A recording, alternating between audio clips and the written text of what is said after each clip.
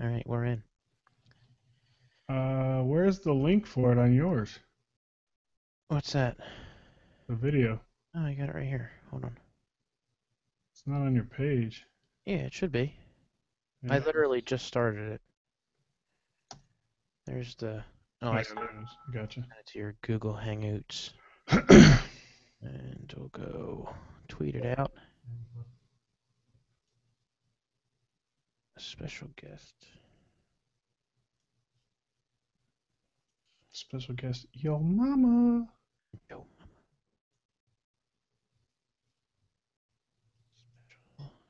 And, all right, we're in.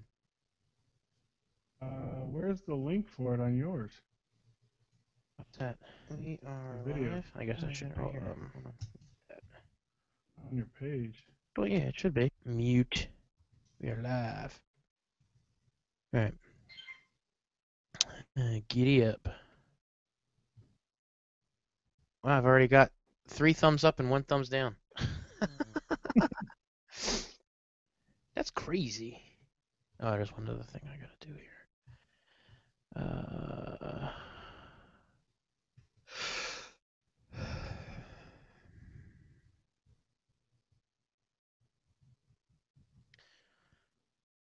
Someone says to me the other day, "Oh, you're running out of ideas. Um, Dom already did the Moto 360 band," and I'm like, "Okay, Hey, your buddy that you muted was right. You did Ubox therapy instead of unbox therapy in your tweet. whatever. I'll fix it. Why is that showing up?"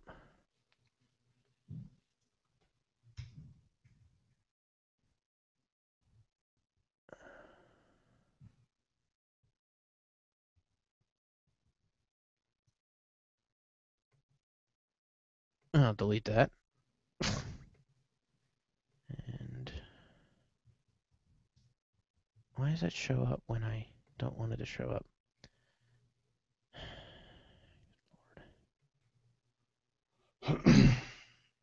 Josh Coleman, wow. I don't know who that is. Pro consumer. Mike looks sad. Sorry, I was doing something else as I was Who's this pro consumer guy? I think I know who it is. Okay, we are live. Special guest.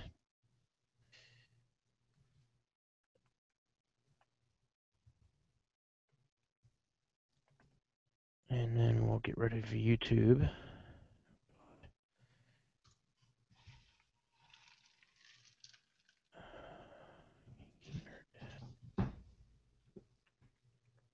Right. And then screw any of that up. Great.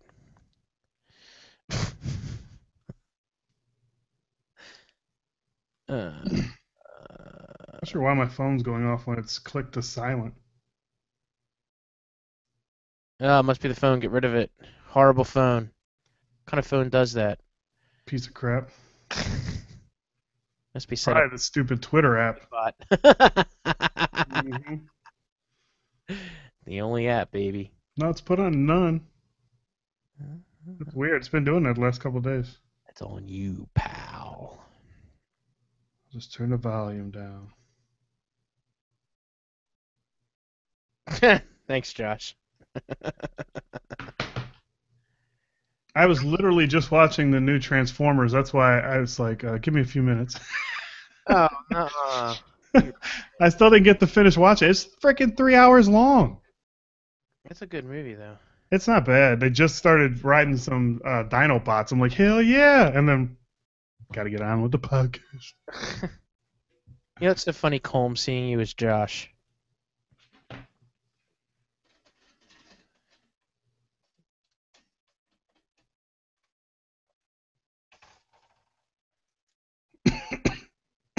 This is when they made them real. That's not that pro-consumer plastic one, is it? Oh, it's not the pro consumer plastic one. It's the real one, baby. Yes, Larry's wearing a Tesla hat. butt kisser. I don't know which was worse, seeing everyone like oogle over that car, or the fact that everybody going, "I want the D. I want to see the D. I want the D." Yeah, that was pretty funny. I was like, "Please Who was tell me." that responded back to you and was like, I thought it was just me being immature? Yeah, that was that was Judner. Yeah, yeah, yeah, yeah. That was pretty hilarious. I know, but I just like call. Should I call you? I want to call you Colm. I'm not going to call you Josh. And people in the room. That's why I said Josh, so you can see in the room. Mark, the tech guy. Everybody's in here. I'm hoping. I'm hoping Lew is coming in around 9:30. I think that's when we can start the podcast. What's up with what hate? What's he What talking? hat? Or the hat? Does he mean hat? Oh, the hat. What's up with the hat?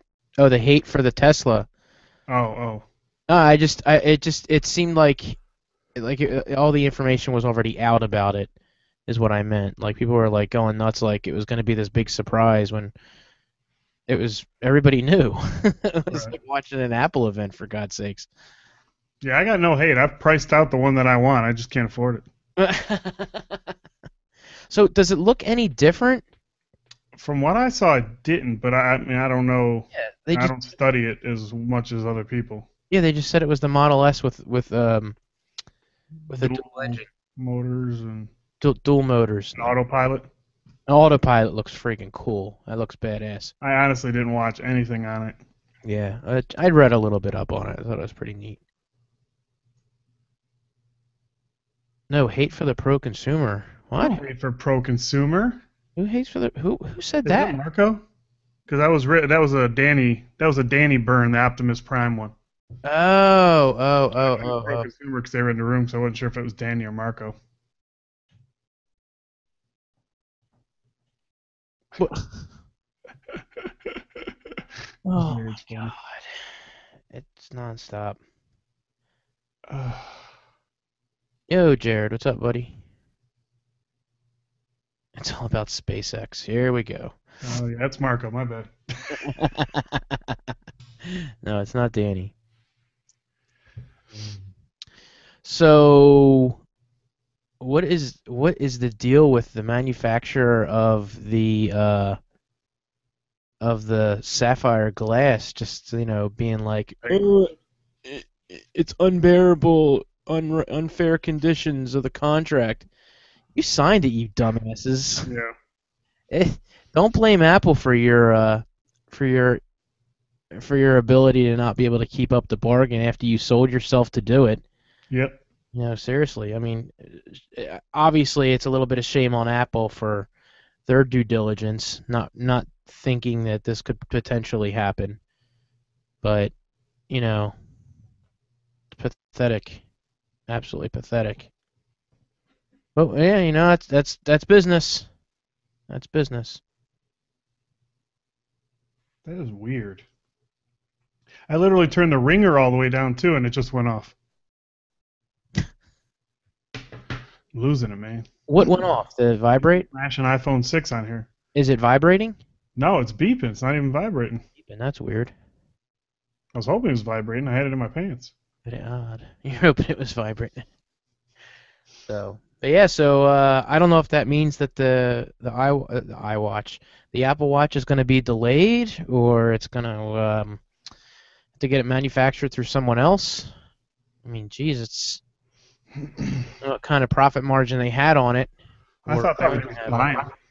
what's that? I thought they would just buy them. You know what I mean? Just buy Yeah. the company and then make it an Apple. Yeah, but I don't know if they want to necessarily do that. I mean, then you're buying everything else that you don't want just for the fact, you know. Like nobody does that. Good point. At least Google does it. Motorola. Oh, no, Larry. No. I don't even see anything. So, Anywho, where's my toolbox? the toolbox. What are you doing with the toolbox? Put my thingy down there. Or banana up.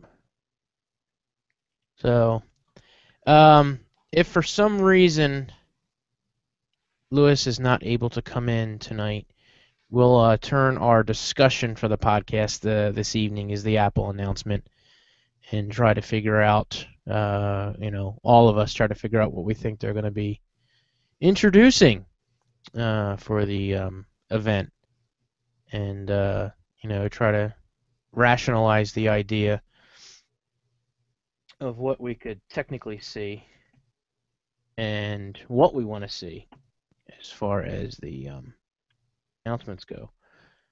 And we'll hold off on that and to do that. What about the hair getting stuck? You know what? I no. I have had phones in the past that have done that.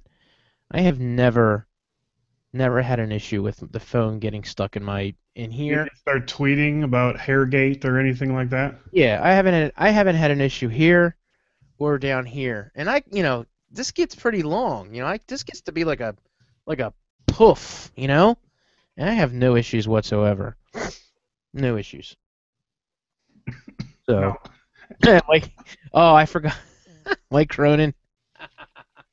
We were talking, we were discussing a couple of his past videos and personal accomplishments and setbacks that he has had, and it's pretty funny. We'll have to get him on the show, and we're gonna have to bring him up.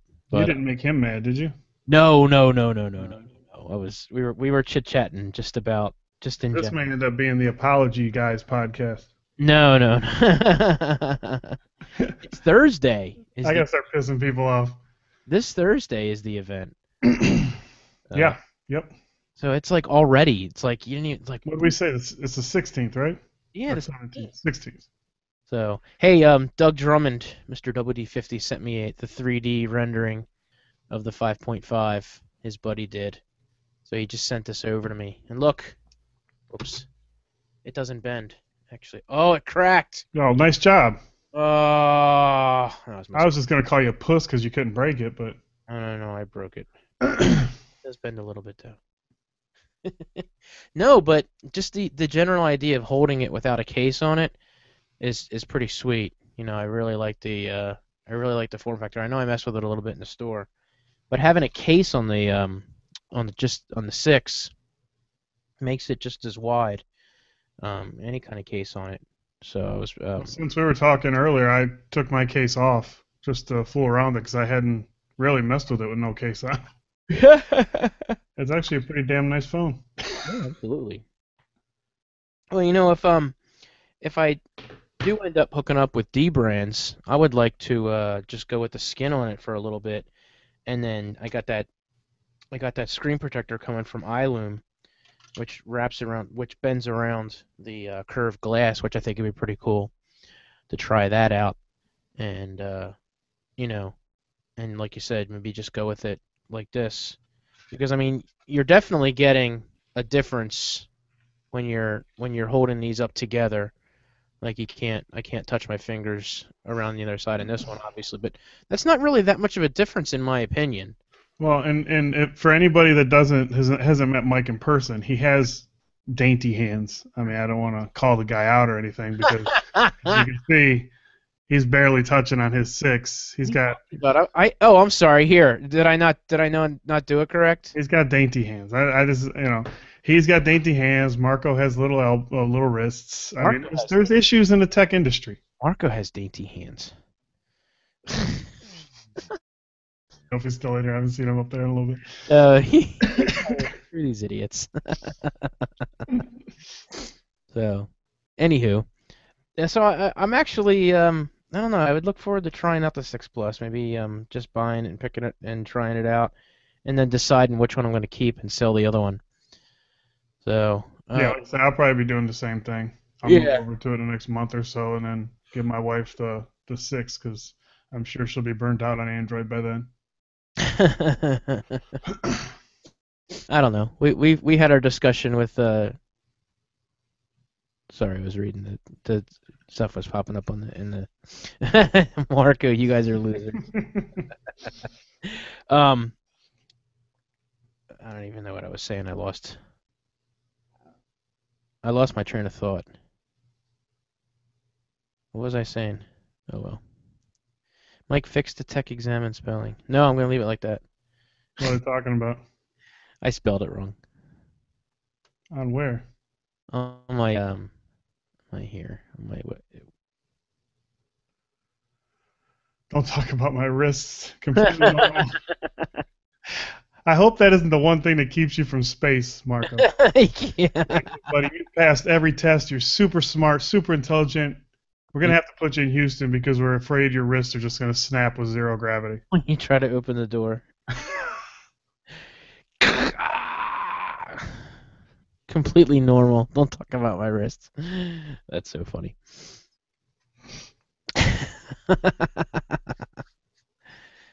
So, anywho, what's everybody up to tonight? You seem to got a nice little crowd going on here for Friday night. It's actually pretty cool. Well, I watched, like I said, I'm not done with Transformers: Age of Extinction. I'll finish watching that when we get off. And then earlier today, I watched. What did I watch? Oh, X-Men. Um, Of yesteryears, today, tomorrow. yeah, it was actually pretty good. It's not what I expected. I was like, how are they gonna do this? Yeah, it's pretty much from a comic series that I semi remember from when I was young, but uh, I dug it. You're too tall to fly into space, Larry. That's funny. Because when women see dudes, they're like, "Man, that dude's tall, dark, and handsome," but I bet you he can't get on a spaceship. Spaceship. Nobody calls it a spaceship. Spaceship. Well, I just watched Age of Extinction. They were literally just talking about spaceships 20 minutes ago. Woo! KC putting up 4 runs so far in the third. I didn't even start watching it because I was stuck in my Transformer universe. Oh, good lord. It's gonna be a good series, man. I think. Then Yeah, again, I thought I the think it will be. Detroit I was mean, and gonna be good too. honestly, I'd be happy to see either team in. To be honest with you, I just I just don't want to see National League. no, I just don't want to see like like I don't even know like San Francisco or St. Louis. You know what I mean? Like I just don't want either one of them. I'd rather see either Kansas City or Baltimore win it all. I don't want to see the Giants or those guys have won it numerous times. I'd just rather Yeah, see somebody new win it. I'd like to Hell, see Kansas City get there, or like you said, or the Orlando, Orioles. Yeah, Baltimore. well, you're just mad because they beat Detroit. Yeah, I'm not gonna lie. I almost wore a Detroit Tigers hat tonight, but I didn't want to get any shit. Ah, Oh, great! The cutoff is 6'2" for flying in space. So yeah, I'm an inch over. sweet. I made it. Uh, Close, but I made it. oh, Carlos pre-ordered his Note 4 today, man. I can't wait to see that. I was going back and forth about getting it, but I just don't think I'm gonna get it unless something changes in the next month or so. But I'm not in any rush to get it. Hey, I put on the which one is this? This is the capsule no Neo Hybrid for the iPhone 5. And when you hit, Six. yeah, iPhone 6, when you hit the bottom of the up, like the up volume up, Mm-hmm. it actually makes the volume go down. Really? Yeah. I was like, come on. Must be the phone. I'll have to try it again and whatnot. Combs like the Orioles. Ugh, Combs a Washington guy, that's in that general area. He's a yeah. Nationals fan. Those people, as So I like to call those people, you people, them. You people. you people, you people. Yeah, funny story. Speaking of you people, everybody knows in here that I don't have like a real job, no real income. So my wife and I went over tonight to open up a new account and get the account linked to our mortgage with Wells Fargo. And we're in there talking, and the girl's like, they asking us a couple questions and whatnot, and she's like, it keeps asking me what your salary is. I'm like, it's zero. I said, I don't get paid. I don't get paid to take care of my daughter or or fix the house up. So my wife runs me like a slave. I was like, I can't do nothing. And not even 2 minutes later, hey, you've been pre-approved, Michael, for a 0% credit card. and you get 25% or whatever, how many points or whatever, or towards purchases and everything. And I was like, or 2% or 5% towards purchases. And I was like, I just entered that I don't have a job. And You know, she's I'd like, wait for my wife to walk away and let me sign the papers. no, no. My wife was like, "Yeah, if you want to, it's 5%, cash back on any purchases, gas, groceries, the whole nine."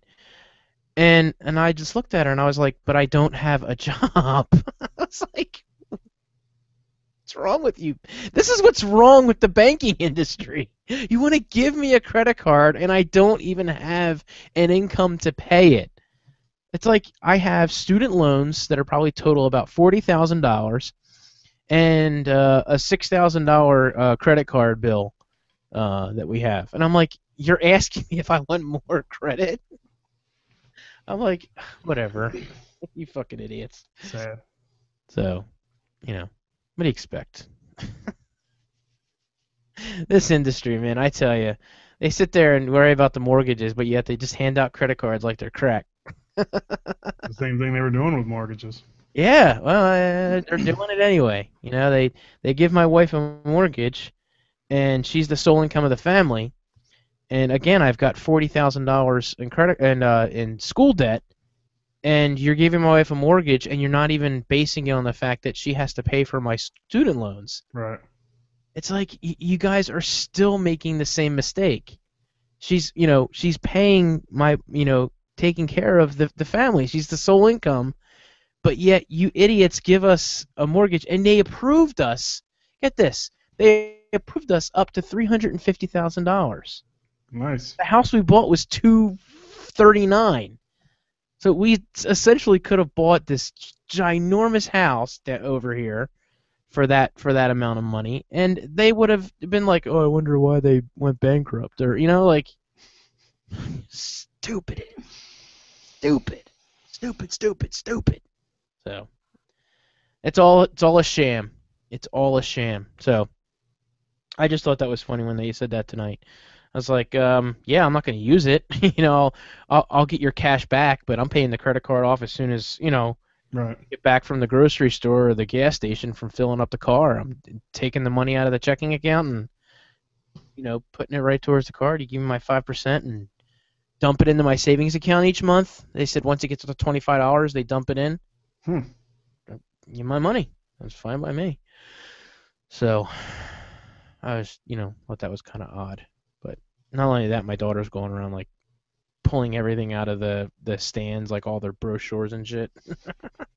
I'm like, yeah, go ahead and do that. That used to happen to me when I worked at the branches. So they're just having their own little conversation in there. Don't mind us. Don't ask any questions or anything. Oh God. Yeah. So. Anywho, Yeah. Trying to that's think what's been going on. I'm trying to finally shoot that video where I'm doing my old phones. I started watching some old YouTube videos today. I posted some oh old yeah, YouTube videos on old phones. that's cool. I watched some of Dom's videos on my Palm Pre, and I watched some of Detroit Borg's videos on my iPhone 3GS. What does that give you as far as capability to watch those videos on? Oh, you can watch it, but it looks like dog crap. I mean, it is like 80 on there is an option. I don't even think the app. I didn't update any of the apps, so they're all the original. So they don't even have those options. I don't know what the native resolution is, but I mean the Palm Pre looked like crap. Like it literally looked like you had no service and it was barely coming through, but I was on Wi-Fi. I got a cracked phone there. Yeah, this one's not charged. This is a nice looking 3GS. I'll have to charge this one up and see what it looks like on there. Ah, the white. Yeah, I got the white one there. Oh, it's actually the 4 that I have. No, this is the 4.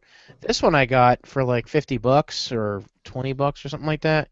Because it's got a cracked screen. I got a whole new chassis for it. Hmm. I got to redo on that. So I'm going to be rebuilding that. I don't know how I ever used this Palm Pre. I remember thinking that it was awesome. It is awesome. I mean, no, the software is WebOS I think is awesome. Like, can you imagine that like on a Note 4 or something? I mean, like, I think it'd be. But the keyboard, I mean, I got huge You thought it mitts, was and the I'm like, greatest thing since sliced "Eh." bread. I was trying to type in Mac mixing today. I'm like, ugh. That's funny. Very, very funny. Oh, so what else is going on? Anyone in the room?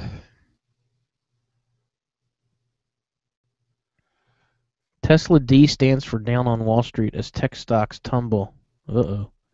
Why is it? Did they realize that no one else will be able to afford the car? So the They don't stock. care. They get all subsidies from the government. Yeah, that's true. They haven't turned a profit yet. And then when you meet with them and tell them, look, this is what the big three and other auto industries are doing to manufacture their vehicles, and they say, we don't care what other people are doing. We want to do it totally different. Like, okay, good idea, buddy. Well, if you think about that, you're. I guess the idea is that you're going for that niche market, you Hmm. know, and you have those just like Lamborghini and Well, and yeah, but that's what they were. Now they're looking to mass produce and starting an automated plant. oh And you oh oh meet with sorry. them and you say, not that I have personal experience, but you meet with them and literally tell them, look, this is how everybody else does it. This is the way you do it to make sure, different processes that are tried and true, and they Right. won't even hear you. Interesting. Yet they call you in to talk about it. What do you know about that, Larry? I don't know anything about that. Nothing at all. We want to build a car by hand, but mass produce Exactly. it. Like, okay, well, we could strap somebody on the end of a robot and they can, do the same thing you're doing now. We'll just make them move a lot faster. It's funny. I was watching how it's made, and Love that show. it's Fantasy Car Week, and I watched them. Oh Jesus,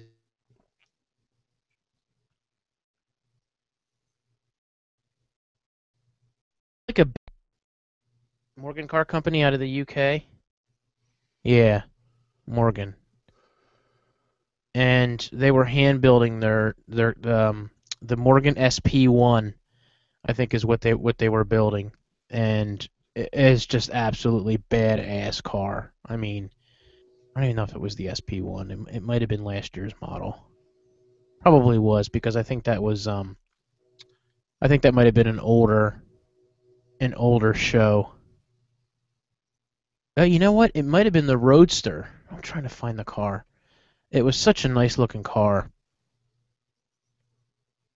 Why is my oh, there it goes. You dropped out for a minute. Yeah, it was the Aero Sports Super Sports was the car, and it was a nice looking car, a really nice looking car, and they built the whole entire thing by hand. They Hmm. even stitched the seats like with a special.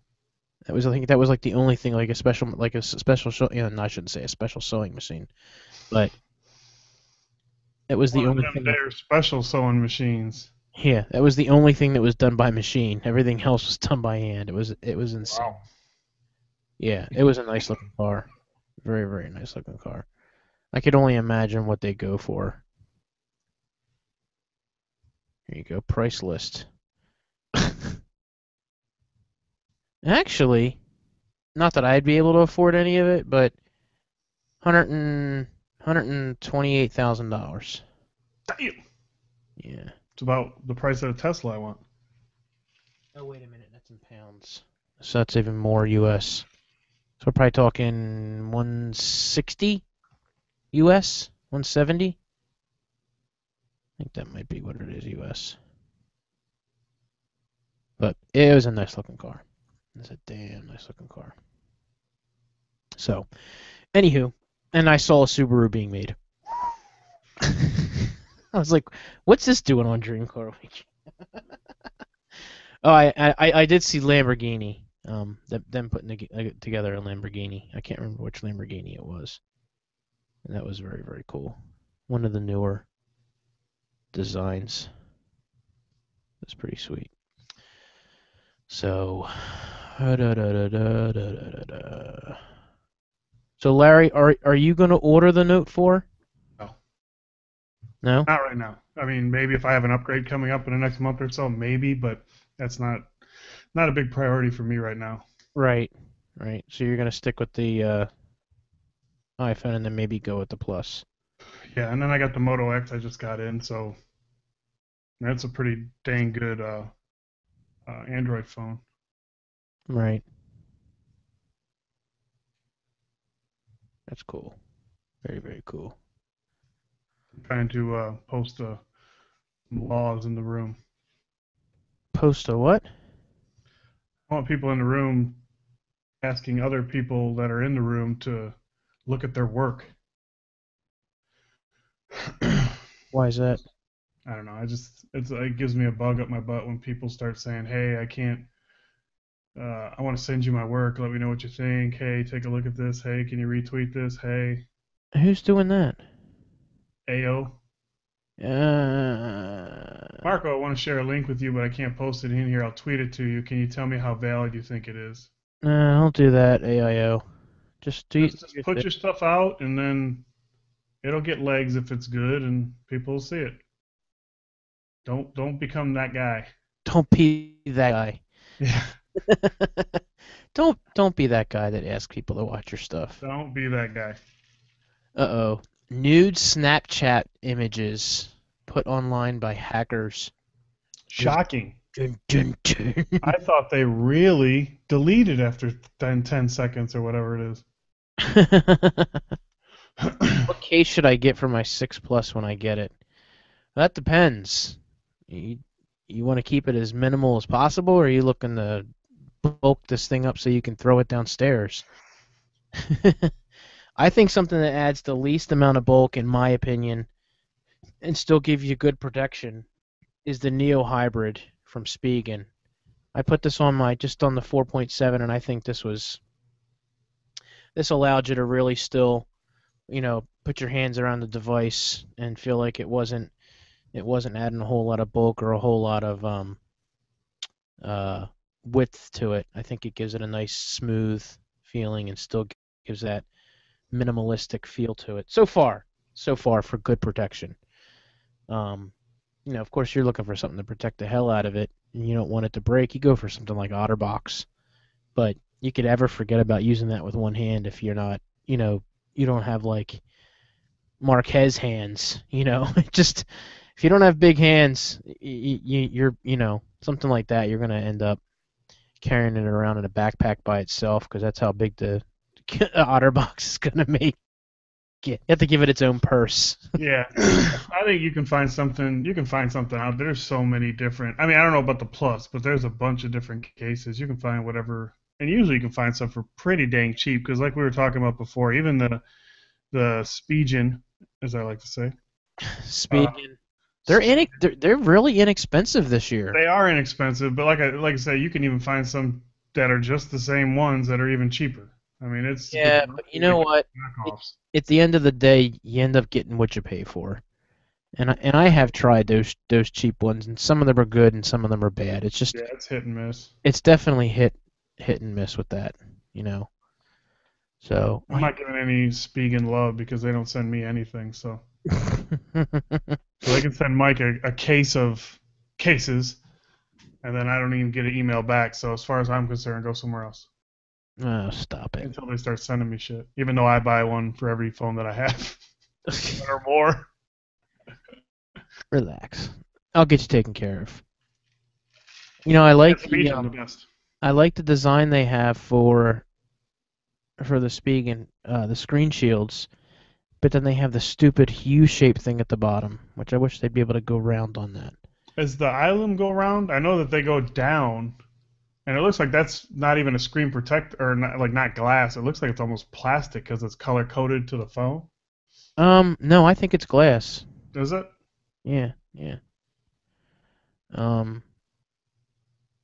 but the Spigen looks like it has the dumb horseshoe thing at the bottom of it too.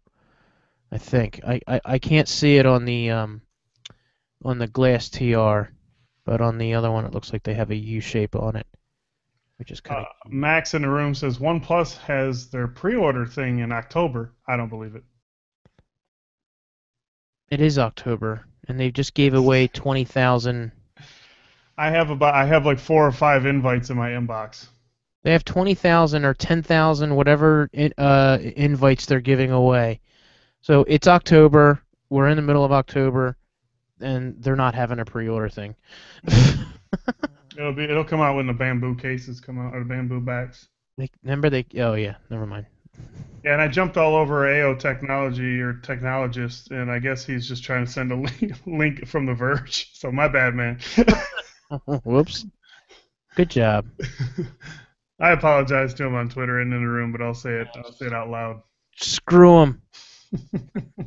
Just kidding. Oh, Lew is ready. Excellent. All right, so let me go ahead and So if you guys got any questions for Lew, Mr. Unboxtherapy, throw them up in the room, and I'll try to keep track. I can. I think I have his Google Hangout. Da, da, da, da, da, da, da.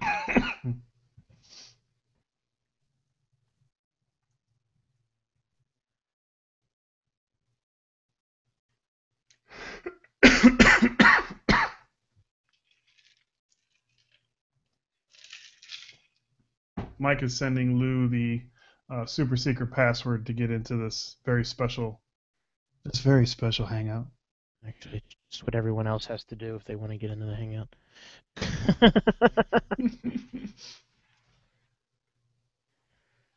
All right. Oh, he's gonna say no to that. Well, I'm like, you know what? Never mind. It ain't worth it. yeah, thanks a lot, you jerk. I'm gonna tell him that now in a tweet. Don't do it, Lew. It's a trap. I put it right now. I gotta look for the picture. You are such a dick. I hate you.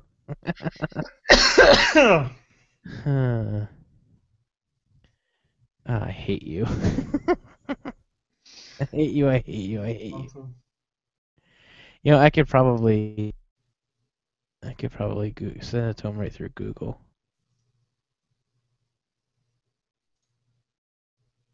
All right. Let's see here. What is he under? Is he under Unboxtherapy or Lewis? Send it there under Lewis. You can just send it to him there.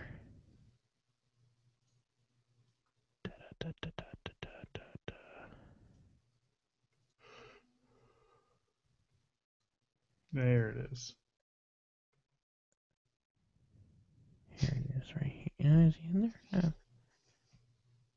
Shut up. He found it. That was quick. Unlike Tomas, I don't have like a file ready, but I'm trying. Tomas on. Tomas would have one that danced around and played music or something. You are an asshole. Here we go. I can send it to him through here. He's in the room. Oh, he is in the room. Hey, Lew, I can send it to you through. Oh, he just said he did it. He followed you or something. Oh, okay. Or he said done, which means he may have ran because I told him it was a trap. Oh, thanks a lot. No, he followed me. That'd be funny. All right, direct message. All right, Lew, I am going to bring you in, and you'll get this on the chat 18 minutes from now because it's so damn far behind. Yeah, somebody said something about 13 minutes behind. It's not 13 minutes behind. No, I'm looking. We're pretty close because I'm laughing in this video, in this clip here. So He tweeted back, "Uh-oh." You're such a dick, Larry. Lew, I told you. Lew, I told you. Somebody says I thought Marco was the special guest. There's nothing. Oh, never mind. He's special, all right. Marco's been on here too many times to be a special guest. I know. There's nothing special about that. It's just Marco might as well. He's like the Joan Rivers. There's Lew. Hey, Lew, what's going on, buddy? Check 1 2. Can you hear me? Oh, dude, you sound sweet. Are you in your hotel? No, I'm back. I came back early. Oh, jeez. I came back early just to be on this podcast. Actually, Man. Thank you very much. I cut the travel plans short. I really feel bad. You know I'm joking, right? Yes, I do. Mike may not. I would never do such a thing. I was gonna say you're in beautiful Montreal. Why would you do that? Yeah, it was very nice actually. That was a kick-ass headphone store you went to.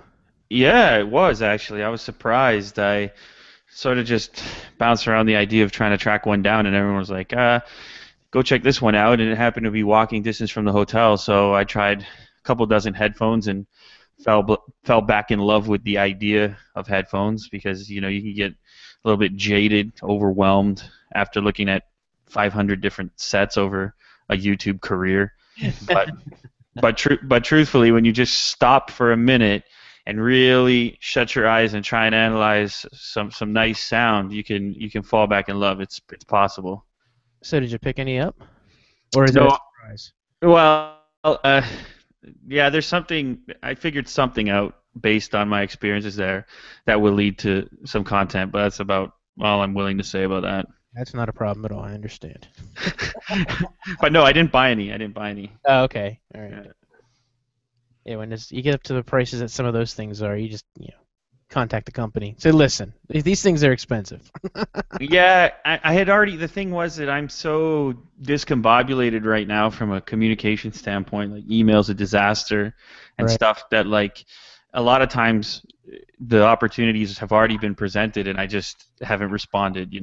I can only imagine how much crap you have to go through with emails and communications. It must be a pain in the ass. Yeah, for sure. All right. Hey, thanks for having me on, by the way. Oh, dude, are you kidding me? Thank you for coming on, dude. This is awesome. Should I tweet this out or something? Do you have a link I can? Yeah. As a matter of fact, here, let me tweet it out, and then you can just retweet it when you see it jump up there. Go ahead and put it on there. And then what we'll do is I'll do our little cheesy intro for the podcast, and then we'll get started. Oh, so the podcast hasn't started yet. No. We're live, but We're live, but we haven't edited. started. I was waiting for you to come in. I see. I got you. All right, let's see here.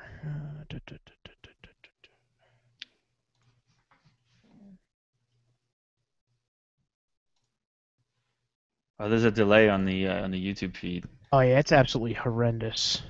Just Absolutely. noticing that now. I don't remember it being this bad. Like in the past. I mean, ever since we started doing the podcast, I mean, it's a pain in the ass. But I thought it was better, like months ago, and maybe that was before they opened it up to the general public. Right. How long you guys been at this? But this is our 11th or 12th episode so far. Well, I And hope it's 11 because that's what you put in a damn title. But whatever. I'm not looking. This is a once a week type deal? Yeah, we do it once a week. Cool. We have a blast. I mean, sometimes we get on here and we're on for like 3 or 4 hours at a clip. Oh my goodness. But Shit, 3 or 4 hours would be nice. What was the one that Jonathan and Austin came in on? We were like an hour 5 when they popped on. yeah, Oh wow. it's like a 5 hour show. But we record the podcast. Try to do it for 1 hour. To Right. keep it to a minimum because nobody wants to sit there and listen to that shit for 4 hours. I don't know, man. I listened to Rogan's podcast. That's 3. Well, that's Joe Rogan. We're not Joe Rogan. Lou's problem with his Note 4, he's streaming too many podcasts in his ride. Yeah, I know. It's true. I secretly think that's what's going on. I think I give these phones a hard run compared to the average nerd that's sitting at home on their Wi-Fi. It's funny. I did a video for Kivo, the quickset front door lock. It's a Bluetooth lock. Yeah, I've heard of it. Yeah, you have to leave the app on, and it runs in the background. So Right. I'll sit there and look at my usage and my standby, and it's the exact same. So I've got like 7 hours, 8 hours usage. I tweeted it out one day, and people are like, "Man, where you get that usage?" And I'm like, it's all subjective because it's a very low power app, so it Right. runs the whole entire time. So you don't have to take your phone out and put the app on. You just up and tap your lock, and it unlocks. So Right. No. I mean, the fact Yes. the fact that everybody's so interested in the battery thing goes to show you just how much we're all begging for either better tech or bigger phones. I mean, it's just like you get people in there tinkering. Like I was doing those screenshots from my Note 4, and I'm getting people responding like, "DM me this specific thing," or "I want to see your logs," and and it's like you have a barrier when people have to take it to that next level to get a day's worth of battery life.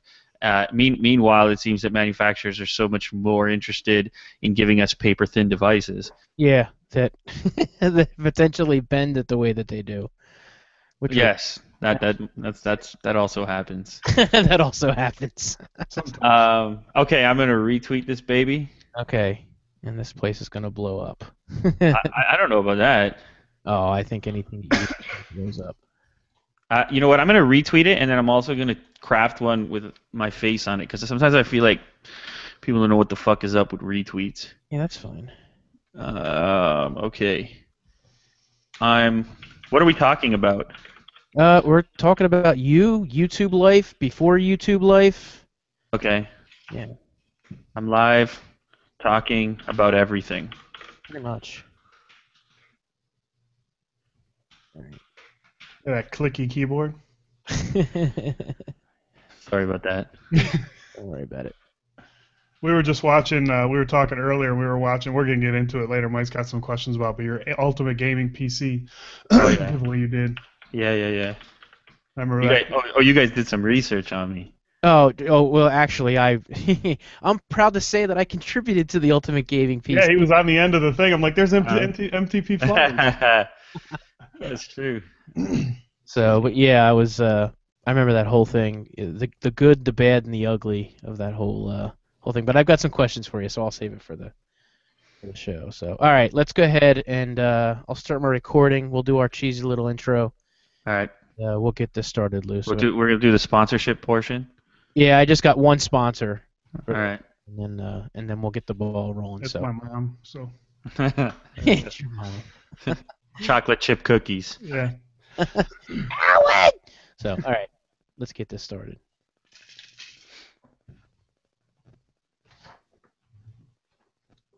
And this is the part Mike fucks up every week. Shut up.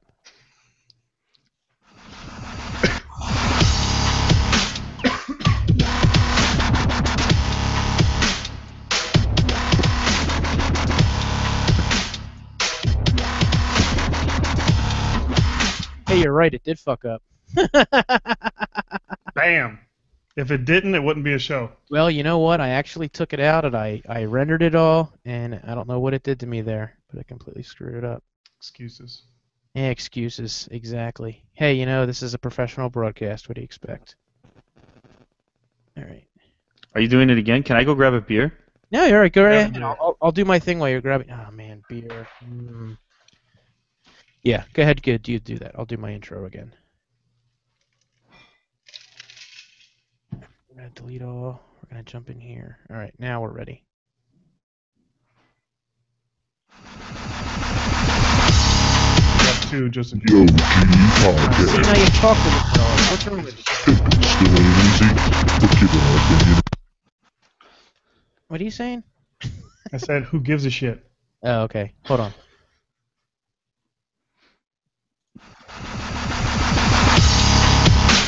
The OG podcast. Pimpin' still ain't easy. Look at that opinion is. Now here are your hosts, Larry Dickerson and Michael Panetta. See, when you try to make it nice, it screws all up, and then you get it all ready to go.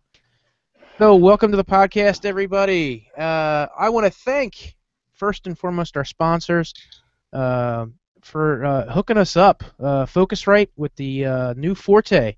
Larry and myself are using these bad boys right now, and if you're looking for a decent interface for recording music, podcasts like this, they've got a hell of an interface.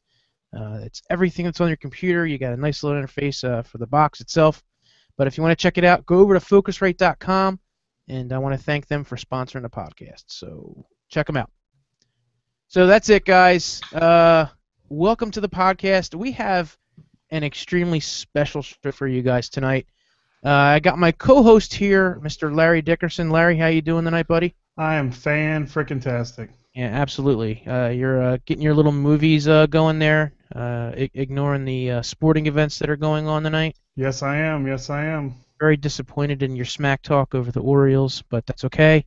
I'm from Detroit, man. What do you expect? we Well, will. I expected them to win a freaking game, is what I expected, but whatever. It didn't, so we're not going to talk about that. Yeah. But even more important, we have probably one of the hottest YouTubers, dare I say, and someone that, in my opinion, just when he speaks, people listen, I guess, at this point. And I'm talking about none other, someone that probably doesn't even need an intro, but Lew, Mr. Unboxtherapy. Lew, how are you doing tonight, bud? Doing well. Thanks for the kind words there. That was intense. That was intense. Well, I got a lot of making up to do, so you're just gonna start with that right there. But no, man, I have been following you for a long time, and you definitely put a lot of work into your videos, and a lot of the stuff that you do, it comes out very eloquent and very well thought out, and it just seems like you basically know your shit, is what I'm trying to say. Well, I think anytime somebody gets involved in something that they're genuinely passionate about, there's the opportunity to have good results, And this is the kind of stuff I cared about as a kid, my whole life, and to sort of put it all together in this format and to have the opportunity to communicate with so many people has just been a crazy experience, and it's been one that has offered up a number of opportunities to iterate and keep changing. And of course, the speed, the pace of this entire endeavor is constantly accelerating, and it's just a question of staying on top of it. Yeah, definitely. So, what did you, if you don't mind saying, what did you do before YouTube? Like, were you in the tech industry before, or you just... Sort of, yeah, a little bit. Right before YouTube, I actually had a little Apple repair business going on. So back when, I mean, it's hard, it's amazing to say back when. This was only a few years ago, but that's how quick the space is moving. But back when you could, do your own upgrades on MacBook Pros and things like that, and even I guess even PowerBooks before that, I had a little shop in downtown Toronto where I would do those kinds of upgrades, fix iPods, iPhones, all that kind of shit. Oh, wow, so you were heavily into that.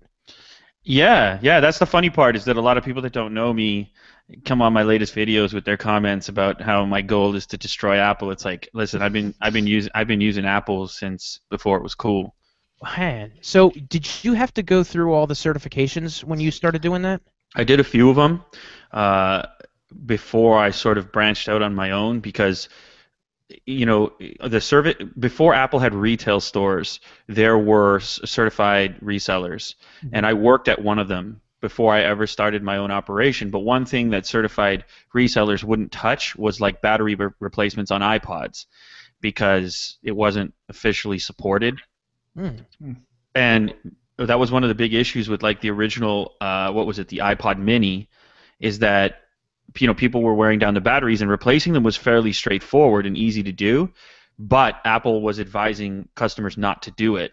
And that's when I sort of branched off and saw an opportunity to pick up some of that slack, and at the same time sort of give up the certification that I had working with a reseller that wasn't going to carry over to my own operation. But it was fine, because, like I said, the repairs that I was interested in doing and the stuff that people were looking for were outside the realm of that anyways. It wasn't like you could order screens for iPhone officially. Yeah. The only way you could do it is through the secondary market. Wow. So what are your thoughts on the repairs that the repair businesses out there now? I mean, you must have been like, I was on to something, damn it.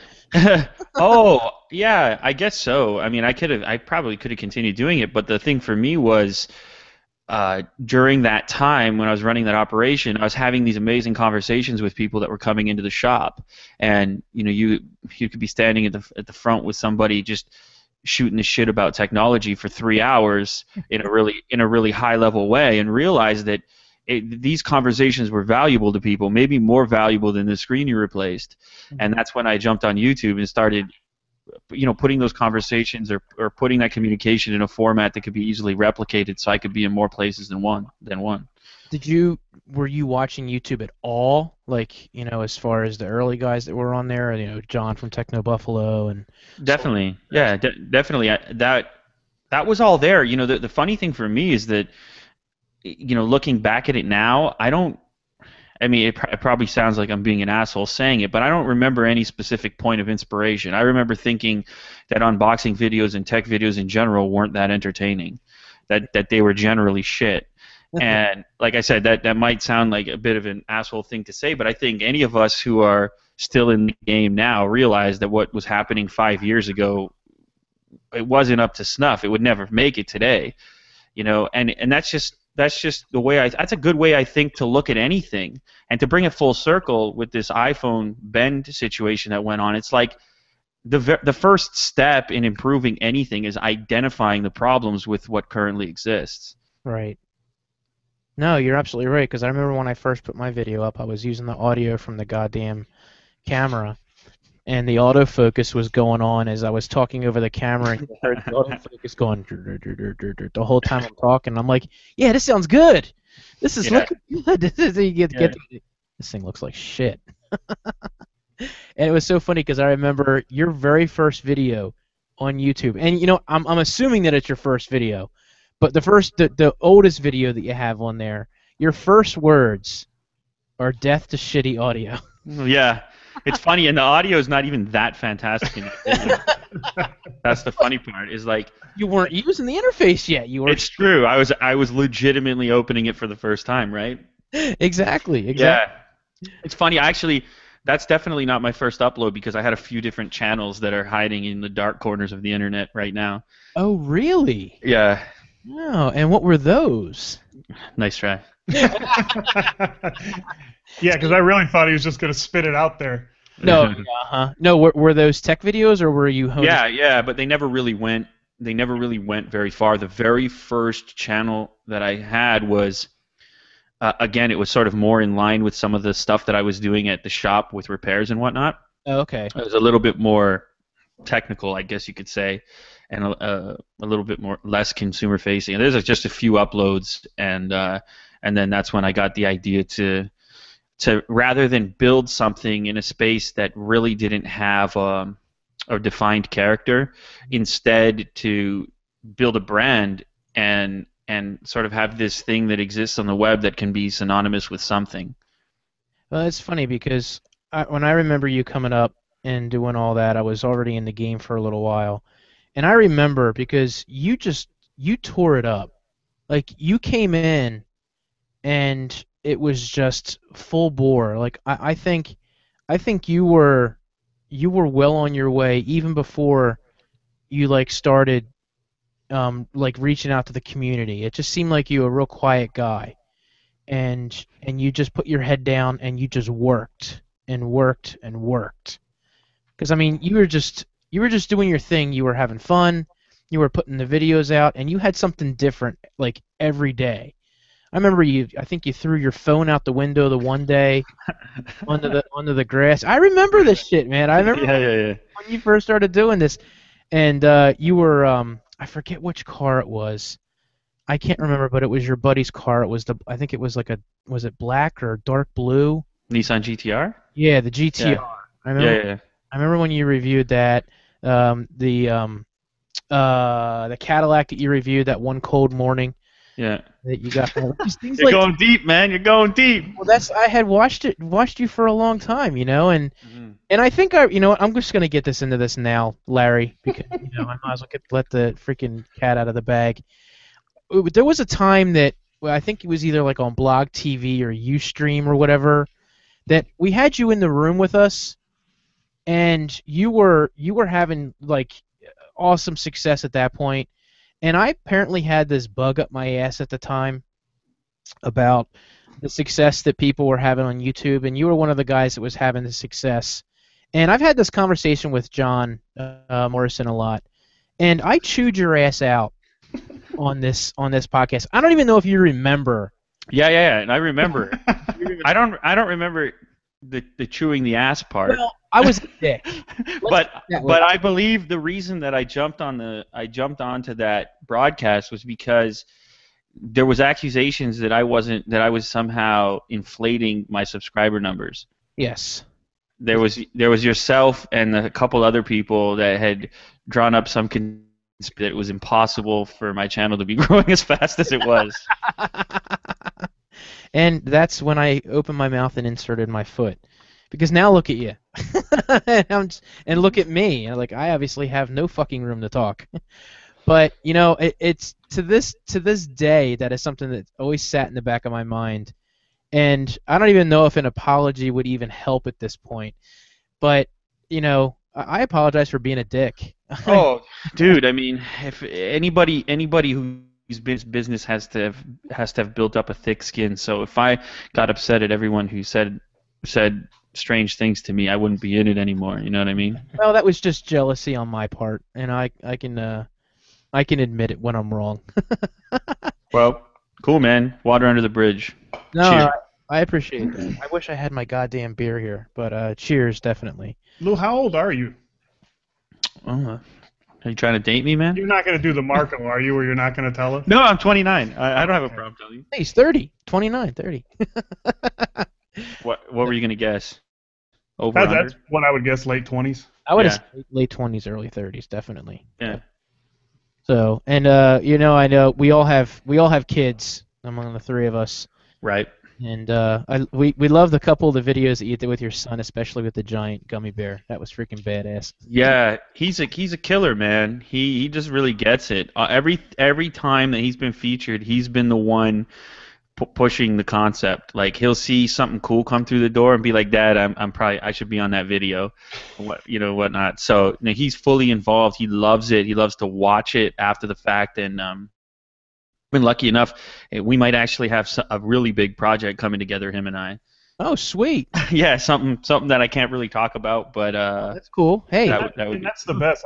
My kid's going to be, he'll be 5 in November, and Yeah, it's mine. Mine. That one from the videos is 5. okay, Just turned. and we get, like, now he'll get toys. Yeah. Like, I need to unbox this. And Yeah. I'm like, are you serious? So I'll sit there. I don't put it on a channel, but I'll put Yeah. it like on Facebook for the family or something. It cracks me up. And at the end, he's like, if you like this video, give me a thumbs up. If you don't, give me a thumbs down. I'm like, but he watches a lot of those, you know, people playing with toys and shit on YouTube. Yeah. But yeah, it's awesome when you can, you know, like you said, like I've had my kid on some of my videos, and that's some of the funnest ones to do because you get to, you know, I don't know. To me, that's my favorite part. Well, here's the thing: is like we're in this very unusual situation where you get to do this crazy awesome thing for a living. You know what I mean? And sometimes I feel like it's easy to lose sight of how awesome what we get to do is, because you know, like I said earlier, you get inundated with products and you know, it just becomes a day-to-day type thing, and you sort of forget how exciting some of this shit is. And it's you know, it comes back to this thing of trying to create a review for a product a few days after getting it, and meanwhile, those that are going to go out and buy it, they're going to cherish the damn thing for, you know, just try to remember back to when buying a new iPhone was like the biggest shit in your life. And so sometimes looking through the eyes of a youngster, a 5-year-old, you can almost feeling. say that again. I said if you have the opportunity to look at something through the eyes of a 5-year-old, then it's easier to tap into that original thing that brought you that excitement, you know, by seeing their reaction, etc. And you know, I guess I just think that if you have the opportunity to involve your kid, even in a limited fashion, in what it is that you do, that's going to be something that's going to have an effect and impact on them forever, you know. Yeah, definitely. I'm shocked that my 2-year-old picks up my iPhone, knows that I have a lock on it, and she hands it back to me and goes, "Daddy, help." And I'll unlock it, and she'll literally go to the 3rd page. She knows that I have her games in a folder. She clicks on it, clicks on the one, she turns it sideways, and she just starts watching. Yeah. No, I mean, it's amazing. I think everybody knows and agrees that the acceleration is there, and the next generation is not going to look to the traditional media that we grew up with. I mean, we can all remember the first computer that we got, and how shitty internet access was, and what you could actually do with it. And now it's the other way around. Now it's traditional media trying to find a way to capture some of the lightning that's happening here independently and to catch up, because these kids are used to on demand. They're used to selecting exactly what they want to expose themselves to. It's the same situation with my 3 and 5-year-old. They have an iPad. They have a video. They have an enormous selection of other videos they could potentially click on if they're not entertained. Mhm. Is short format the future of all consumption? You know, are these kids going to want to sit down and watch a 2-hour movie a decade from now? I don't know. Based on what my kid does now, no. And I'm sure you know the same thing with that Yeah. iPad. My kid's got an iPad, and he's had it since he was like a year and a half, and he's through it like all the time. He's flipping through stuff. And it almost worries me sometimes where I'm like, all right, am I setting him up for like failure because he can't concentrate on one thing at a time? But you know, like you said, it's going to be the future. The future is Yeah. an iPad. Like my sisters gave me shit when I gave him an iPad when he was a year and a half. I'm like, yeah, but he can go into that iPad at almost 2 years old, find what he wants to watch, scrub through it to the parts that he likes. Yes. I mean, to me, that's an advantage with what's going to happen in the future. Yes, I mean, I always bring it back to this thing, like there's no way that my guidance counselor in high school could have possibly predicted what I'd be doing for a living. So what kind of a hypocritical approach would it be for me to pretend that I know exactly what the future will look like and how to best prepare him? Right. No, he's in a mental space that I will never get to experience. He's at this point in his life where he is set to absorb and react to all of this amazing information that's available to him. The only thing I'm going to do by pretending that I can forecast a better future or a more accurate future than he can is potentially hinder him by pretending that tradition might be able to protect him. Right. You know, the most important thing for me has been adaptation, never sitting too long on one specific way of doing things. Because the minute that you become an adaptive personality, it becomes very easy to quickly shift into the direction that things are going. So having a hardline stance on some of this stuff when the direction doesn't care, when the culture beast is already has traction, it's almost irresponsible in my opinion. Yeah, you're definitely right on that.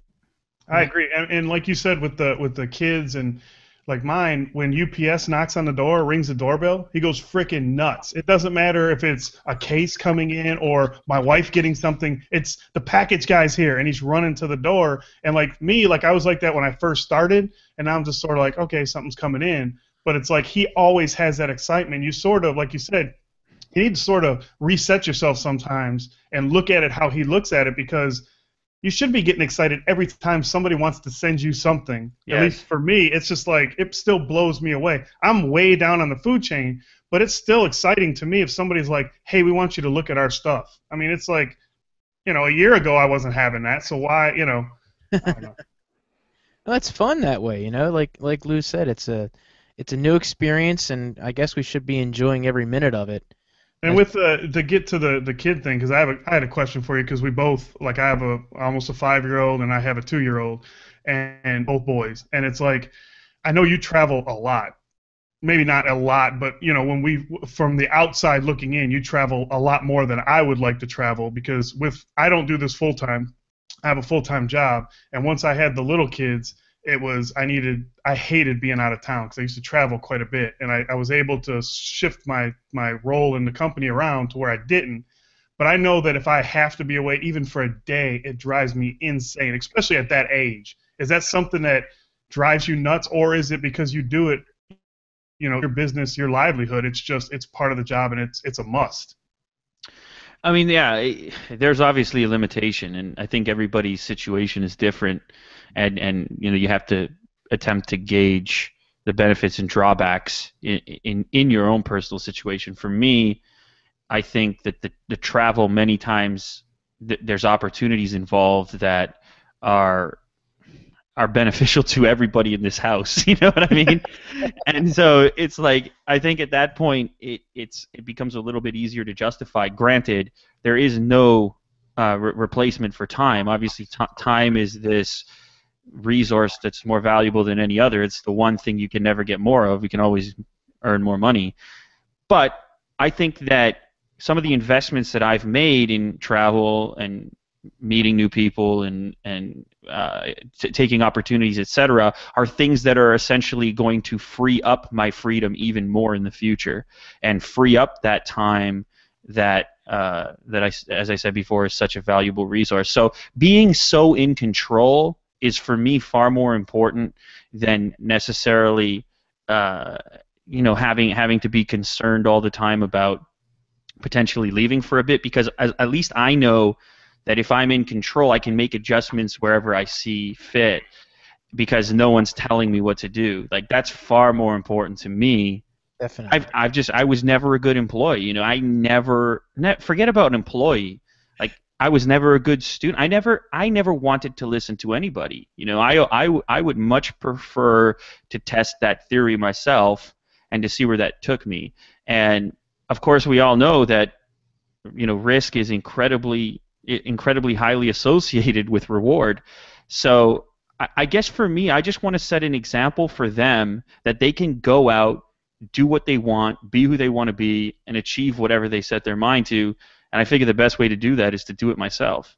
Did you see any potential in the channel becoming what it has today, or even the first couple years that you were doing it, that you were going to have that success? And again, did you have a plan, I guess, is what I mean to ask, as far as the channel. I didn't have a business plan written down. I didn't go to a bank and say, can you give me a loan so I can try this thing for a couple years? No, but I did sort of innately make a decision that this was an opportunity that I really wanted to explore in a professional way.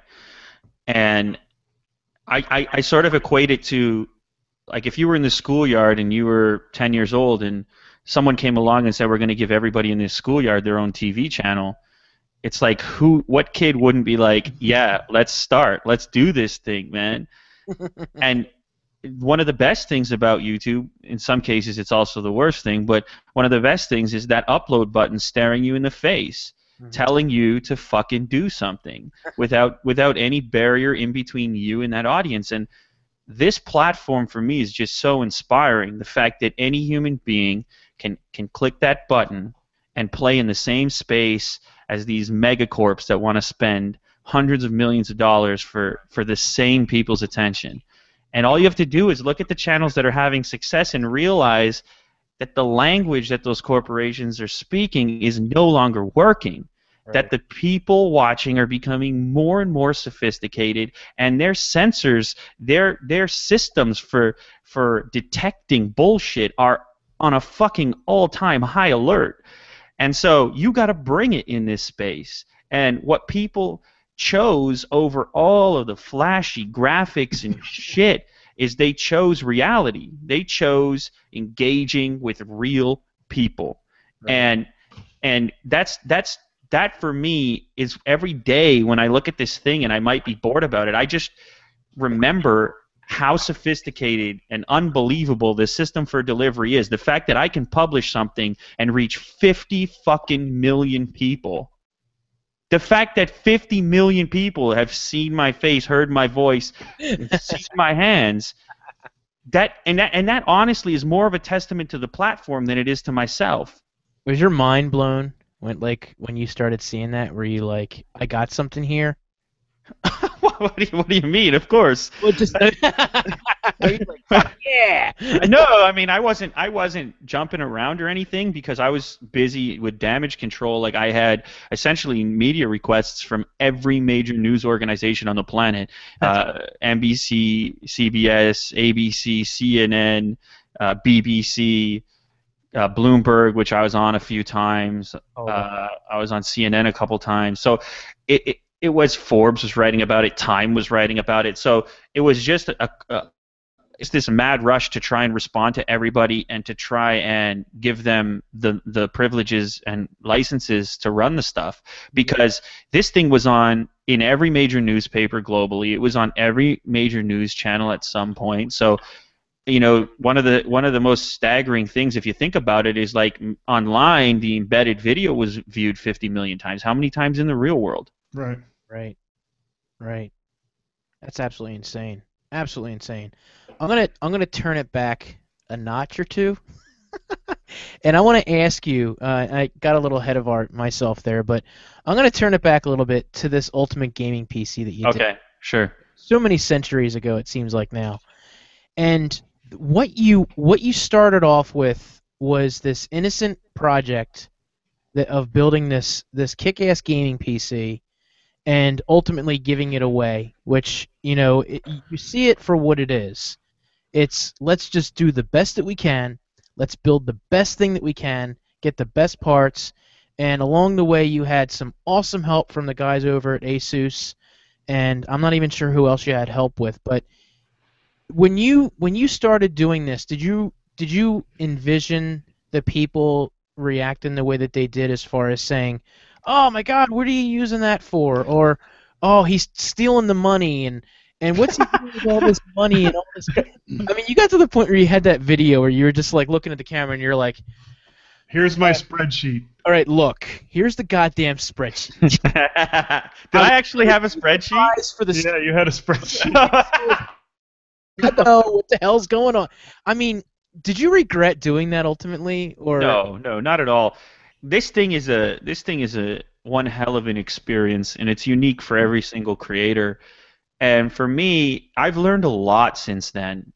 Even recently with this latest blow up, and it's honestly that your average commenter is not the voice of your audience. It's very important to really analyze that characteristic because you've got a video with 1 million views, let's say, and this tiny percentage of people that want to write something down and say something about it. You got this larger percentage that wants to rate it, so the rating means something. But even that is a small fraction of the people who viewed it.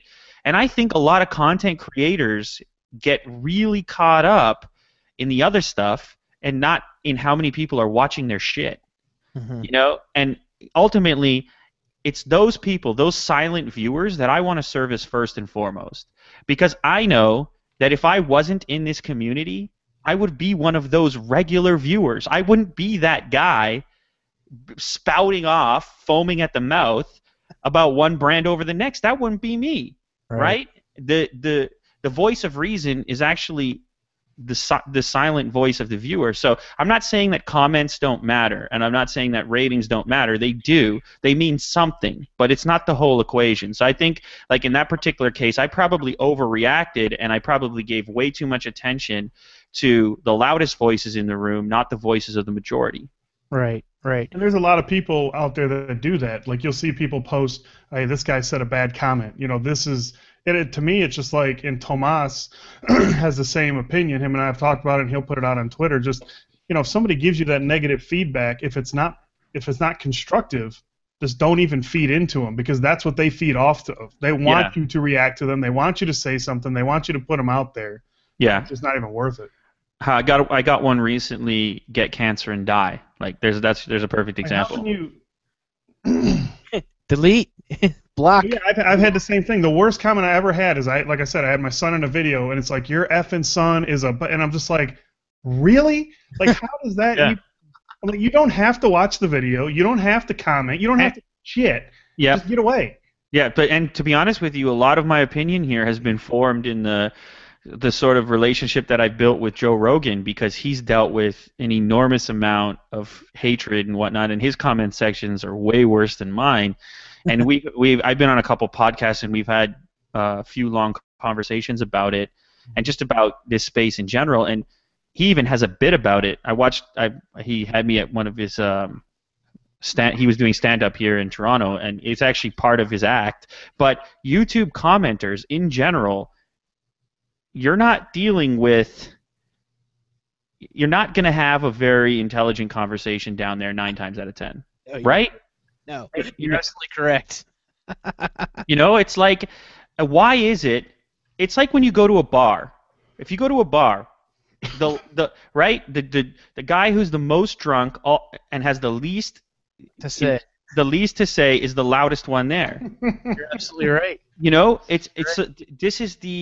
This is in many ways the same kind of environment. Everybody's invited to the party. everyone can say whatever they want, but like for the first time in history, people that no one would pay attention to have the opportunity to have a voice and to have it there permanently.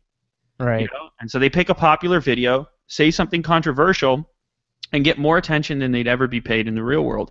And we're all to blame for putting so much emphasis on that comment section. And so, you know, for me now, it's like I have to try my best to service the audience that matters to me, and to picture the audience as a positive thing, because it honestly will affect your mood, man. It will affect your being if you spend too much time in your own comments. Yeah, You know, when have you ever been down there and been so motivated to take over the game and go produce 10 fucking videos? No, it never happens. You know? I'll sit there and I will actually comment back to the person. Yes. I won't hit enter.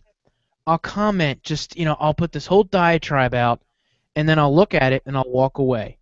And then I'll come back and I'll go, don't even bother replying. Yes. Delete it, and I'm just Yes. like, you Well, know. here's the thing. Here's the thing. We have been tasked with a job for all. It's like the classroom, right? You're sitting in a classroom, and there's 90% of the class wants to learn, the other 10% wants to fuck off, right?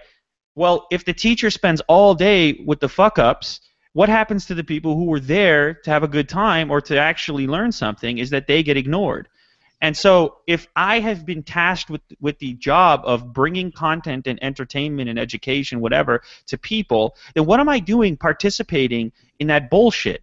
I am leaving out the people who are actually the most important within my community. I'm taking this time, and that's the thing that I've noticed with this latest influx of new viewers, right? I added 500,000 subscribers with this Bengate thing. Right. And it's like, you know, I at first, you know, I'm looking at this stuff, and if I even did respond to anything, I'll get the real fans, I'll call them, or people with a head on their shoulders will be like, Lew, don't fucking bother, man. Look at this comment. Like, what are you responding to? You know? And it's so true. It's like I would rather get on the camera and address everybody at once in a fashion that works for everyone. That's just a much better way of syndicating my perspective. Right. Well, I remember I shouldn't say I remember. It was just the other day. I had said to you, man, I really, you know, when you did the Note 4, I tweeted out to you. I was like, man, I said, this is interesting. However, I'm really looking forward to your other good content. And you said, well, that's extremely subjective. You know, what do you mean good? And I was like, And then you had that really cool comment about not the idea that the people control the media and what they want to see, you know, and you're not God. You know, there's definitely no way to tell what these people are looking for, which was actually cool. And Well, then, here's the thing. Okay, go ahead. No, go ahead and finish. well, and then I watched the video, and I really loved the information you gave on the video, because you were extremely and I want to say you were extremely deliberate with the delivery on that video. And I got done watching it, and I sat back and I was like, he did it the best way that you could have possibly have done it. You came in, you addressed the questions it's almost you anticipated what it was going to be. You addressed it, and you did it in a very quick fashion, and you moved on. And at that point, I enjoyed the video for what it was and what you did and the results that you got. And, you know, being someone that would ask a question, I wouldn't nail you over the head. I would be intelligent with it, and I would be constructive. But when I got done, I was like, he answered all my questions. The video is what it was, and it was information that helped, you know, just bring anything to light, the idea that, you know, the rigidity of the phone, and that was it. And I was like, oh, he answered my questions. I think a big thing with that video, though, too, to me, as an outsider and just watching the video, Samsung came out and shot at Apple and said, our shit doesn't bend. Like, they flat out said, this doesn't bend. Now, Lew just had 50 million plus views on him bending the iPhone 6, and Samsung pretty much said, here, Lew, we dare you to bend this. And then he went on there and he bent it, and it bent. Like, it's like, how are you going to put out, this isn't, I mean, literally, this isn't going to bend. We're not Apple, blah, blah, blah. And then Lew gets on there and goes, well, it bends, but hey, you can bend it back, so, maybe this is like some super feature that Samsung came out with. But, to me, it was... I don't know if I use those words. No. Those are my stupid words. But to me, it was, and I'll be completely honest, when I first saw it, I'm like, oh, shit, Lew's betting another phone. But then I sat back, and I thought about it, and I'm like, Samsung pretty much said this phone isn't going to bend, and the iPhone 6 Plus is shit. And Lew proved his point again, and I don't know what brought on the first video, and I said this in another podcast because we discussed it, is to me, you had a germ of an idea, and you got in front of your camera like we do, and you did it. And it happened, and then after that, like, to me, I imagine that you're like, okay, I put this out, and here it is, upload, and then you walk away, and you go on with your daily life, you're playing with the kids, all of a sudden, boom, so I don't understand how you can get the blowback from, to me, it was the video that you would have put out no matter what. Like, it was an idea for a video that you put out. It was like tasting potato chips that came out with some ungodly flavors, and it was just like, that easily could have went the same way if you opened the bag and a rat jumped out. You know what I mean? Because it was the idea that happened, and then after that, it's not you sitting there saying, hey, CNN, play my video. Hey, BBC, check out what I did. It got its own legs and took off. Well, it got its own legs, all right. Yes. Yeah, no, you're completely right about that. There's no way that I could have predicted 50 million views. I knew people were going to care because it's such a hot device, and so many people are just so invested in information surrounding it. And one of the things that I learned through the whole process is, like, us being these independent creators without the need to, like, go up the chain of command to figure out what we can and can't do and what we can and can't test. I think that there's this overwhelming voice within our community that there's a set way of doing things, that you have to have a fucking DSLR, and you have to have a slider, and you have to have these lights, and there's so much talk about the process that I think sometimes we get caught up and we avoid doing things that are, I don't want to use the word original. I'm sure I'm not the first person to ever bend a phone, but sometimes the idea in and of itself is maybe more important than the execution of said idea. And the reaction time is another thing that really had a huge part to play. Like, if I make that video 3 months after the phone comes out, it's not the same thing either. So it's like, I guess doing something that no one else was prepared to do. It was amazing. Like, I had conversations with CNN and Bloomberg and et cetera, and I'm like, you guys can go buy a damn phone and bend it. Why am I on the air right now describing in detail how, where, when it bent? Right. When you have a far bigger budget than me to do so. Well, but what I found out is that your average news media, they're not actually out there to be objective. They're out there to sort of protect themselves on all fronts. They want the attention, they want the traction, they want people to stay tuned in, but they also want to leave things open-ended in case they need to take a different position at a different point.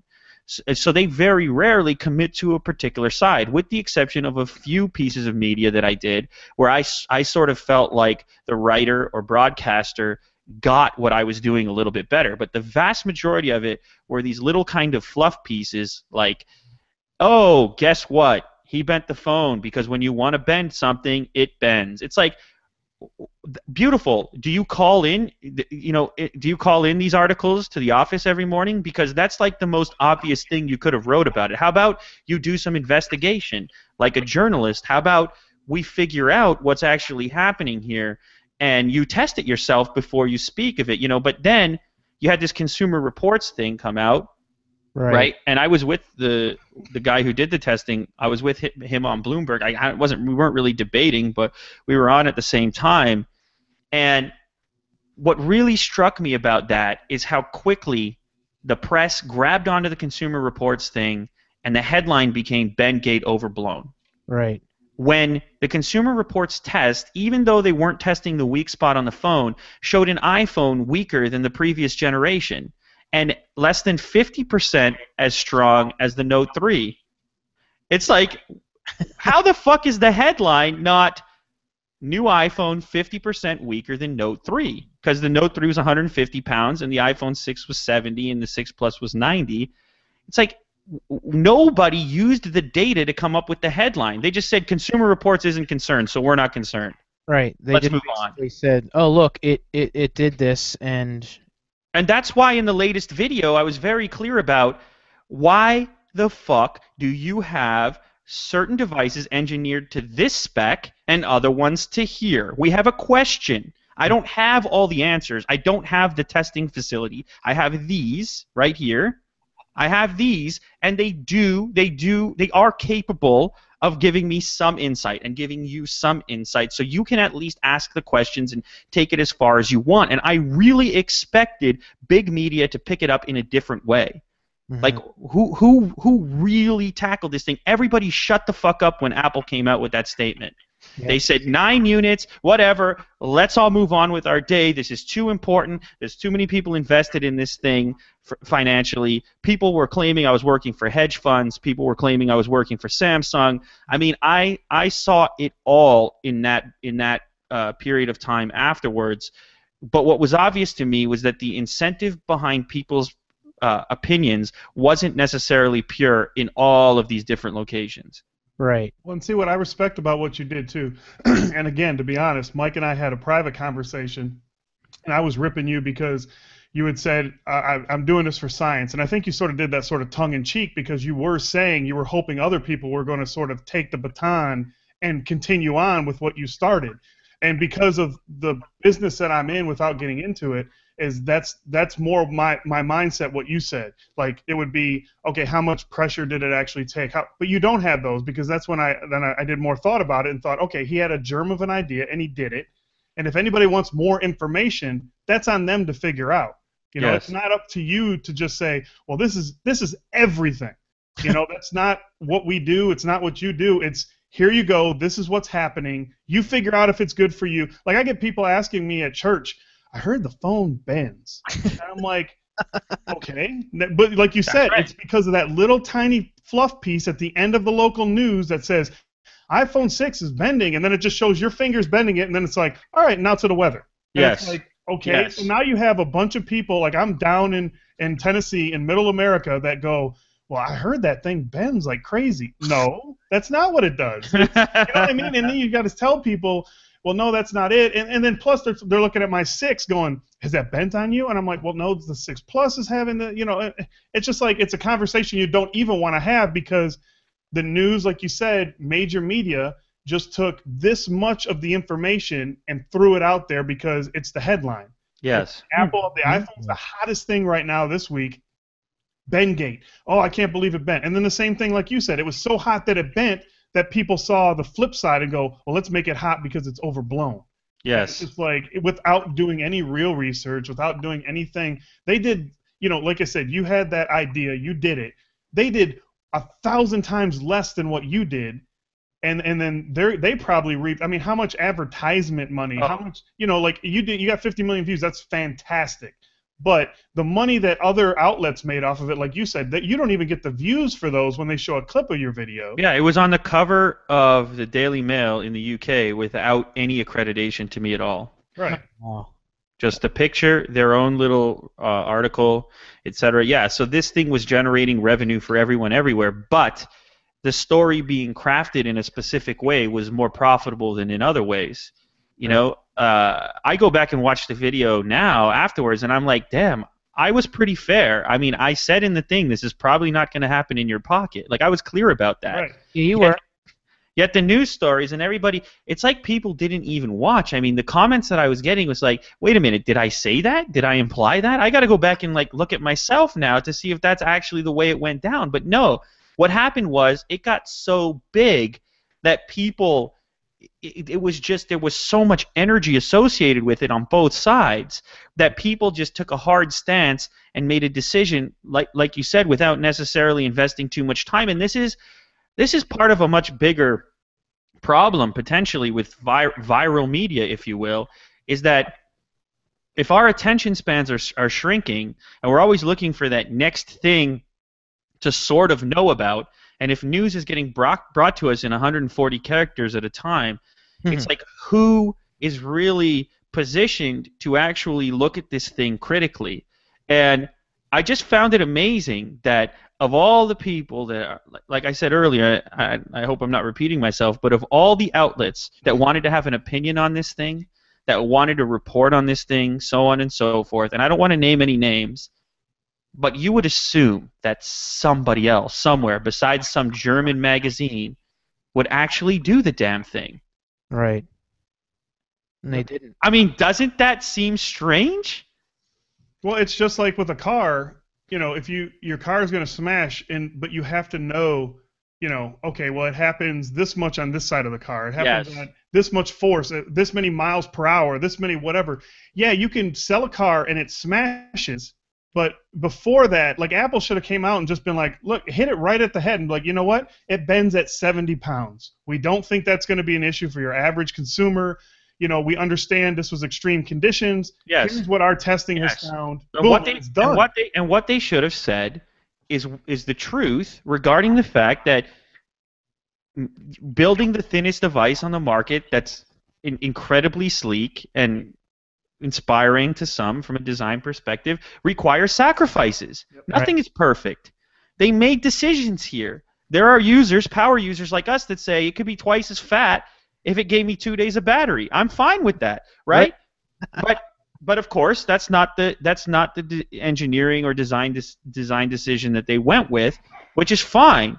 But why not come out and say, we decided to build a sleeker device in exchange for some of the rigidity and durability? And then people would have said, all right, I'm going to be careful with my fucking iPhone.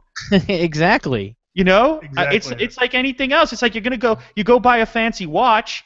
You know, you're going to take different care of it than a Timex. Absolutely. You know, it's not like anything here was so incredibly groundbreaking. All that happened here was that this impossibly thin phone essentially did what I kind of expected it to do. Granted, I had some information beforehand from my cousin and a couple other people that sent me pictures, you know, that it probably would bend. But besides that, it's a very simple video. You know, to try and draw any deep lines regarding my objectives, looking at the fucking video and what's said, it's just crazy. Well, that's a problem. That's the problem with it, because 90% of the people that saw that video actually didn't even have their eyes on the original video. They're watching it on a newscast. That's right. Not hearing you. They're not. So you would think in this day and age, having a video of what you did would have been the be-all, end-all, and we've somehow, our media has managed to take it out of the equation and make it the way that they want to make it, and completely take out the idea of actually having a live video of something going on, almost like someone being shot. They've managed to they can take that and they can make it any way they want, and they can people's opinions to do that. Well, like you were saying with mainstream media and you look at like big channels, they want to get into reality. And the people that believe that the phone bends from a 2-second snippet on the local news is the same people that think reality TV is reality. You know what I mean? They buy that, you know, Duck Dynasty people are really crazy and run around shooting all the time or whatever, and they buy that, you know, the people on The Bachelor are going to live happily ever after. Sorry to my wife because she's one of those people. But, you know what I mean? It's those type of people that will just see whatever's on regular TV and go, oh, okay, then that's exactly what it is. And that's what these media outlets just cater to. They just cater to the people that want that little snippet, and then they'll move on without, like we were saying. And they're not even researching it all. Like you guys said, there was one interview you had, Lew, and I think it was either with CNET Tech or whoever it was, but the woman interviewing you would literally ask you a question, you would answer it. You said, you know, are you working on your next video? And you said, yeah, it's in production right now. Not 30 seconds later, she said, well, do you have the video done? And you were like, I have the phone right here. I haven't shot it yet. It's like it's almost like she's sitting there going, "Oh yeah, right, Yeah. And well, And then he had the BlackBerry. Yeah. I was like, I'll bend it, and he was like, okay, no, it doesn't bend. And it's like, almost like the Surface Pro 3 when they dropped it on the carpet on the ground for the show that it's very durable. And I'm like, you could hear the echo. It was like you were wrestling, like it was a slam, like dong. I'm like, but I was just laughing. I was like, I even tweeted the woman. I was like, were you not paying attention to your own interview? In her defense, and in the defense of anybody in those kinds of positions, they're wearing an earpiece. They have a producer. They have an agenda. You know, they can you imagine if right now, during this interview, there was someone in your ear trying to guide the things that you were saying? How hard it would be to actually listen to the guest. Right, they're talking when you're talking. Yes, and the thing is that it's designed in that way so that they can sort of string along this viewer. Because the entire viewership of traditional television is this idea of just hoping to have you hang on to the next fact, to the next statement, to the stick around because after the break we're gonna fucking blow something up. You know, it's always about that next thing that you're gonna miss, that you're gonna be an idiot for missing out on, and you know a lot of it has to do with the way that advertising is sold and the way that the media is consumed and the way that rating systems work from Nielsen and all of this background shit for that agenda to take place, whereas the internet doesn't really work that way. In a space where you're expected to seek out the information you're looking for, you're in the driver's seat a lot more. You're not the satiated masses sitting on a couch somewhere just being fed something. You are actively engaged and interacting with the content in a new way. And so and this is where that transition is taking place in the type of viewer. You know, people were sending me text conversations they were having with their grandma saying, "Don't get the new iPhone because it's going to bend." Yeah. You know, but in the defense of the grandma and everybody else that watches cable TV, I mean, the average age of a CBS viewer is 57 years old.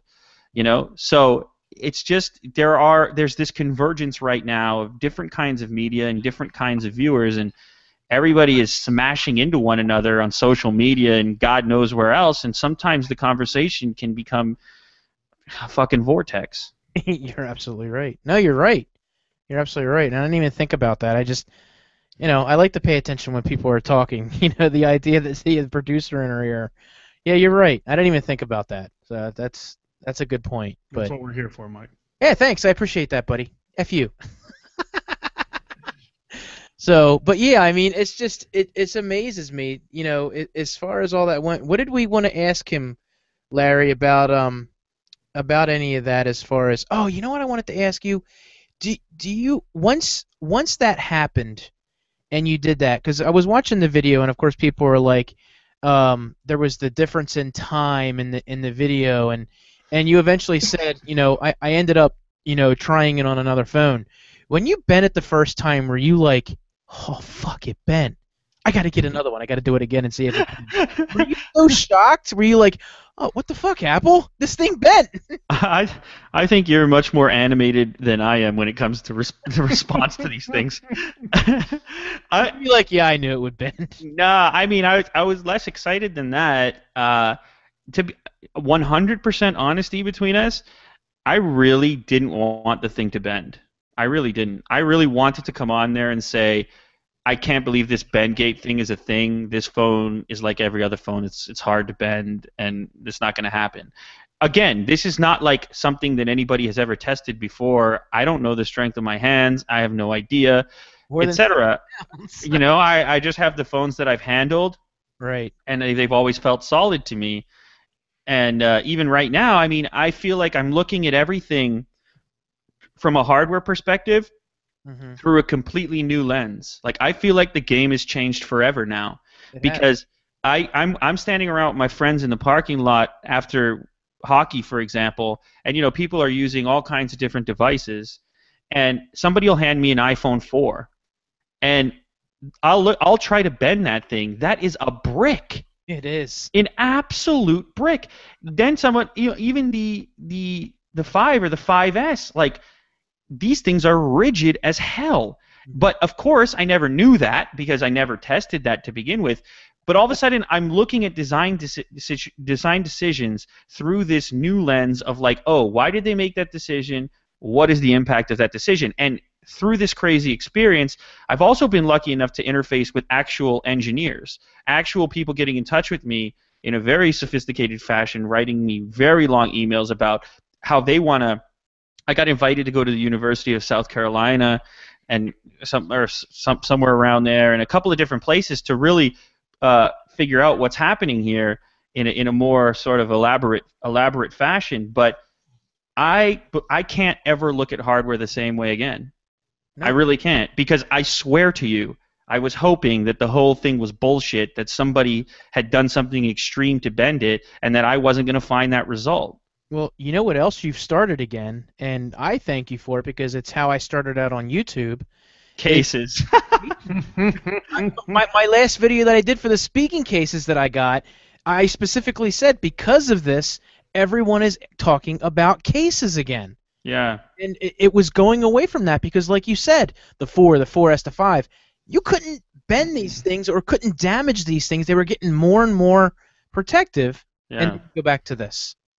And you've blown up the protection game single-handedly. Yeah, I wonder how happy case manufacturers are about Oh, they should be sending you royalty checks. Yeah. It's amazing. That was another thing that I found really interesting is all the brands that jumped on the hype, like not even necessarily technology brands. You had Kit Kat and Papa John's, and I mean, everybody had a comment about Bengay. The reaction time of all this, essentially, it's so weird when you have an idea and then it permeates all these different pockets and corners of all these different things that are going on. But I don't know. I don't know that anyone can ever pinpoint when or why or how that stuff's going to happen. And as you mentioned earlier in relationship to Samsung, in retrospect, they were working all this shit with the Note 3, and then they had the Note 3 spot on Conan O'Brien where he used my clip without asking me, by the way.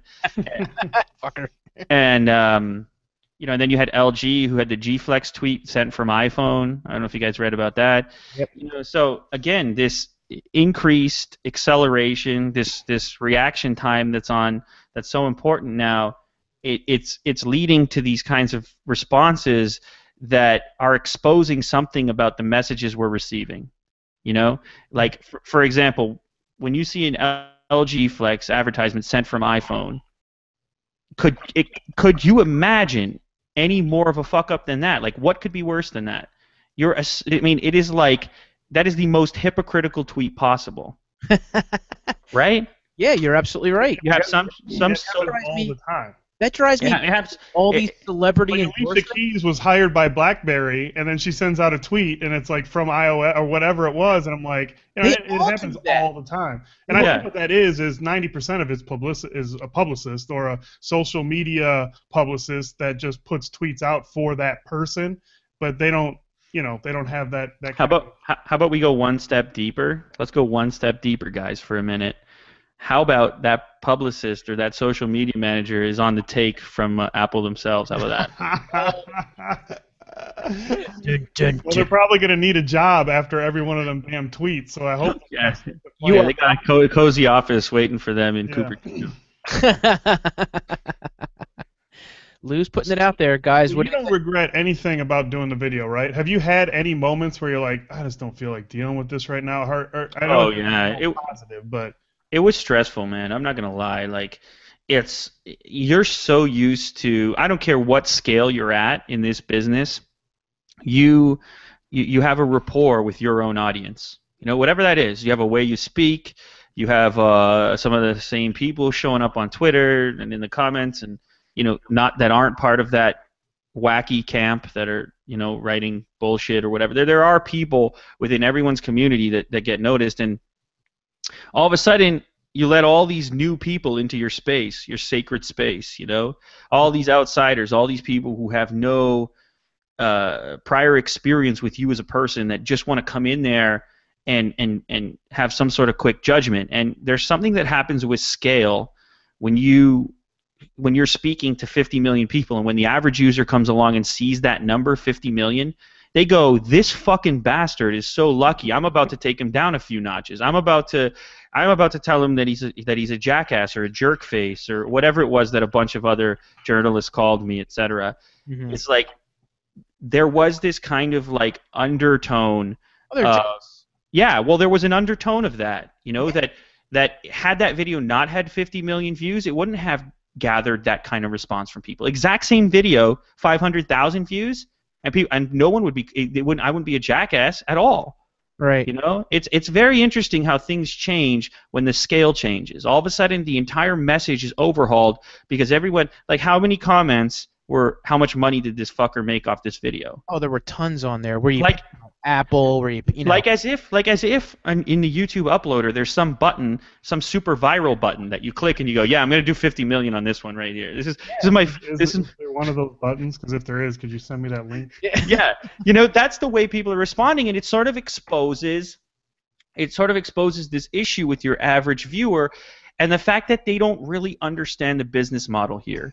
And in many ways, that's a problem because them as participants, and I tell the audience this all the time, and when I was speaking to you on Twitter about the importance of the audience, it's literally, we are not here if it isn't for them. You're right. Right? And we can tell them that a bunch of times, but still there's this feeling that what they're watching is not a commercial enterprise, no matter what. There's still this feeling that since it's YouTube and since that upload button is public, that nobody here deserves to make a living.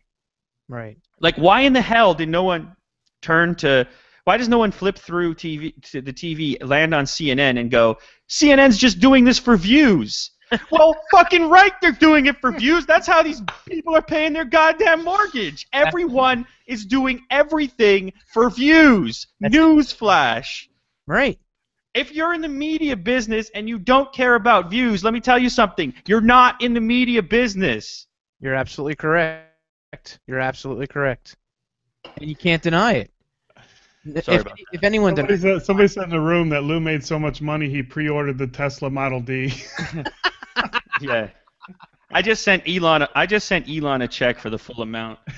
Yeah, he ain't screwing around. Did Marquez get you a discount? Yeah, I'm on a hangout with him and others, and there are a lot of people buying this damn car. Are you serious? That's insanity. That's or insane. at least that want to. At least that want to. Right. Yeah. Right. Well, All right. Well, look, we've pretty much beat Bengate to death, so I'm going to flip back to something else that I'm more interested in. Be my guest. Go right ahead. The fanboy rap. Mm. Now, we've had Marco on here, and he claims everything was his idea. I don't believe his But, no. But, like, to me, that was really well executed. Like, I'm assuming you did all the lyrics. Yeah. And I'm wondering, because I'm from Detroit, and I've done some little hip-hop back in the day. Do you have any hip-hop background? Because just, like, your style and the way your mannerisms, to me, scream like hip-hop, urban, whatever. Like, I don't know much about Toronto except for I think that's where Snow came from, so there's some hip hop there. Where But Hop came from. Drake too, if you want to be specific. okay, yeah, okay. So all right, you're good. But I mean, is there any hip hop background, even local? I mean, like Danny rapped and Super Scientific, and I mean, Yeah. I think there's some guys out there. But have you had anything like that? I used to be more into it for sure. I had a little mini studio that I used to operate, and I did some recording for other people, produced a little bit, rapped a little bit. Nothing ever major. I wrote a lot, and I had some catalogs of stuff. I really wish that I could do more of it because I love it. I mean, there's something incredibly liberating about yelling into a microphone and doing so in a format that isn't necessarily as granular as regular speech and conversation. It's really appealing. The fanboy rap thing was a reaction. I wanted to do a rant video because nobody enjoys this whole fanboy situation. But then I was like, rant videos they've been done. Let's do something interesting. Let's involve the community. Let's just have fun with it. And then that's when I decided to write that one down. But truthfully, yeah, I would like to explore the space more, for sure. That's cool. No, I noticed through everybody's back end portions of those videos and whatnot. I really enjoyed seeing Dom step up and do a lot of that. I mean, I've always enjoyed his content and everything that he's done And I was like, wow. I was like, he really, like, I really saw him in there doing all that and getting, helping with set up a lot of the shots and everything. So I was pretty impressed with his. Oh, everybody, you know what? It was an amazing crew of people. Like, I think it's hard to appreciate what it's like to have a bunch of people around who are all used to making their own videos, start to finish, every element, whether what they're talking about, so on and so forth. You've got a dozen really talented people in one space that are all looking at it from their own perspective. There's nobody there that was working on the catering side of things or makeup or whatever. Like, everybody there was skilled enough with a camera, and so yeah, some guys ended up shooting more. Dom shot a lot. You guys should have seen Austin. I mean, that guy was a machine. That guy's a scary dude when he wants to get something done. So it's kind of like you find out a lot about people when you put them in that kind of situation. You find out a lot about a person's character when you put them in a place, an unusual spot, and a mission critical kind of spot. It's like you know who your real friends are when you tell them you're moving the following weekend and you need somebody to help. And we all like to pretend that we have more friends than we actually do.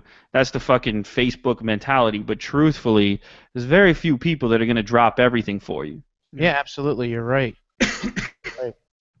But that's to me, being so new to the space, like my channel, I just started like a year or so ago. Like, I've had conversations with Dom, and he's been really super nice. We've hung out with him for the iPhone thing, and like Danny and Marco and Mike, obviously, and like guys from you have tweeted back to me, and just like the community to me seems like it's so open. It isn't so shut down to where it's like, oh, you're new, you're not getting in.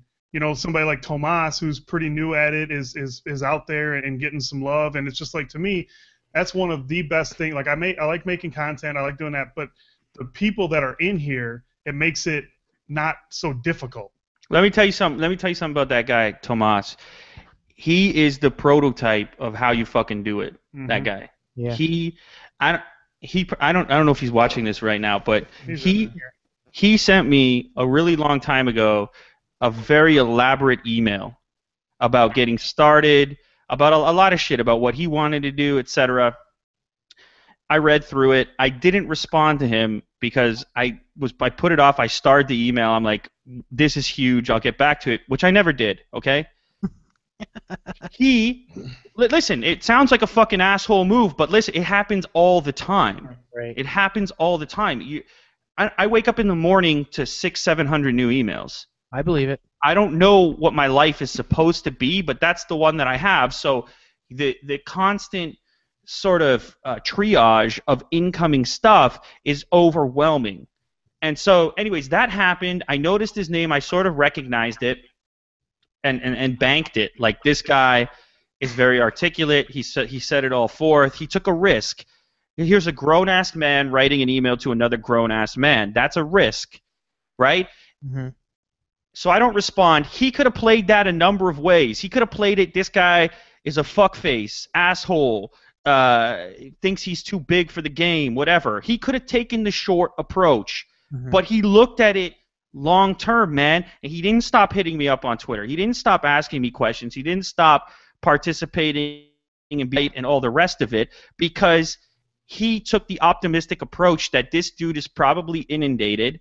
He maybe he took the approach that I never even saw it, but that's not what matters. It was the optimism from the get-go that put him in a position to win regardless, to stay in that positive light, to say that he's here for real, because it takes a certain type of personality to not get caught up on the little stuff.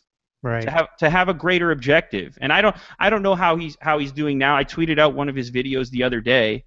Yep. But to know that it mattered enough, and he took that risk to do it in the first place, and then he didn't give up at the first setback, which I happened to be a part of, that's how I know the dude is the real deal, and that's how you can learn something about somebody's character if they're in it for reasons. You know what I mean? Well, there's guys out there that are in the space now that if Marquez doesn't tweet back to him, or you don't tweet back to him, or Jonathan or Austin or something, they blow their mind, and they're like, oh, I can't believe these guys, and blah, blah, blah. And it's like, to me, like, I've had Marquez say stuff back to me on Twitter.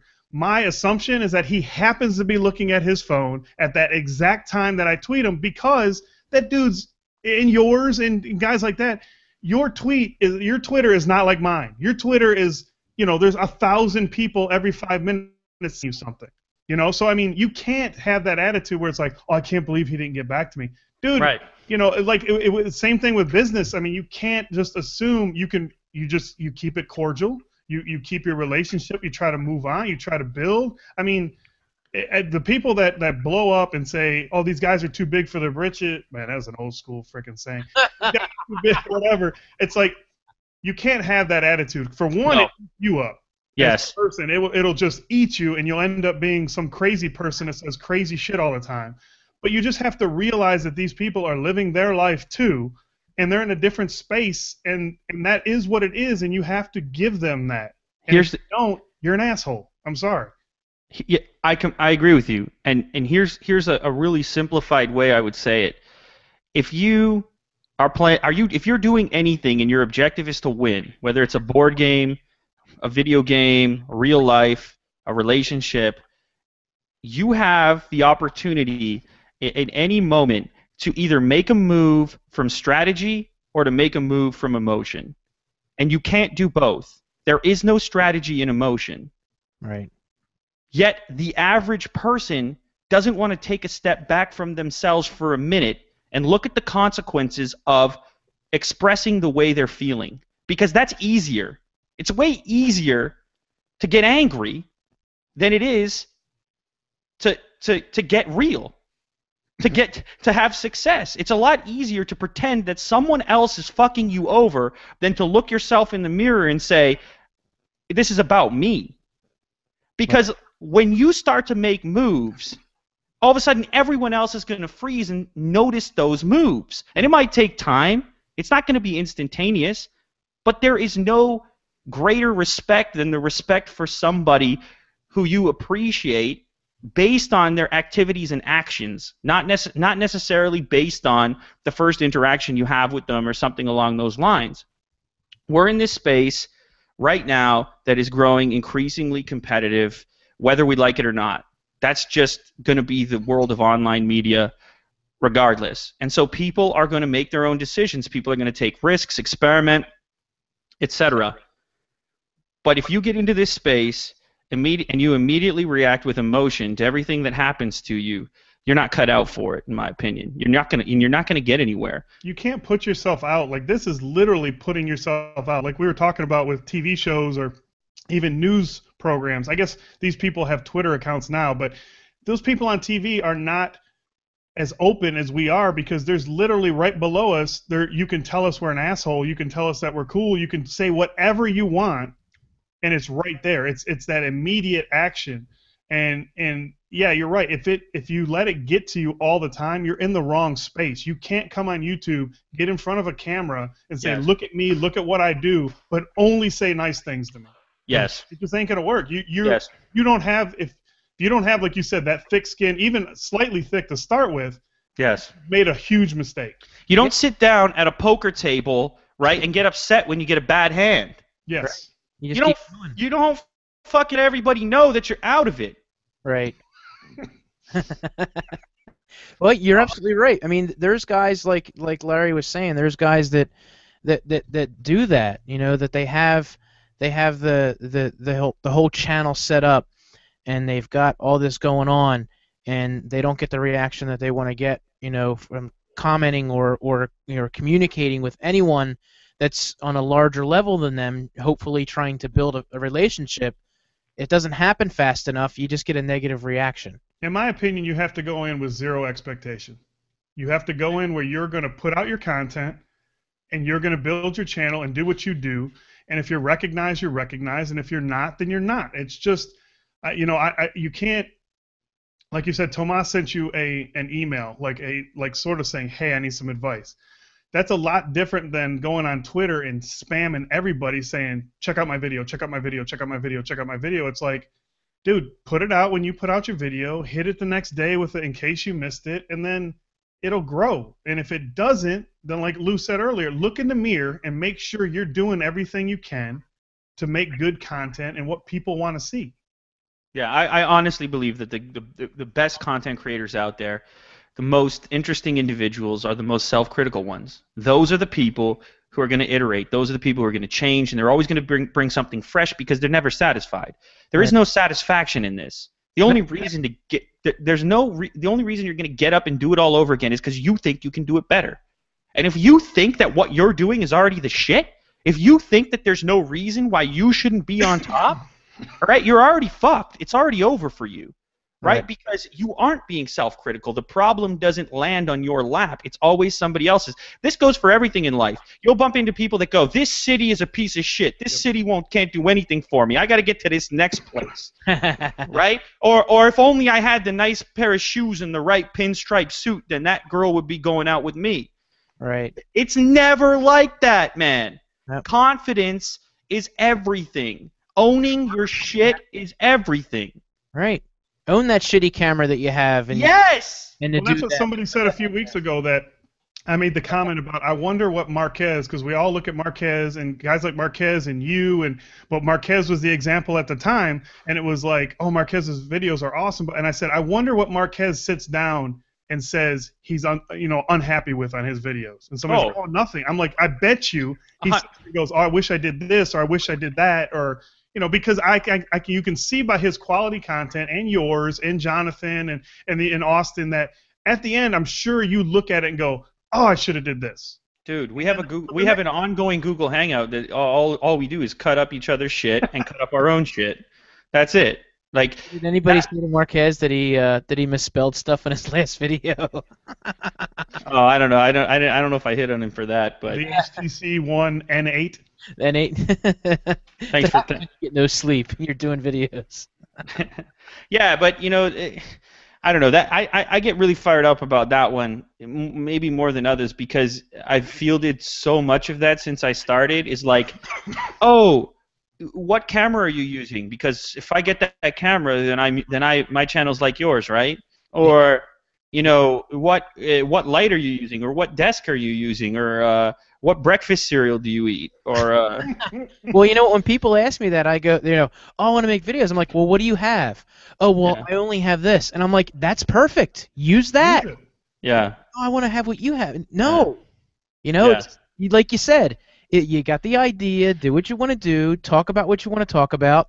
Make a game plan, and And then you put out a good video. It was a while back, but when I first started mine up, I didn't watch YouTube that often. I was always into tech, but I just didn't. So then I'm like, all right, how do I grow my channel? How do I do this YouTube thing? And one of your videos where you're just sitting at the desk answering some questions was probably one of the ones that gave me the best information.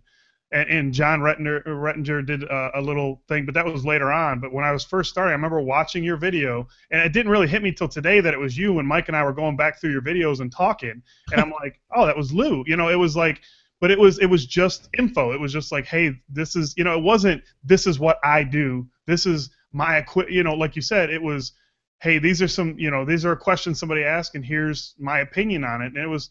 Those type of things to me are super helpful. I think you do fall into a trap if you're, like you said, I got to have those two 4K monitors that Marquez has. I got to get a red camera. No, you don't.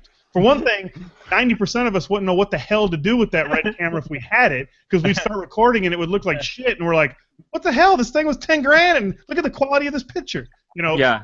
It's a easy trap to fall in to try to be like everybody else. Dude, that was the conversation that I had when you had that call-out session about how I was fucking faking everything. I remember the other guy that was with you, he was like, I just bought this whatever camera, I just bought this thing, I bought that, this makes no sense. We actually had this conversation. oh Jesus. But this was years ago, you know what I mean? This was years ago that it was a similar thing, but I think that because we're in the tech space, it's really easy to get caught up in the equipment, right? It is. Because truthfully, most people are fans of this stuff long before they ever start watching these videos. So it's easy to look for the fulfillment through the products you're using to create the stuff. Well, certainly. I mean, hell, when I sit there and put on one of my videos and I spend all the time on my audio, and I freaking put on John's video and, Morrison, and it sounds like he's in a goddamn voice booth doing his voice, and he's standing outside. And I'm like, dude, Right. what mic are you using? I Right. think I think it's like $1,200. I'm like, Right. fuck it, my audio is good enough. Yeah. Well, here's the thing: is like we're at this convergence, becoming the content creator, the star of the show, the distributor of it, the marketing person. We're the correspondence person. We're our own secretaries. We're wearing all these different hats, and sometimes because of that, I think we lose sight of the actual entertainment, the actual what are people watching and why? Why are people watching me right now? If you were to sit down and try to build a creative concept for a television show, you have to start with what is the story we're going to tell here? Like before you ever pull a camera out, Right. But it seems like in this space, it almost happens in reverse. It's like I'll get all this stuff, and then I'll find some story to tell, as long as it's in 4K, as long as it's through a Sennheiser microphone, Oh, Jesus. or whatever it is. Like Right. it's almost like it reminds me kind of like those weight loss things on TV. Like buy this pill and you lose 50 pounds or whatever it is. Right. And people will buy it because it's much easier to believe that you can buy your way out of something than through critical analysis, right? Than through saying, Jesus fucking Christ, I gotta put the cinnamon bun down, I gotta put the Coca-Cola down, or whatever it is. You know what I mean? We all know, everyone deep down knows the truth, but instead we're inside of a Fitness Depot buying a treadmill, pretending that purchase is going to solve the fucking issue. Then you put it in your bedroom and you never use it because the problem didn't change. The problem was the same. Right. Right. You end up using it as a clothes rack. I bought one of those professional rowing machines. I've used it once. I'm speaking from experience, man. Anyone can fall into it. Anyone. Oh yeah, absolutely. You have to change yourself before you can do anything to make it better. Like you said, there's no easy way out of anything. Yeah. At the end of the day. Hey, there was one question I did want to ask you, Lou. Obviously, being extremely analytical, we had a conversation a while back. I think we were all sitting in a Google Hangout a while ago. I think it was during Austin's unfortunate incident that he had, and I think we were actually done, and we were talking analytics, and we were talking about where our traffic comes from, and really evaluating, the people that are watching our videos and all that. Did you go back after all of the views and all the traffic that you had go through your channel? Did you go back and evaluate if any of those people? I mean, obviously you increased subscribership a lot, but did your views increase across the board on even your older videos? Did you notice that those people came in to watch that video and then moved on to other stuff on your channel? A little bit. Mostly it was the videos that became suggested videos on top of the popular content. So the stuff that was in the right-hand sidebar associated with the popular video. Mm-hmm. Mm-hmm. So, for example, I had a clone video where I had this iPhone lookalike, but it ran Android. Right. And that video has like 1 million views now, for example, because it was getting suggested, and I'm sure it was performing well for them, so they kept on serving it. But then other ones, not so much, where I don't think it was coming into that suggested realm. But yeah, I mean, shit, the channel has been viewed over 81 million views this month. Oh, Jesus. That's beautiful traffic. Yeah, well, to put it in perspective, it's more traffic, significantly more traffic than any tech website on the planet. Yeah, you're absolutely right. You're absolutely right. By far. Yeah, definitely. Definitely. I mean, that's, it's just, it's so much to think about. I wouldn't be able to fathom being able to deal with all the traffic, not only that you get just by going on the YouTube channel, but like you said, your correspondence has probably doubled, tripled, if not more. Like you said, as far as going through your emails and everything that you got to do, it's got to be a mind-blowing process to even go through, and exciting in itself. It's got to definitely be exciting and make you feel like, energized on what you're going to do next and how you're going to move forward. I think that's just, I'm extremely happy for you. I thought it was really cool because not only did you bring light to you brought it to the whole YouTube community type deal. Sure, man. Every spot I got on traditional media, I was talking about the platform. I Mm. was pushing the platform. I was saying real people saying real things without the regular structure associated. And when I go back on Rogan's podcast, it's going to be the same thing. Right. I rep the whole thing. You know, I don't come out there and say I'm the greatest thing since sliced bread. I come out there and say that the platform enabled me to do something I couldn't have done a decade ago. Did you And ever think that you'd be on Joe Rogan's podcast a year ago? a year ago, I mean, like, I don't know. I remember when that push started happening. Like, did you ever think that you'd be on Joe Rogan's podcast? I guess so.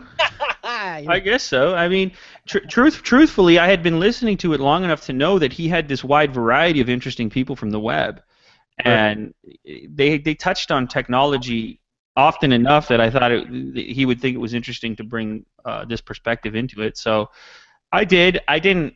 It wasn't like a strict mandate or anything. I just sort of threw it out there, and then the Twitter followers took off with it, and then that was the rest is history. Yeah, that Twitter followers can sometimes be a killer to help you do things.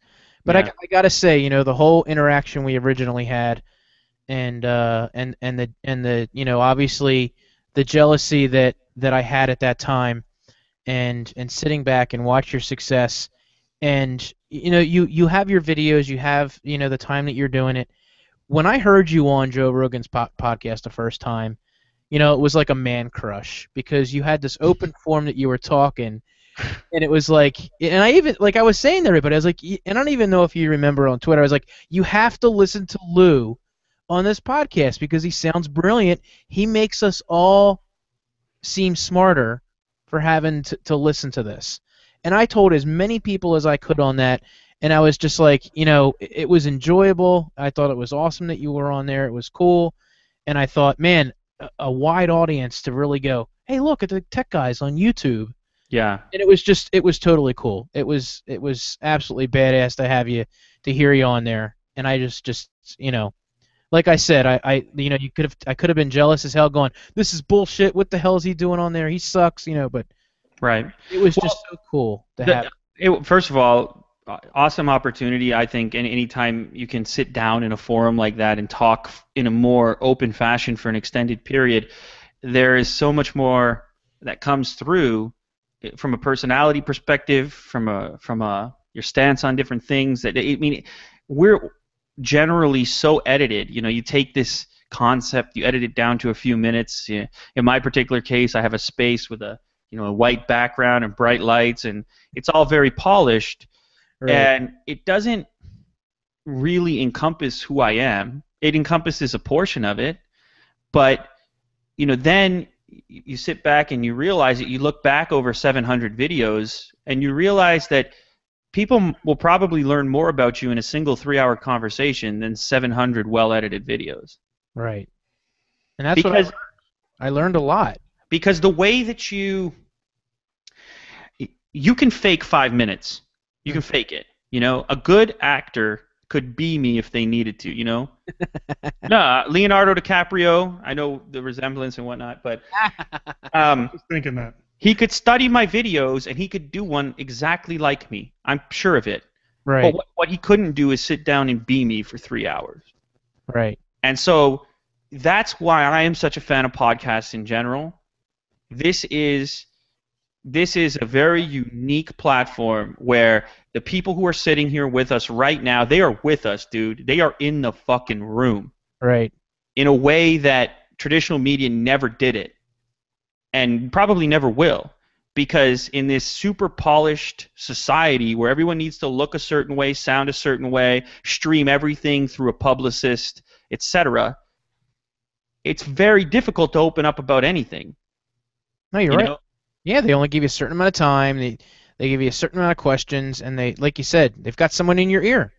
You can't. Yeah. It's a very regimented experience in existence. And getting back to the platform, yes, this is the kind of shit that endears us with the audience. This is the reason why the guys at the top of the YouTube spectrum matter so much to the people who watch them, because the relationship has transcended the traditional entertainment relationship, where, oh my God, they took another picture of Kanye West in God fuck knows who knows where, right? That was the traditional relationship, that you that you couldn't even get to know these people because they were too good for you to know. Right.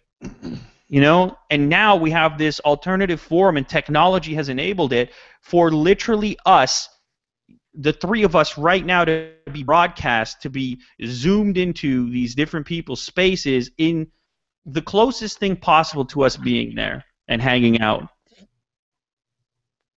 Absolutely. Powerful, man. It's powerful. Yeah, you're right, and it's a whole universe that, like you said, if you want to step in it, you can. You want to move on, you move on, but you're going to reach a lot of people just by, being honest, talking intelligently, and looking at it from every angle that you can. And that's one of the reasons why I enjoy this, because I don't want to look in one direction. I want to hear what everyone has to say to me. I want to feel what everyone has to say. I want the feedback. I want the comments. I want the interaction. And as much as I always just want the positive, those negatives are gonna push their way in. But speaking to guys like you and Larry, and it's just anyone that's involved in tech, just in general, or filming or editing, it's really nice to have the conversations where it goes, yeah, I got that comment too. Well, how did you handle it? I handled it this way. Don't worry about that. Let's talk about editing something or doing something in the technology world that's going to be useful to you down the road. And that's really what I enjoy about all this. This is why I love the podcast. Like you said, there's no form to it. You ask the questions, you have a good time, and you learn. And that's really what I'm here to do, is to learn and spread the information to everybody. Yeah. My mom had a piece of artwork on the wall in our house when I was growing up. It said something along the lines of, small minds talk about people, average minds talk about events, and above average minds talk about ideas.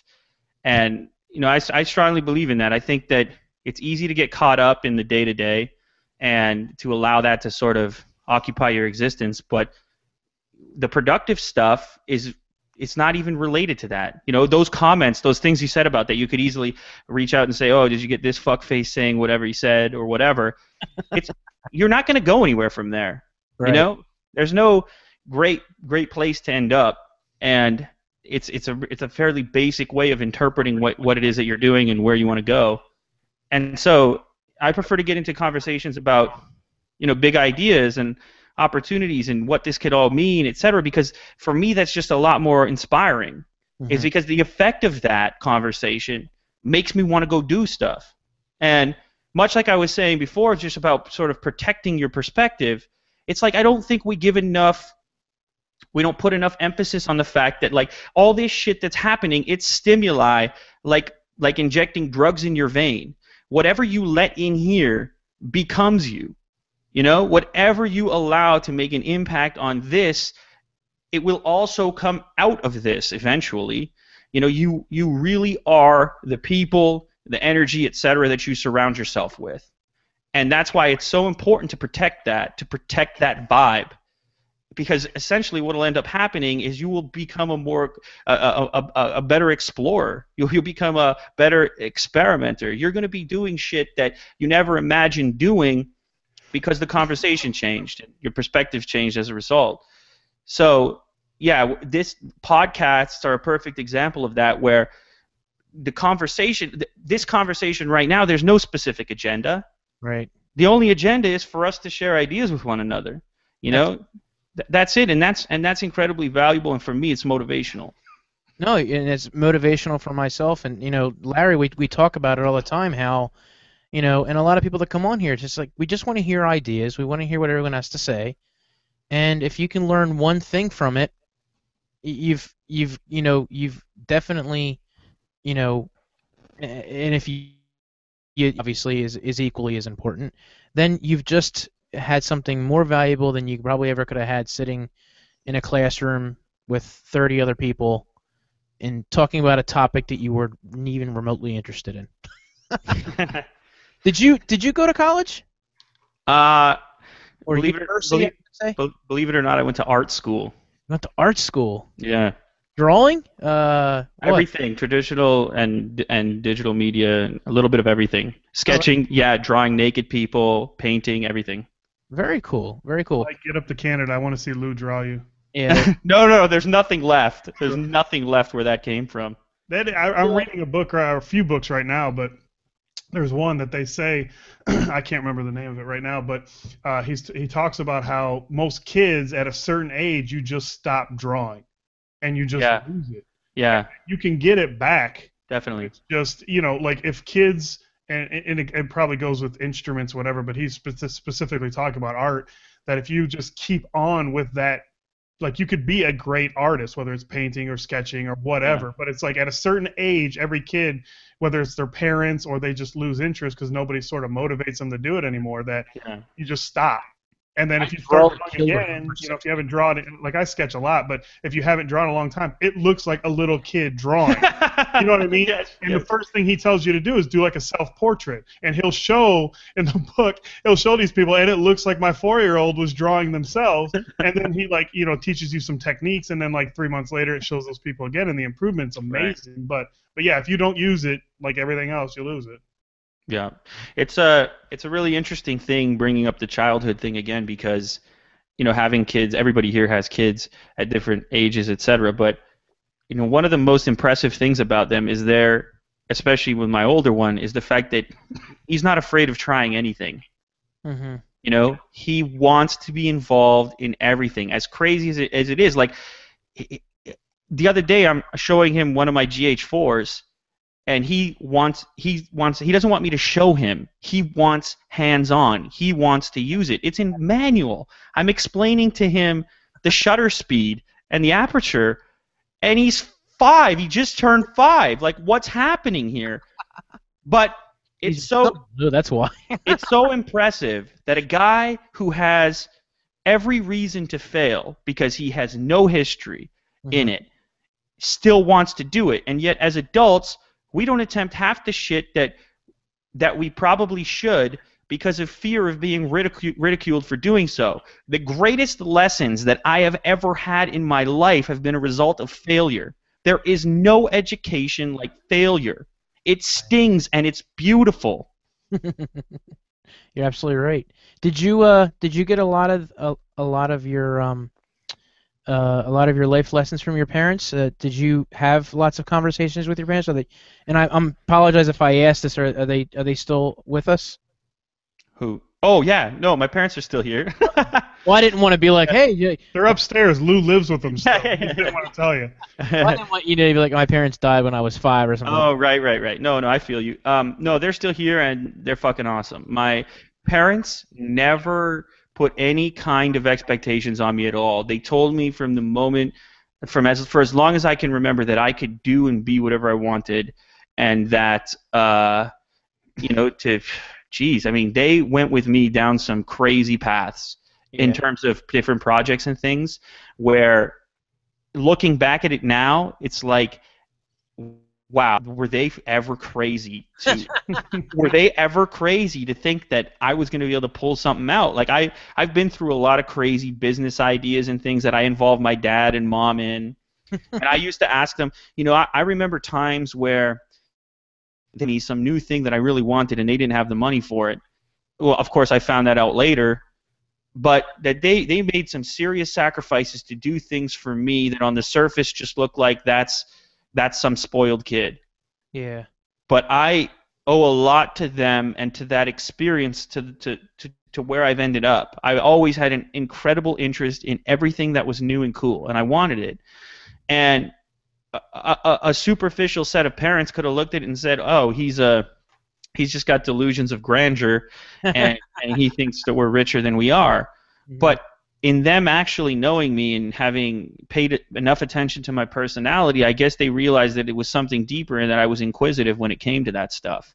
And so instead of having any kind of traditional approach and saying, why aren't your grades better, or why are you coming home at 11 o'clock at night on a school night, or whatever it might have been, as dangerous as it was to let me do whatever I wanted and support it, it's also 100% why my personality is what it is. Right. They were never afraid. They never showed me fear. And the result of that has been that I've been willing to take risks, all the time, and hopefully increasingly. and they took risks themselves. They've always been entrepreneurs. They never worked for anybody, you know, and that really sort of stuck to me, that like this out here in this space, like you really can do it if you know, if you got what it takes. Were you always? But isn't that and that's an amazing way to describe your parents too, as an adult, to say my parents are fucking awesome. They helped me. They went down these roads with me. You know, it could just as easily flip, and you go, my parents never supported me. That's why I do this stuff on my own, because they were asses. They never gave me anything. They just know all the time. I mean, there's something to be said about supporting your kid, even when it is the most ridiculous idea. Yes. Whether they're 4 years old, 14 years old, or 40 years old. Yes. Sometimes you just need encouragement. And like you said, you fail, and you learn from that mistake without somebody never letting you make that mistake. That's right. That's right. Failure, in my opinion, is a much better teacher and a lot more affordable than what a lot of people are doing from an education perspective. Get out there and fucking try it, man. Do it. I'll give you an example. This is a story. I don't know if I've ever told it publicly, but I mean, like I said, I've done a lot of different things from a business perspective. One of my businesses, when I was about 16 years old, getting back to the conversation about hip hop and rap, getting a lot of kids wanted to wear very specific brands that were popular in that community. You guys probably remember some of them, and nobody wears it anymore. But there was a lack of those brands in this particular region, and so I decided that I was going to supply all the high school kids in this region with those brands, right? Mm-hmm. And there was no easy way of doing it, because I wasn't going to set up a physical retail store. I just wanted to run it out of my house, and I knew that these brands were so important to these kids that they would definitely buy it no matter what the retail experience was. So I found a store in Detroit that stocked all of it. Okay, Toronto's about like 3.5 hours from Detroit. I convinced my dad to road trip down there and buy out half the goddamn store. His money. He was my investor. Okay. Oh shit. And I'm some hip hop loving 16-year-old who doesn't go to class. Okay, perfect. So we roll down there. We hit the border. He's mad nervous. Like, he's a regular guy, you know? Yeah. By regular guy, I mean he's a little less abrasive than I am. And so we get over the border. We buy out half this store. I'm picking and choosing. I got everything. I got menswear. I got stuff for the ladies. I got jeans. I probably had $10,000 in clothes that I was hoping to flip for 20. Oh, I'm 16, okay? So we're heading back. And my dad says, so what are we going to do at the border? Like, have you factored in, you know, paying the taxes and whatever on this shit? Oh. And I say to my dad, I look him straight in the eye and I go, we're not declaring anything. And I say, this whole trip doesn't work. The bottom line does not work here if we declare this stuff. So it's coming over and we're saying nothing. Now, this is a critical moment in your existence when you are there with your father who has raised you, and you're behaving like a man when you're not, and he has the opportunity to tell you you're a fucking idiot and that we're declaring the shit, okay, and we're going to pay the damn thing, and you're going to make no money on this thing, and you're going to fail because you didn't do it right, and this is the way that grown-ups do it. But you know what he did? He was fucking down-ass, and he said, damn right we're not going to declare this shit. We're rolling through, baby.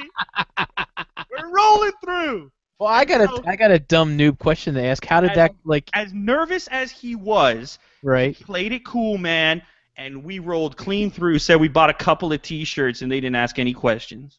Wow. Meanwhile, the car is like weighing down like it's loaded down. That's right. That's right. And that's the shit that parents need to be doing for their kids if they care. That's the shit I'll be doing with Mr. 5-year-old upstairs, because you prove something through that. You say to your kid that there are greater powers in existence than the obvious stuff. The obvious stuff that's tangible that you can put your hands on.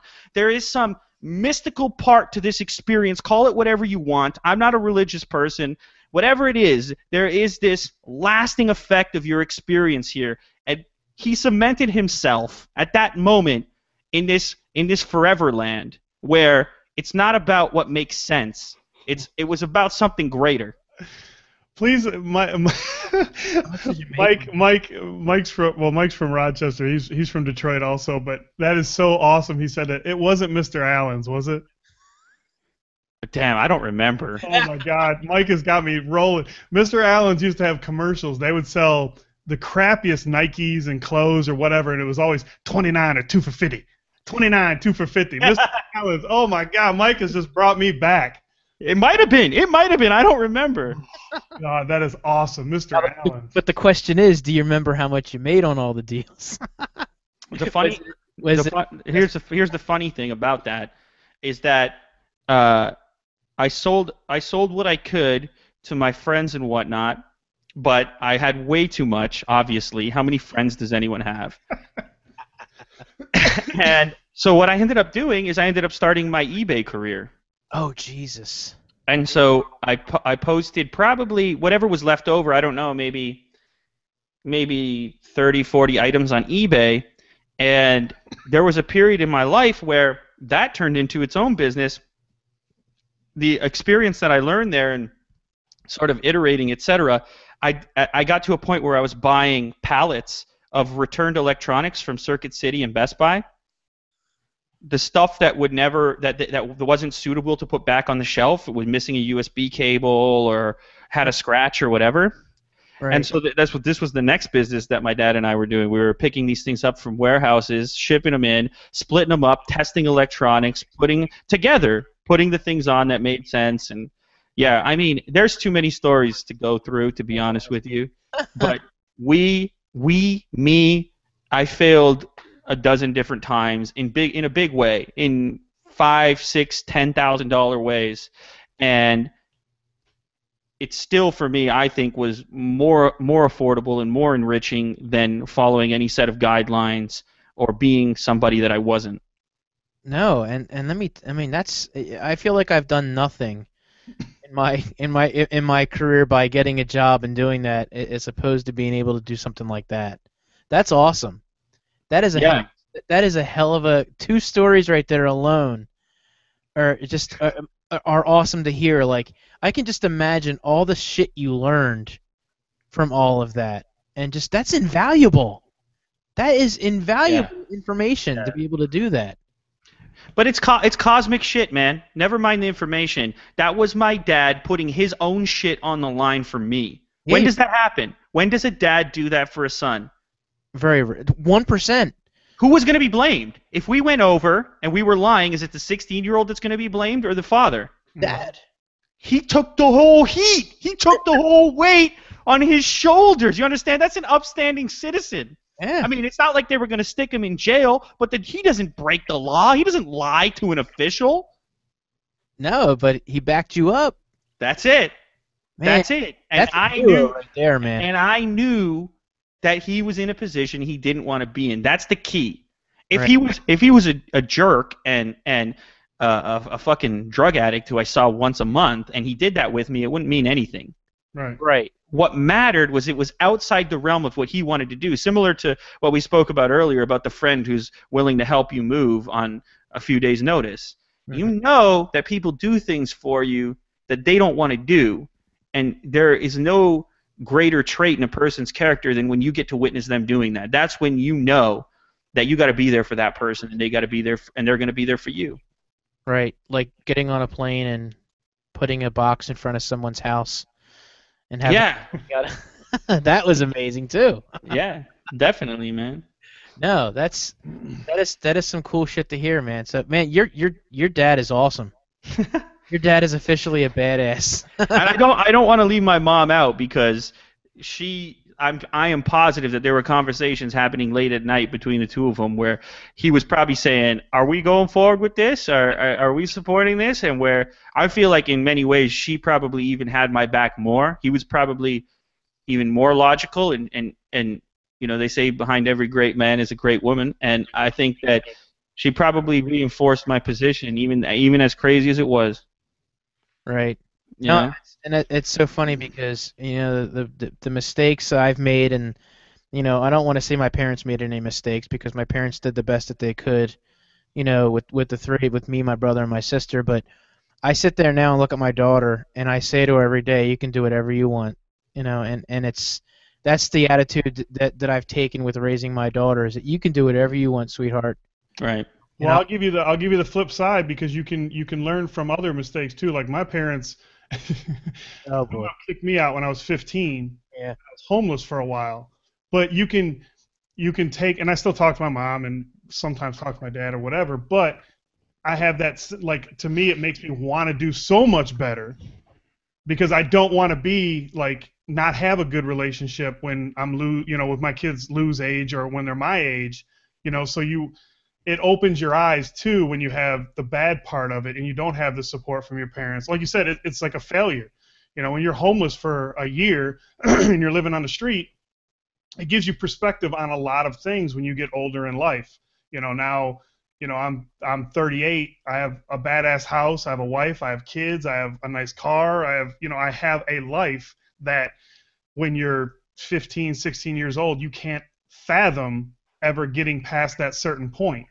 Now, me, I wouldn't change my life with my parents would lose parents because the man I am today is because of all that failure, all that bullshit of walking around the streets of Detroit and doing whatever I was doing.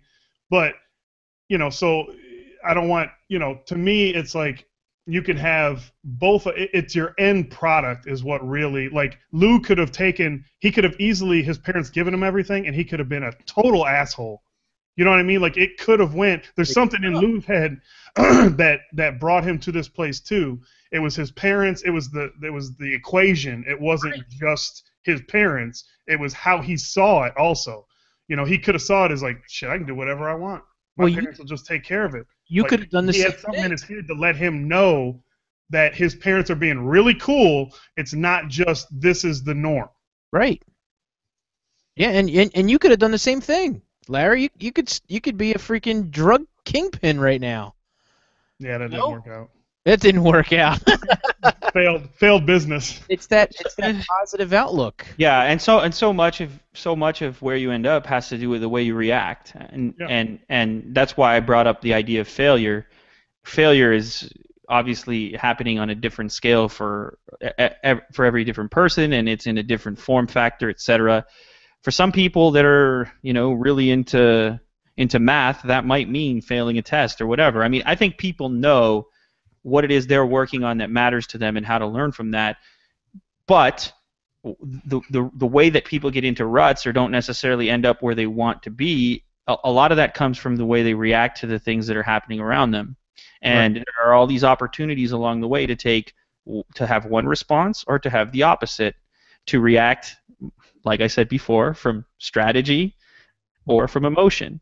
The immediate emotion is to be angry. I mean, how easy is it to respond that way, to punch somebody in the face or to end up doing something you don't want to do because it's easier? And meanwhile, I think that for those that can step back, regardless of their upbringing, for those that can look at the bigger picture and stop obsessing over the individual puzzle piece, they will find a way and they will find results, at least in my experience. Yeah. No, you're right. Some of us are a little slower than others, though. Hey, one thing we had on this list of questions, because we are semi-professional, not really, but you used to have an office, right? Yes. What happened with that? And then, because I remember, like I don't follow you back as far as Mike does, but you had a crew of dudes with you, and you had an office. If you're comfortable talking about it, I don't know, maybe the building blew. Oh no, I'm completely comfortable. I like how you guys ask the question and then go, wait a minute, is anybody dead? Did anything blow up? Hey man, I don't know how shit rolls in Canada. I was in Detroit. I know right across the border, it may be a whole nother world over there. It is a whole nother world if you're coming from Detroit. But no, it was fine. It was good. I think I just made a conscious decision to change what I was doing. At the time, I had a couple guys working with me, and we had this office which was in the city, and I live in the suburbs, and so I was going in and out, and I wasn't seeing the kids as often as I wanted, and I was realizing that what my objective with content and my whole strategy regarding life is so the experimentation portion is so important. And I just feel like there's this maybe a more pure reactivity to just being out here alone and just maybe not combined with all these other variables. And there are other people that have taken a different approach.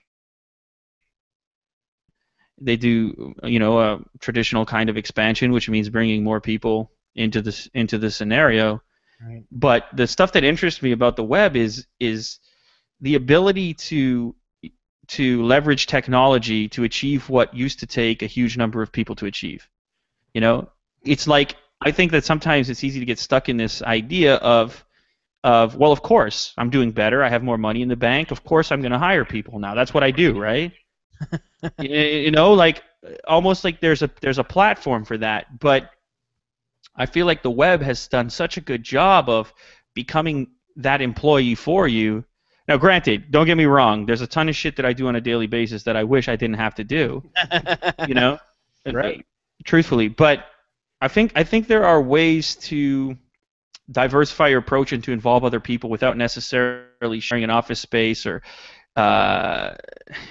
taking the traditional approach. So, like, I work closely with my management at my MCN, and anything that I don't really want to look at or negotiate, I don't mind sending to them, and they bring up interesting opportunities to me and a little bit of the administration and stuff like that. So I think there's a different approach, and I think it's a really fine line. I think you have to make a decision about what it is you're trying to protect and what it is that you like about the entire experience, and then sort of hyper-focus on that. And so that's why I'm never afraid to change things.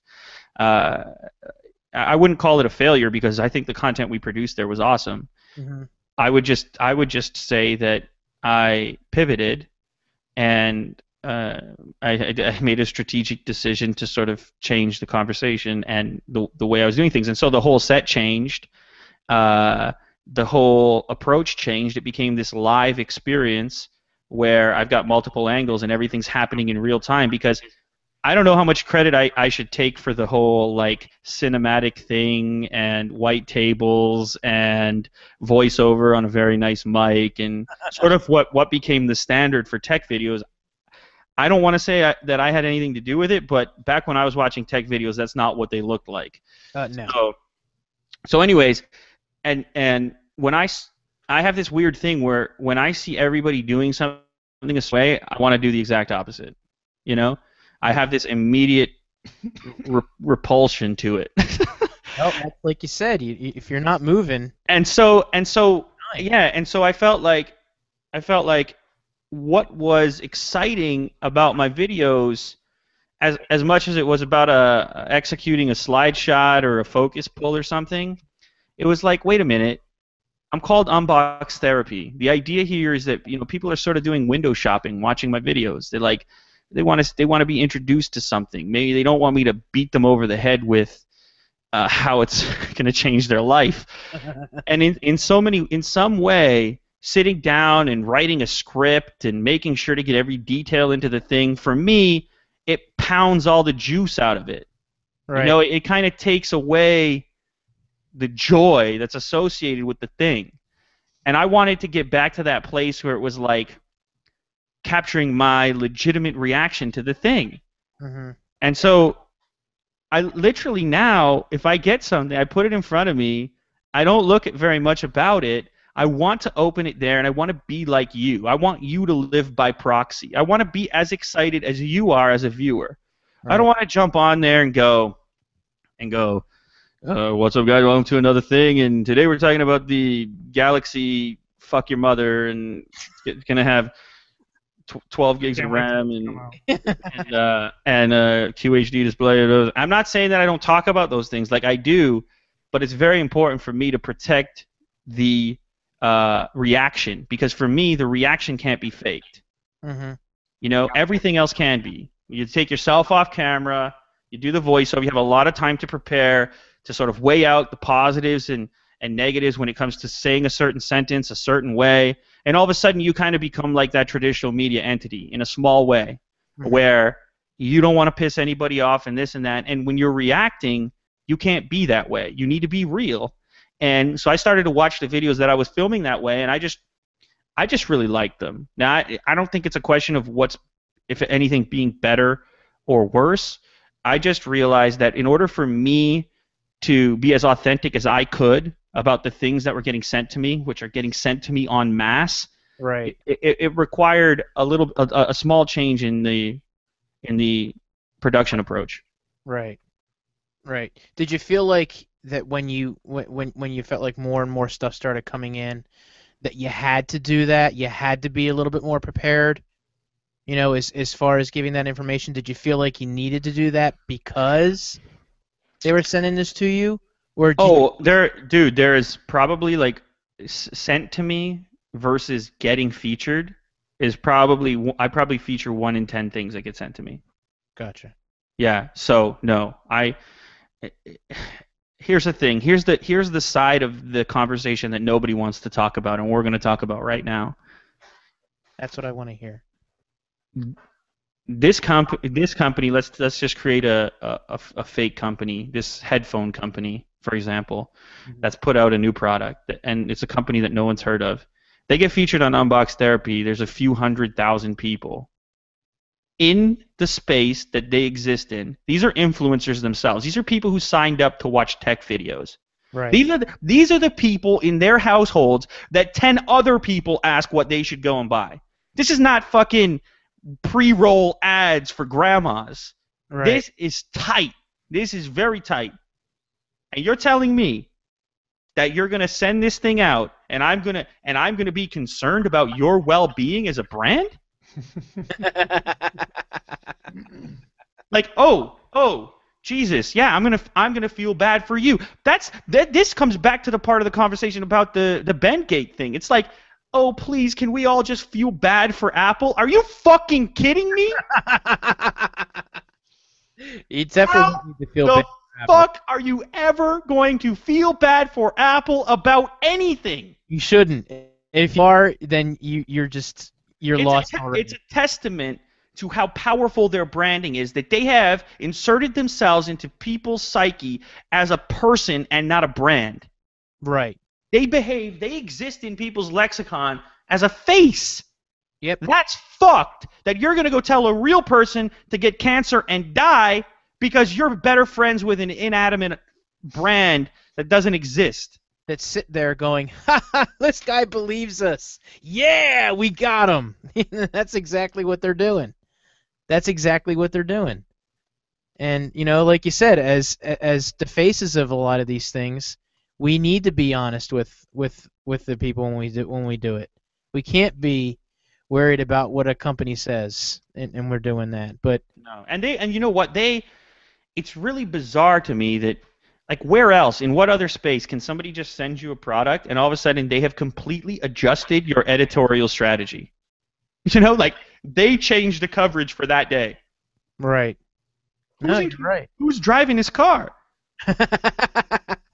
It's like, and they're going to guilt trip you into something. So I'm pretty clear about it, man. Like, I'm not going to report on everything. And most of the time, if I get something that's shit, there's no way I'm putting it on blast, no matter what. So a lot of people say a big thing is like, why don't you blow up stuff that sucks? Well, because unfortunately, blowing up stuff with sucks still puts it in more people's head than it would otherwise be.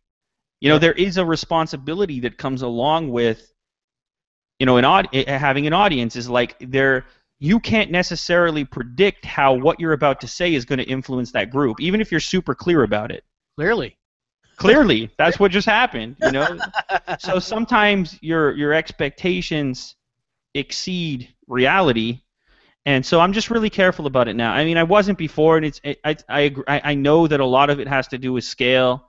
And if you're really if you're getting started out, it's like you probably should have a different approach than that. Oh yeah, definitely. But I do feel that a lot of creators in our space get caught up in that sort of the beginnings of a business side, so that they can feel professional about it, while not stopping for a moment and saying, is this the next piece of content that I want to communicate to my audience? Because I think as important as it is to report on the things that you know your audience wants to see. It's just as important to avoid the things that are going to detract from their overall experience and perception of your brand. So, I'm sorry for cutting you off. Go ahead. yeah, so I just think that my advice to a new content creator is to be as militant about the things that you're not showing as you are about the things that you are, you know? Hmm. No, I've actually gotten things as well, and obviously we're on way different levels. And I've actually done it, and I've contacted the company going, "You've got a lot of problems with this product." And this is what I found out, and I said I really don't want to put a video up of this because, like you said, I really don't have enough positive things to say about it. And I'll say, what do you want to do? And they'll go, oh well, let's see what like the issues, and a lot of the times something that is a decent product, but I've got a bad product, Uh, and they've usually gone through it, and I've actually with bigger name companies I've gotten newer products in. And I've actually gone through the process of getting them replaced and to do all that, and but like you said, you have these no-name companies that come out and reach out to you, and they're just, and like I said, I'm on this much smaller level yeah. that I'll sit there and go, I'm not doing that product. Yeah, I think what I'm speaking of specifically is the narrative of your story and a person's experience and interaction with that story. Mhm. Again, I know it's kind of weird to think of it that way because it's like, what do you mean? Like, I'm doing tech reviews, leave me alone. But there is this ongoing relationship that you have with the audience, and well, you're like living this life and putting hours and hours into each production. For most people, their experience with you is 3 minutes a week or 6 or whatever it is. That's it. So do you want to spend that very limited amount of time showing them something that they may not care about? Like, that's a really risky endeavor, in Right. my opinion. I really wish that the community sat there and put a little bit more emphasis on that. And that's why I insert videos like taste testing chips, because I want to shake you up every so often. I don't want you to know what's about to come through, because I want you to know that I'm a regular person with a real life narrative, and things catch my attention in the world, and I respond to those things. That I'm not this. There is no protocol here. That I'm reacting and flexible, etc. And I just think it's important, because I see and subscribe to a lot of channels where it becomes incredibly predictable. Hmm. Did you want to do more of those Ben tests, or was that as far as like we had the conversation about what the public was asking for, and like you said, without the viewers, we're nothing. Yeah. Are those things that you were like, I want to do this, or there's such a request for it? Were you like, oh God, here we go again, I gotta do this? It's a little bit of both. It's a little bit of both. I mean, it's kind of like I always try to boil everything down to me and my friends standing around in a parking lot, because I do that twice a week after I play hockey. Mm-hmm.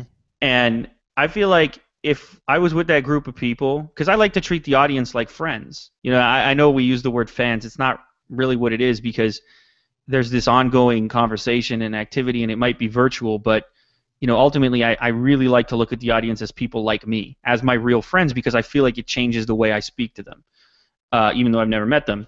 And so I feel like if I was standing in that parking lot and I had an iPhone 5S and everyone was asking me, dude, that looks thin as hell. I heard that it was bending. What do you think? I want to believe that if I had the balls to bend the 6 Plus, or did I say 6 Plus? What did I say? 5S? Jesus. 5S. Yeah. 6 Plus. If I had the balls to do that, then I should also have the balls to do the follow-up, because I know that any regular human who found out that the big phone from Apple bent what else are they in the market for, right? If this, as crazy as and as far out as this durability test is, if you're one of those fringe people that it matters to, then you are your consideration for the next product, if you were going to buy a 6 Plus, is what? What's the next one? You're not going to go buy an old Note 3. No, you're the Note 4, the next Samsung, The Moto X, The Note 4 is the most obvious. It's right in the wheelhouse. right. It's a similar form factor, size, etc. It's the one that I got more than anything else. And Samsung, for the first time ever, maybe used metal in their phones. It was like there were too many things coming together on that device to not bend it. But here's the thing. Here's the thing about that conversation. It's like how many views does the video have? What's that? The Note 4? The Note 4 bend test. How many does it have actually? I don't know. Hold on. I thought you did your research. I think it's 4.3 million, something like that. That hurt. 4 or 5 million. Oh no, I meant the new one. The That- Note 4, not the Note 3. The Note 4 bend test? Yeah. 892,000. Okay. Okay, so 900,000 views. Mm-hmm. This thing is obviously cooling off, but look at the 4K camera test underneath it. 263,000. How about the unboxing video? 559. 560,000. Who are these people? They're your people that watch your videos. Yeah, they're people watching videos. Right. You know, I think that sometimes it's honestly the majority of the criticism that came out about this stuff came from other content creators. I would click on the profiles and I would see that they were an upstart creator with 10 uploads in the same space. Right. You know, that's when I knew it wasn't really what they were saying it was about. You know, and I'm not calling you out on it or anything, but I asked questions. yeah, but those 800 and however many thousand people in the latest video, how arrogant would I have to be to pretend that they don't matter? Yeah, you're right. You're absolutely right. You know, like I think everyone wants to sit around and pretend that we can just knock the whole thing down because it seems overly simplified, or it seems like a shitty piece of content, or that there's not a lot of people want to say there's not enough effort in that video to warrant the reaction or whatever it might be. And it's like you can come with all this analysis after the fact, but the crystallization of the entire endeavor is the view. The view is what gives you as a content creator more information than anything else. Mm-hmm. And it's a crazy conversation because you know you're talking to a lot of people at different stages in their content career, and a lot of people don't want to say shit. My new video's only got a few hundred views or a few thousand views, but until everybody gets real about the economics of this thing, that if people want to see great content, then content creators need to make money. Mm-hmm. I mean, it's there's no magic, there's no hocus pocus here. If you, as a content creator, aren't finding a way to reach more people, then you're doing it wrong and you're iterating wrong. And there is no like global set of ideals that dictates success in this space. You need to pay attention to where you're having success and then iterate and analyze what that success is about and what's happening. And I can't disconnect myself from that original bend test video for the rest of my life. Right. There's no way. Right. So doing what other content creators are suggesting and saying, like you said, oh, get back to your good content, Right. is like you are disregarding 50 million. No, sorry, this month, Yeah. 82 million people that disagree with you. Right. I mean, that's and like you said, you can't. You said that people were saying that you don't deserve the reaction that you're getting from the video because there wasn't that much effort put into it. The reaction to the video is not your concern. I put up a video and it gets 5 views, I put up the video. 5 people watched it. right. On me because of whatever I put out. You put out a video, you average, I don't know what you average, probably close to anywhere from 500,000 to 1 million views per video. So if that's what you got, that's what you would have got. You can't control how it blew up. It doesn't matter if it was you sitting there taking a shit on a lawn All of a sudden, it went viral.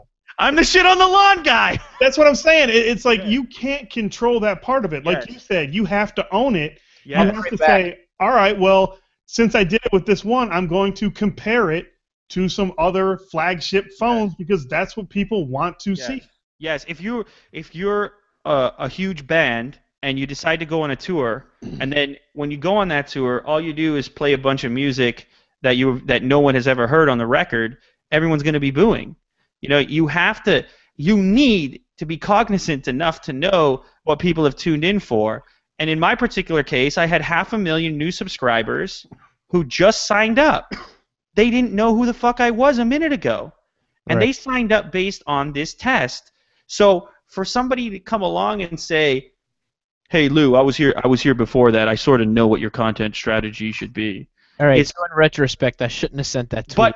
But it's like, dude, how often have people reacted in 24 hours in such an extreme way?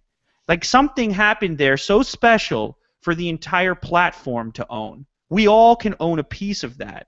Maybe not economically, because this put shit on the map. Every time YouTube breaks a story that traditional media cares about, the story, what gets out there to the general public is that that's the place where action is happening. Right. Well, and the other thing is that if I put out that video and you didn't, it wouldn't have got traction. The other thing that gives it traction is you have a good content channel. You have a base of fans that brought that video to different places by tweeting or whatever. I mean, you were already at a space where you were able to get that video, or it took and got legs on its own because of where you were. We talked about this before. If I get there and I bend my phone, and I get 600 views, I'm like, well, shit, I just bent a $900 phone for 30 cents of ad revenue. So it's like, there's things that who should have done it? Who should have done it? It should have been you. That's what I'm saying. That's why I'm 100% behind that. It was like I said, it's the equation. It's the equation of a lot of different variables that make it what it was. But sometimes you don't even know that, though. Right. That's what I'm saying. It's not just that you bent a phone. Like anybody could have bent a phone. I could have done it. Tomas could have done it. Mike could have done it, and it just would have laid there. I don't know about that. No. Come on, Lew. Bullshit. It would have laid. No, I don't think. I think it would have outperformed some of your other content. It might not have been as big, but it would have been because it was the iPhone in that week. Yeah, it would not have grown like you did. Another thing that brought it to another level is once you got onto a TV show and people, like you said, got a little snippet of your personality. I think that brought it to another level because it was. This isn't just those hands bending it. It's here's this guy, and look, he actually has some valid opinions on it, whether you agree or you don't agree. And that's what YouTube is. There's a thumbs up and a thumbs down. Yes. People can disagree, people can agree. That's what makes it. That's what makes. I almost said America, but that's what makes this world, fantastic. That you're able to give your opinion one way or the other, and it draws people. There may be 50 million views on that. 20 million of them may have been like, I'm going to watch this asshole bend this just because he's an idiot. You know what I mean? You can't control that, so, I don't know, whatever. Yeah. So getting back to the idea of views being a currency, views being some of the greatest information that us as creators can have to work with. It's almost like a taboo subject to talk about, right? You won't see the community doing it. You won't see people on Twitter going, this is, well, sometimes you do. If a video blows up, you'll see screenshots like this is going fucking crazy. Here's a screenshot of that video. But you rarely get guys going, man, I'm really hurting, trying to build something over here and whatever. And I'm not saying that you want to hear that, but to the cognizant, intelligent content creator, we all know how this thing works. Google knows how this thing works. Certainly. So being honest with people and being honest with the audience that their attention does matter is the most respectful thing you can do. I know when I've got your attention that I've done a good job. Mm-hmm. And so for me to ignore the attention that I got and to pretend that I wasn't the guy that broke that story and that still wasn't my responsibility after the fact, and that it wasn't still going to be an economically positive thing to do. Like, let's not take that part out of it. Right. Jesus Christ. I mean, what kind of successful person in any field doesn't look at where those successes are coming from and iterate on that? That's how you learn. That's how you grow. And so I guess I just feel like the conversation in many cases, it gets oversimplified. A lot of people want to say, "Oh, just make great content and people will find it." Go fuck yourself. Go fuck yourself. That's not the way it works. There is this constant adaptation that's ongoing, and your ability to engage with that and to adapt in and of yourself is 100% what will dictate the outcome for you personally in your own content stream. Right. And I think sometimes, obviously, that, like you said, as far as not only putting the good content out there, but interacting with the community, on a level is definitely going to get you further faster. And like you said, if you're not, keep moving. There's a lot of that's the part. Yeah, that's the part that I think I want to emphasize more than anything: the iteration. I feel like a lot of early creators don't know what they do that's good and what they do that's bad. Right. And if you don't know that, that's like step A, because what's happening is you've got all this juicy information right in front of you. The analytics tools that exist on YouTube are something that the earth has never seen before. Nielsen can't do it. TV can't do it. You have this incredible suite of info to go out and use as a tool where you need to go. And yet there's still this thing where people are sort of repeating the same habits when this picture is drawing itself and telling you where to go. The map is there. Mm-hmm. It's in front of us all. The scale doesn't matter. If you're a channel with 100 subscribers, go back and look at your last 5 videos and see what happened. Right. Move in that direction. All the tools. They give them all to you. And then you're able to go back, like you said, what works, what doesn't work, and then move forward. Yeah, but see, it comes back to that conversation about being self-critical. You have to admit that you're not at the finish line yet. You have to admit that there's always room to grow. Like this platform is staggering. Mm-hmm. The volume of it. I mean, Jesus, when you started, what was a successful video in the tech space? How many views? Oh my God. 10,000. That's like a hit. 50,000. Yeah. Yeah. Sit there and you're like, yeah, it went viral, or you get featured on the front YouTube. Yeah, I remember that. Yeah. You don't see a whole lot more of. You don't see any more of, because now it's unless it's super viral, then yeah, it goes on the popular page. But yeah, so I think it's just a question of being realistic about it and being your biggest critic, being a bigger critic of yourself than anybody else. Yeah. Well, there's guys out there that bitch and moan about the game changing on YouTube, that their views are going down, and that YouTube's not paying what it pays. Yeah. You used to do that. What's that? You used to do that. Always Me? Yeah. I think a lot of what I talked about was the processes of it, but I actually went back and was like, I need to change myself. Yeah. Go, and to be able to make sure that, like you said, look in the mirror. Yeah. What did you find out? I found out that it was all me. I found out that my content was stale, and I needed to make a change. I needed to change it up. Specifically, what were you doing wrong?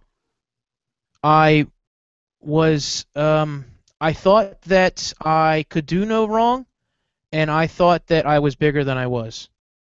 I thought that if I kept doing the same thing that I did, then I'm trying to narrow it down to one thing. As far as my content goes, I need to improve my quality. That's a very subjective term, man. That's a scary term, quality. Yeah. Why is that? Just as Well, think of the scope of what dictates quality. I mean, isn't Jenna Marbles still making videos on her webcam? true. True. I guess that's too general of a term. No, I'm not hating on it. I'm using it as a discussion point. Like I guess what I'm saying is where could you best invest your time? Where I could best invest my time would probably be. It's Sorry if I'm putting you on the spot, but I just no, think it's an interesting conversation. no, that's okay. Like for instance, when I thought that I needed to improve my content, it was to bring the audience things that people may be asking for more of. Not just in this case, what I was doing a while ago was just accessories and cases. I felt that I needed to improve my videos by bringing devices as opposed to just the accessories for the devices, and almost almost having the ear more to the ground about the latest and greatest product that was out there, So and being more reactionary. being more reactionary. You're right. That's the word that I couldn't think. Okay, here's the next question. Why should people watch you? Because I give them an honest opinion about the products that are in front of me. Can they get that anywhere else? In some cases, no. Really? In some cases, no. Can you elaborate on that? Just as far as an honest reaction to something, I feel like a lot of the times that when I do watch some stuff, and again, I don't want to give any names about anybody in the community because that's not fair because some people have their moments, and not all the videos call for it. But there are times that I felt like when I was watching a video, I didn't get all the information. I got more of a spec sheet on what was Okay. being told in the video, as opposed to I've used this. This is how it is, and this is how it works. This is what I like, and this is what I don't like about the product. Right. So an objective perspective. Correct. I think I think Mike Detroit Borg said something in the room, and it's what I was thinking too. I think personality is a huge thing because, like, if you look at Mike's Detroit Borg's videos, his are, I mean, literally they're a walk through whatever product he's opening up. I mean, he does a lot of research. That is for that space. Like Lew said earlier, he gives you that honest reaction of really not doing, or at least trying not to do too much research about something to give you an honest reaction to him opening it up. I mean, Unboxtherapy. I mean, that's what it is, and he's showing you that. That gives you his personality. You can tell Mike Detroit Borg has some OCD issues. You can tell by his videos, his thumbnails. You can see his, and I'm not dissing. I don't think it's anything Mike hasn't said himself. That, I mean, you look at his thumbnails, like everyone, he said the other day on Twitter, like pretty much every one of his thumbnails is almost exactly the same. And like his videos are structured the same. You know, he's changed it up. I've noticed recently in the last couple of months, he'll give you some more B-roll mixed in. But Lew's, I know if I'm going to watch Lew's, whether it's potato chips or, bending an iPhone, it's going to be Lew sitting in front of a white table. And now I'm going to see his MacBook Pro keyboard in the shot, and I'm going to see, wide angle, and it's going to be an honest reaction to whatever he's doing. He threw me off a little bit with the Iron Man one. I'm not going to lie, that one I was like, it was different. I watched it, whatever. It was like you said, you flip it up. Like I watched that one, and I'm like, whoa, that one really. Like you said, flipped. It was changing it up. But I think the personality, like why I'm drawn to Lew's videos, is his personality. Marquez has a totally different personality than Lew or Mike from Detroit Borg, but I like his content. Lamar Wilson has a different personality than anybody that I can think of, but yet when he does a 3-second iPhone 6 Plus unboxing and he picks an iMac up and puts it next to his head, for 30 seconds, it makes me laugh, and it's, him cutting to his big old eyeballs saying, you crazy, or stop it, or whatever. I think, to me, I'm drawn to and I think of myself more as a watcher of YouTube than more of the creator because I'm just not there yet.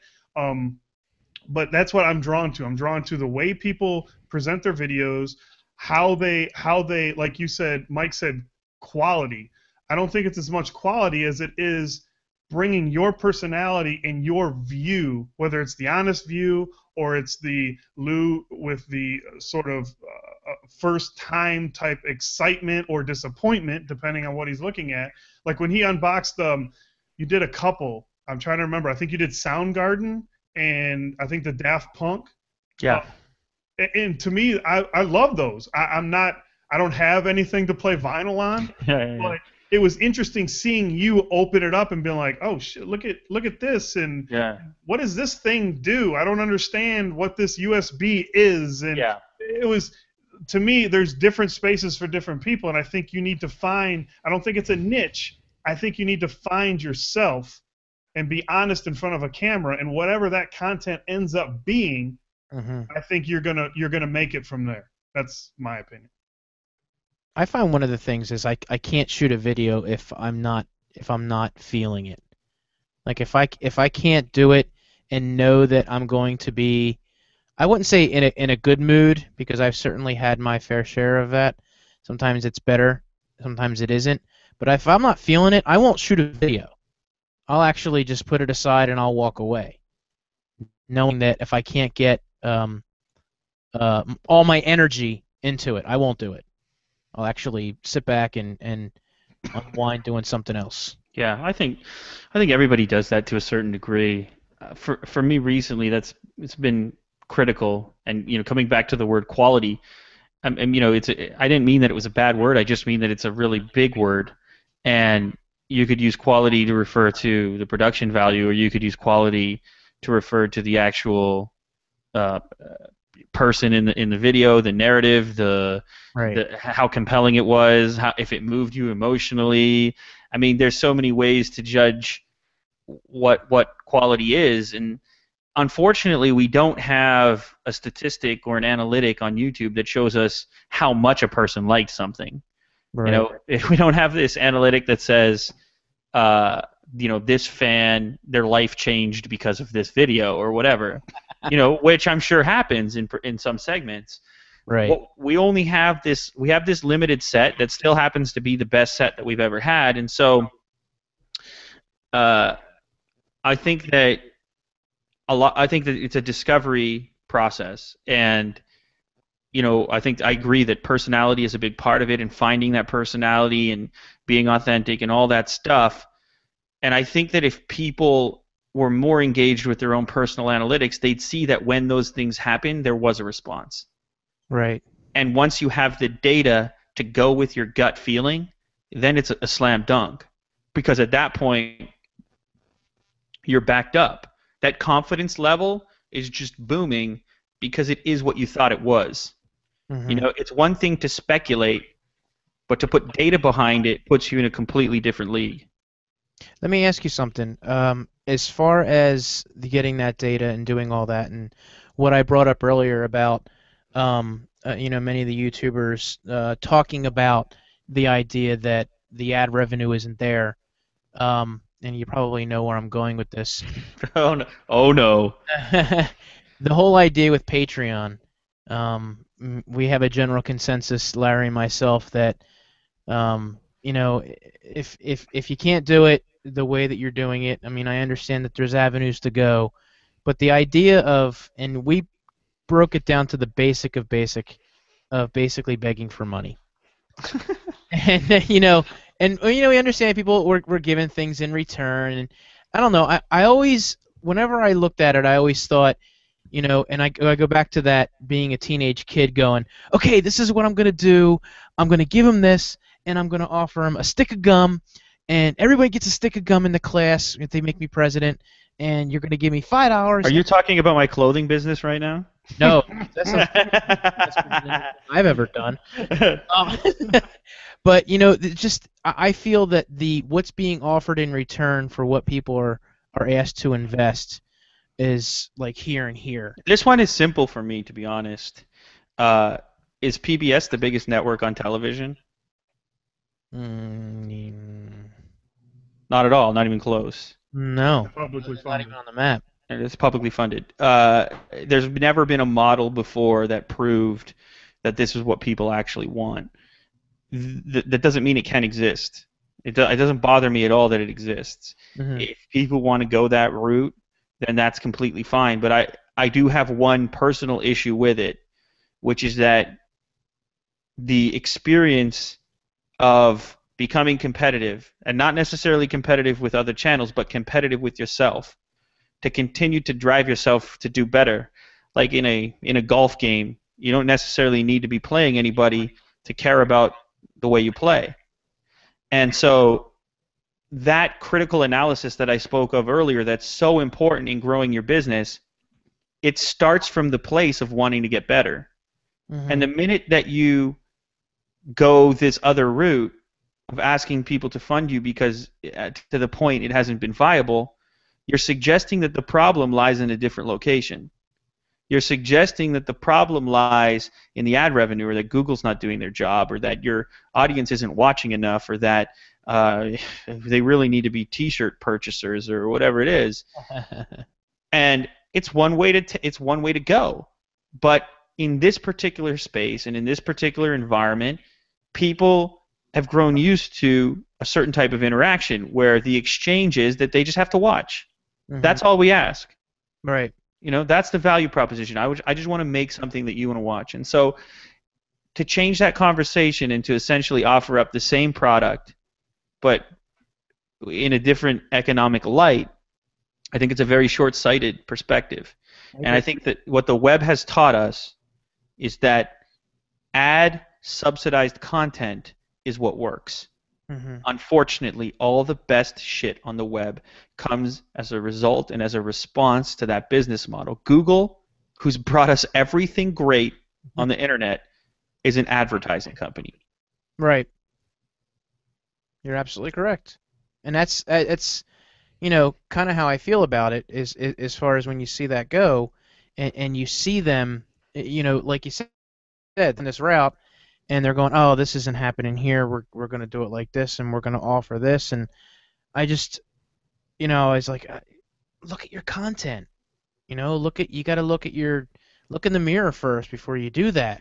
But again, like I want to be clear. That's one person's perspective. That's my perspective, and it doesn't necessarily need to be true for every scenario. Like I'm coming at it from a very specific content approach, but there are obviously people in different spaces that aren't quite as commercially viable. And I'll give an example of that. Like if you have trained your whole life to play the violin, and it's really your passion, but there is no way to make that your living, or even to get enough out of it to continue to do it at all. And you post a couple of videos online and you get a couple hundred views, but those couple hundred people really get a lot out of that experience, and they really feel connected and they're emotionally moved and whatever else, and they want to continue to see that happen. I don't have a problem with them commissioning that. Right. But it feels like the people that you know what, and I want to say this, it's just the perfect way that I was just thinking this. It almost feels like the ones that are having the success on there, it's just a big popularity contest. What do you mean by that? It seems like the ones that have that had the success that they're having on YouTube and build up the audience and have this huge audience that they have the window to, when you put up a video, that you're going to a general amount. All of a sudden, you're going, okay, I've got all your attention. Now let's go over here and me money doing this because this isn't working anymore. And instead of me changing how I do something, I'm going to use my customer base. All of a sudden, basically take your information, and with all and I'm obviously getting way ahead of myself here. I'm selling your information to this over here, and I have all your voices. So now do this, and I know that this is going to be somewhat successful because I know that I build it up over here. In my opinion, that feels like a popularity contest. Well, here's the thing. I mean, I'm never going to tell people what they can and can't participate in. I don't feel right to say to a person that if they want to pay $10 a month to somebody that they care about, that's not an equal exchange. For those two people, it apparently is. I can only speak from my perspective, Mm-hmm. and I don't think that the best content comes out of that economic structure. Gotcha. If what your goal is to reach as many people as possible and to iterate and to really change the game in a particular space, then you really need to think bigger than how am I going to take what I already have and improve my economic outlook without necessarily following the guidelines or following the structure that got me to this point to begin with. Right. Well, and it's like Lew said with the violin. You have to know what is a hobby and what is a viable business plan. Mm-hmm. And if it's not making you money and you can't afford your house or your car or to eat, then you need to take, again, like we said, take a look in the mirror and figure out what you need to do. At my job, if it didn't work, and I couldn't provide for my family, I need to look at getting another job. It's just sort of the way it is. Yeah. YouTube, like it's my primary income. It's not even enough to buy the cases that I review. You know what I'm saying? So if it wasn't for my other job, I couldn't do YouTube as a full-time thing. I just couldn't. And maybe if I dropped everything and I was in a position to where I could put everything into it, maybe. But if I tried that and it didn't work, then I need to move on or just do it as a hobby, which is what it started off to be. I mean, you just got to know, and that's a life lesson. I don't think that's just YouTube. It's anywhere. If it's not working out, you need to figure out why and either move on or make it work.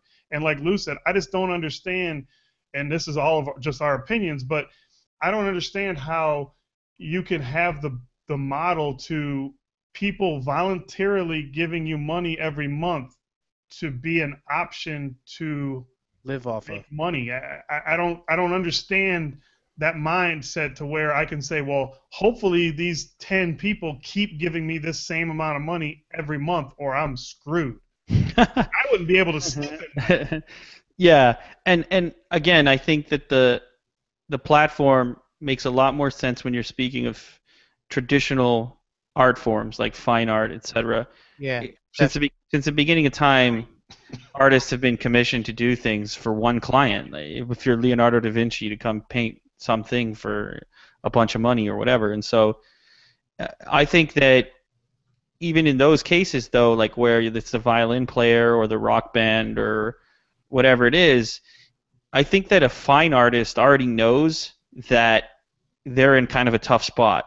I think they already kind of know that they're not going to hit it big and that this isn't going to be their first source of income. It'll just be they just want to sort of enable themselves a little bit more. So Patreon, from that perspective, it makes a little bit more sense to me.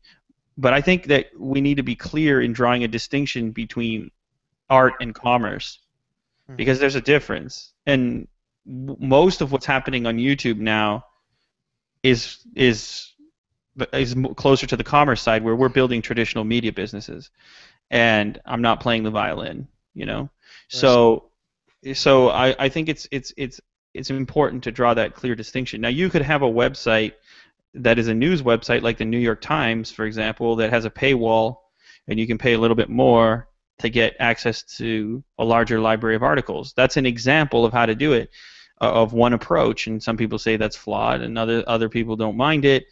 And there are all these strange economic structures emerging for people to try and revive fledgling businesses, like print, for example. But the only one that I have any confidence in is the one that has proven time and time again to work, and that, like I said earlier, is the ad-subsidized platforms. I agree. Yeah, you're absolutely. We're just lucky to have this gigantic company taking care of that. Like, I think we all take it for granted. Oh, absolutely. Well, I've always said it could go away tomorrow. Well, I don't know if I'd go that far, but well, no, I'm speaking worst case scenario. Yeah, I think that conversation had a lot more had a few more people interested in it a while back, but the further we go along with this thing, the harder it is to shut it off. Oh yeah, absolutely. Absolutely. You're absolutely right. I agree. You know, but like Well, it's everybody, when something frees out, gets like people on Facebook always complain. I can't believe Facebook's what? Well, then just don't use it. I mean, it's a completely free service that you don't have to use. So you can complain about whatever you want. And it's the same thing with YouTube. Like you don't have to do YouTube videos to do whatever. So you can either move on or you can just deal with the structure. I mean, like Lew was talking about earlier, he doesn't work for anybody or doesn't like working for anybody. But I mean, we're under the Google umbrella on YouTube, and we're sort of stuck to there, and Lew's different because he's with a multi-channel network, but so he's got a little bit of a buffer probably between him and Google. But I mean, we are I don't want to use the word slave because I hate this, but Whoa, that's extreme, dude. yeah, Google has to abide by their rules. I mean, it's a structure that they set up, and it is what it is.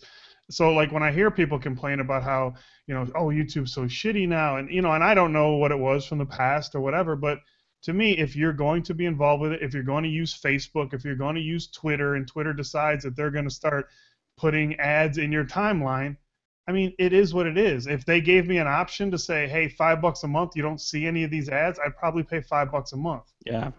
Well, I think a lot of people take the web for granted. I think that the ad model in the early days gave a lot of people this really odd perspective that nobody in this equation needs to make any money. When people set up a Gmail account or a Hotmail account before that, it was like, this fucker needs to work for me, and I'm not really sure why, but it's got to, And as people became a little bit more savvy about the ad model, which I still think the average viewer doesn't really pay too much attention to, from any kind of an analysis perspective or whatever. I mean, I just get the feeling that there is still kind of some kind of obliviousness that comes to the way the whole machine operates. And the sooner that the audience becomes more clear about what's happening, the sooner we can all just accept it and move on. But it is, like you said, it's nothing of any value is free. There's a reason that works that way. right. I always love the people that are like, "Oh man, you just have ad block on your browser. You don't have to see any of that stuff." It's just, Yeah. I shake my head. Right. I mean, is that I don't know. Is that a thing? Is that a significant thing? No, not at all. It's No. those are the that's the drunk guy at the bar. That's Right. the loudest at the. It's just like one or two people. Right. Yeah, and of course mobile is changing that, right? Yeah. If you're watching on the YouTube app, you're getting ads regardless. Yeah. And of course, when they move to the big screen, to the TV, that won't be a factor either. Like everything is pushing in the direction of moving us away from the laptop or the desktop. Exactly. So you're not even going to have a choice to block it, even if you want to, because it's not available. Yeah, I think a lot of people need to look at their YouTube channels as startup companies. In the sense that in the early stages, it's about audience building. Like Twitter didn't make money, still doesn't make money, arguably. Mm-hmm. Yet they have these multi-billion-dollar valuations. Snapchat's the same thing, whatever it is. And if you take that approach, it's not so much about your turnover at the end of this month, it's about the growth. If you start to look at the growth as a currency in and of itself and potential for a positive economic outlook in the future, that's when you really start to bank. The currency is not the AdSense revenue, because that's one check. The currency is the ongoing viewership. Right. Because if you can build that, like you said, there's no stopping. None at all. Yeah, it's that's when it becomes a self-serving thing, or that's when the community starts to take care of itself, and there's an amplification applied to what you're doing. Like my focus since day one was always in audience building. Right. First and foremost, like I didn't really care about AdSense for the first couple of years. Yeah. Well. I mean, it was there, but it wasn't what I was living off of. Right. Well, and that for anyone that's tough to do in the first few years. Yeah. So it's like, again, the evaluation process is very bizarre, because I think the most obvious thing to evaluate is the money, but meanwhile, the real money, your bank account, is not your bank account is the other statistics. Your subscribers are your bank account. Right. That sounds shallow to say that, but truthfully, it's those people who keep coming back. Those are the people that allow you to make this a career. Absolutely. Because as viral as a video can go, you can't bank on that. Right. If you're a responsible human being, you can't just sit around and try and make the next 50 million view video. That's not how it works. Right. It's Right?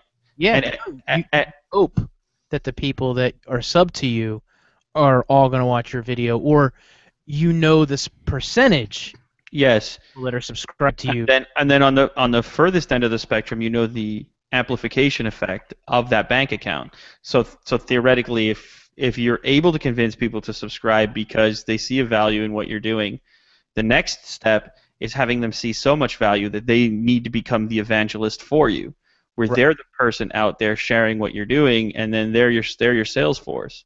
Right. I mean, it's a very bizarre way of looking at it, but every single startup evaluates it in the same fashion. When they walk into an investors meeting, they don't talk about the bottom line.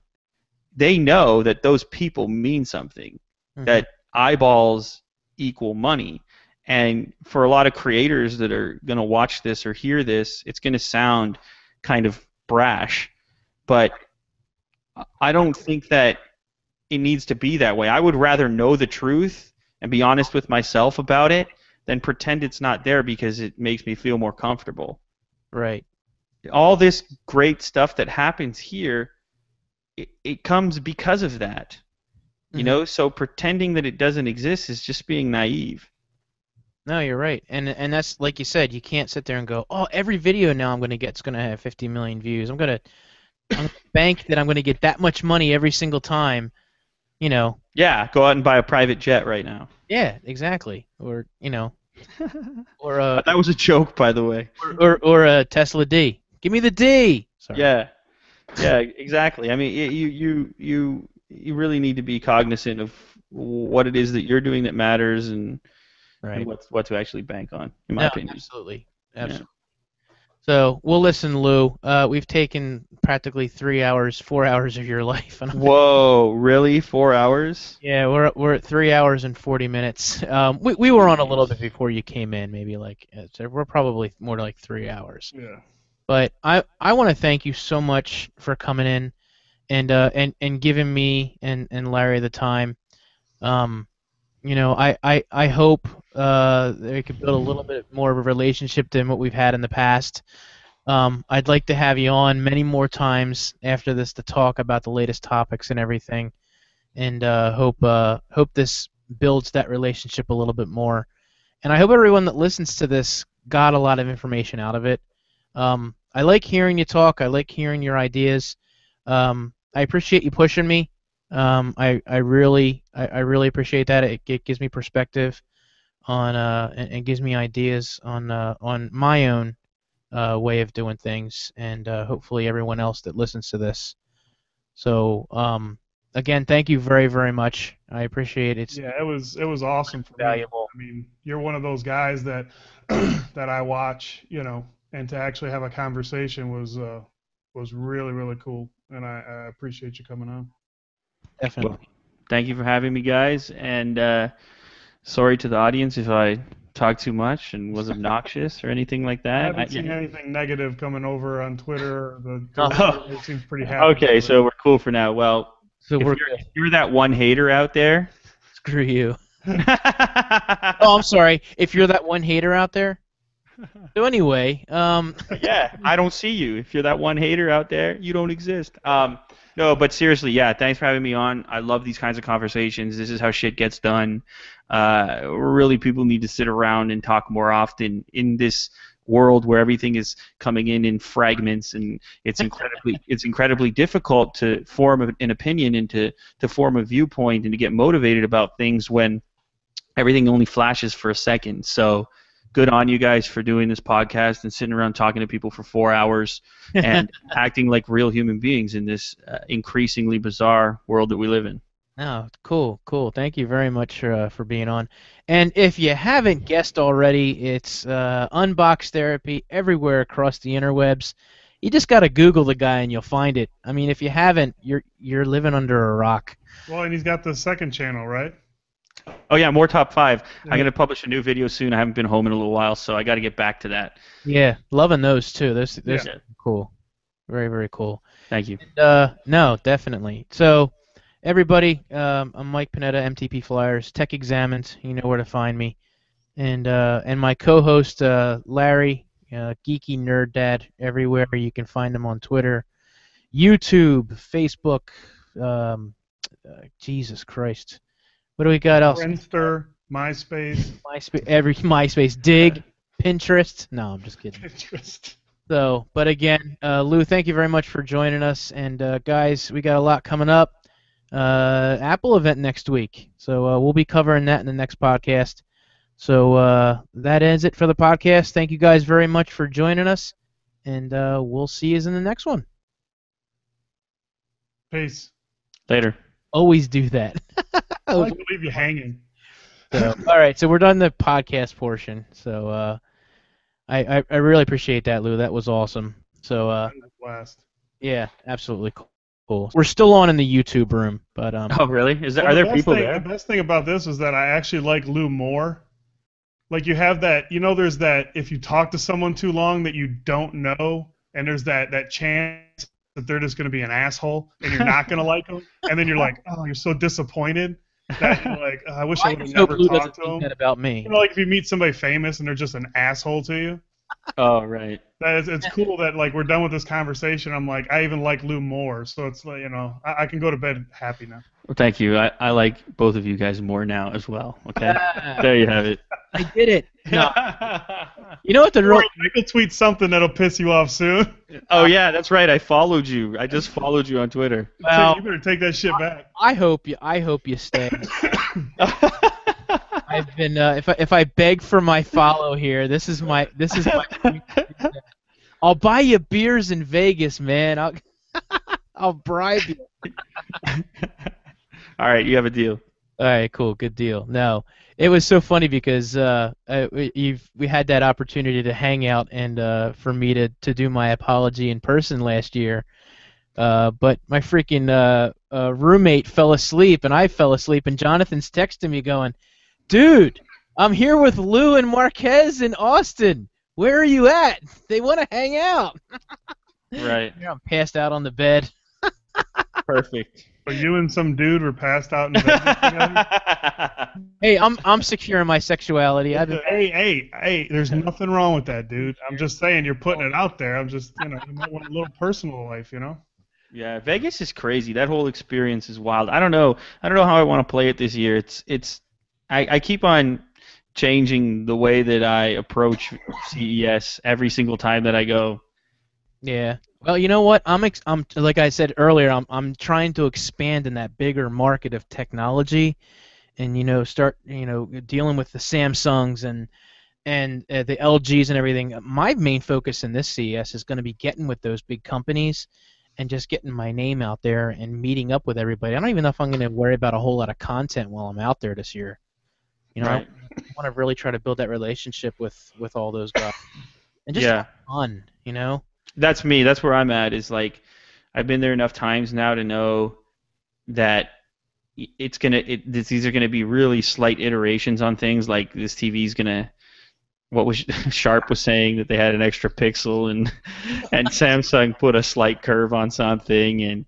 Oh Jesus. It's like I think we're all in this space where we're out there in Vegas and we put a lot of effort into getting there. So we almost put too much emphasis on what happens. Mm-hmm. Like we're searching for something that's valuable that happened there.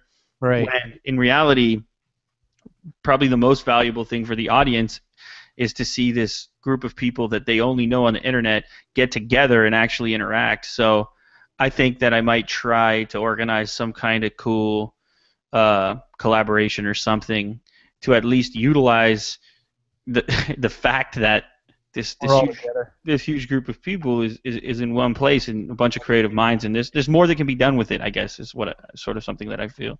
Yeah, absolutely. I think you guys have expanded on the idea of collaborations. Oh yeah, Fanboy Rap started it, and then it just went everywhere.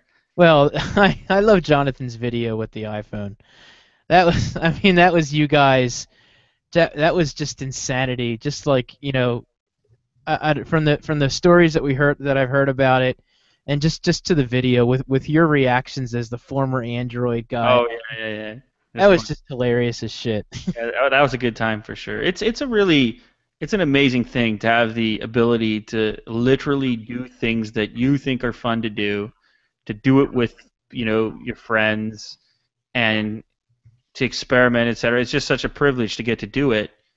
And I think that sometimes we don't necessarily take advantage of those opportunities and realize that, like I said earlier in the conversation, time is this resource that we unfortunately will never get more of. And so I just think it's important to do things that are, no pun intended, outside the box. Right.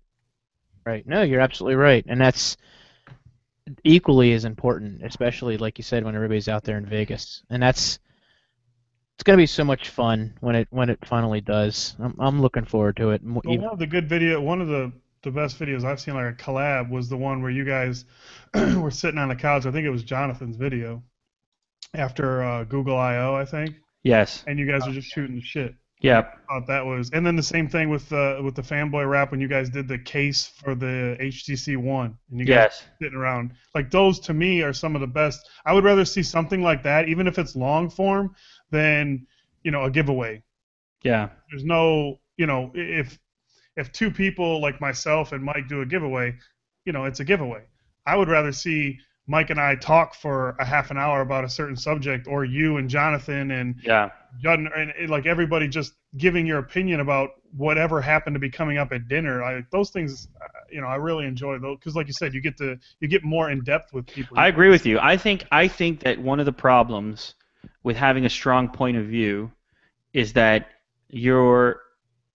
anytime you're doing anything in this life that has any kind of meaning or is important to people, there's going to be consequences. Mm-hmm. And when you see these astronomical positive consequences, you generally see a blowback portion as well. And if you take, for example, John's video where we were talking about the HTC One M8 and we were all reacting to it for the first time, I came out very uncensored in that video. Mm-hmm. I did not give a shit. I had no appreciation for anything. I mean, I looked at the thing from the perspective of somebody that needed to be proved something, Right. And in my real life, that's how a lot of things happen. And I think I would love, and I know a lot of guys who are really heavy in the space, they love seeing that shit too, because it's like, wow, I'm not getting this anywhere else. The problem is it takes balls. It takes balls to live and breathe in that world where you're always going to be controversial, where you're always going to say something, because 98% of tech videos, there's not going to be a strong point of view. It's going to be kind of, this thing is all right for this person, this customer, and this other one is all right for that customer, and it's like, I'm not taking anything away from that. That's fine. Most people, from a viewing perspective, are in a circle jerk anyways. They're in an echo chamber where they're looking for information to support their stance anyways.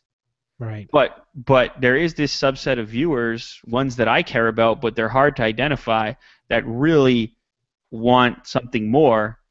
The problem is that they're not the loudest ones in the room.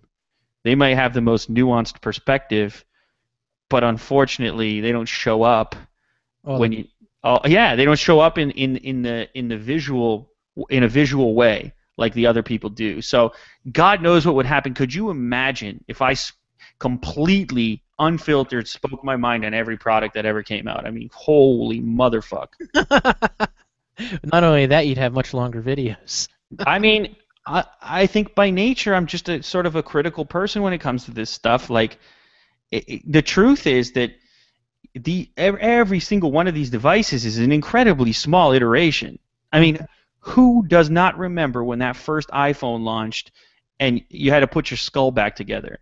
Right. Because your other option on the market was a Motorola flip phone with a dial pad. Right. Or a Palm Pilot or whatever. It was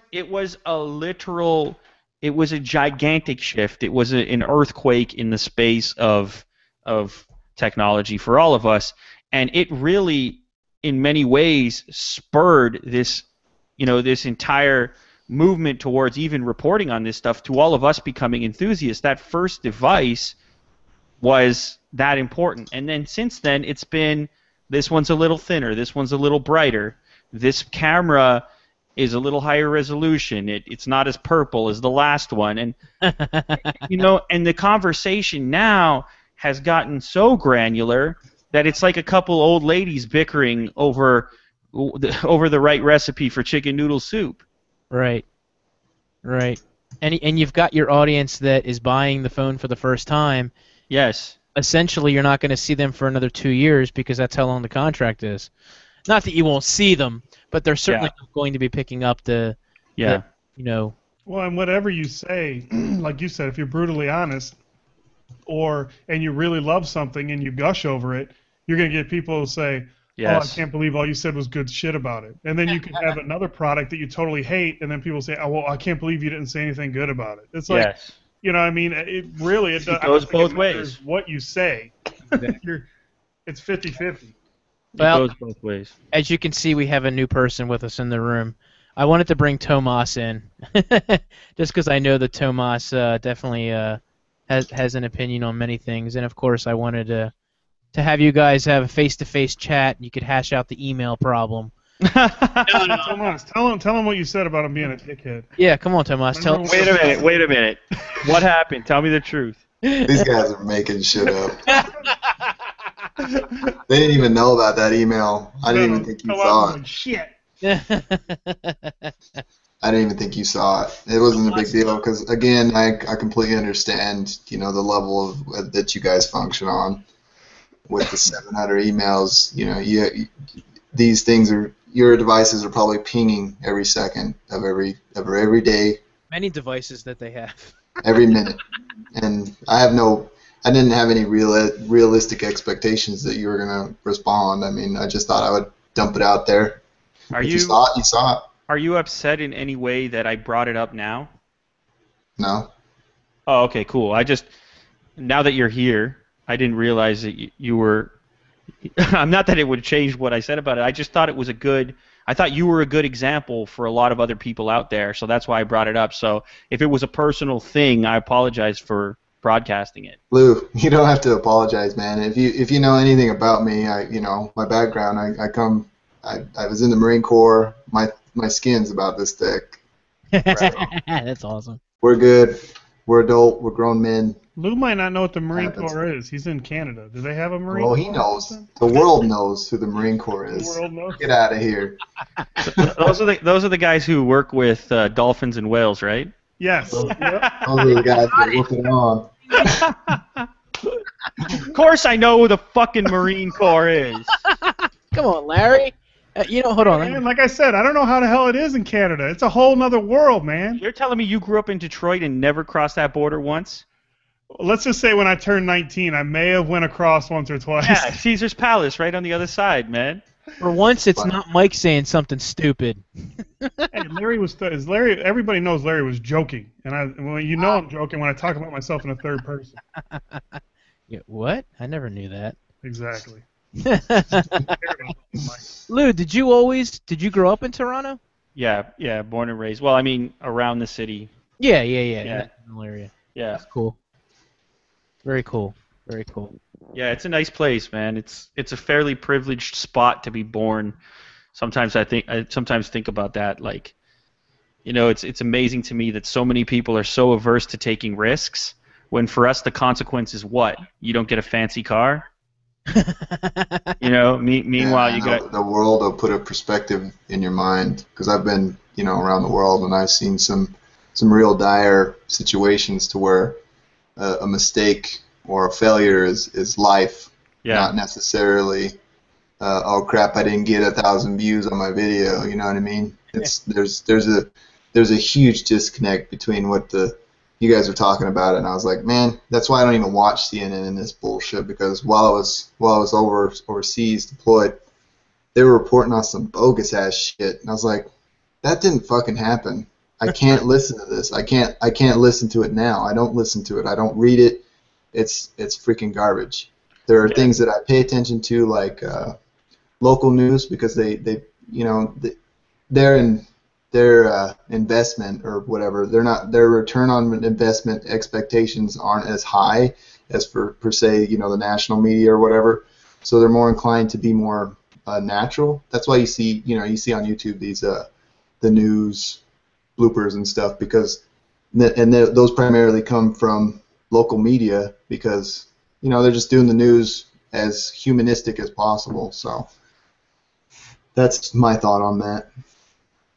Yeah, I completely agree. I think that not enough people look at their eyeballs and ears as an input method, for essentially what can become a drug.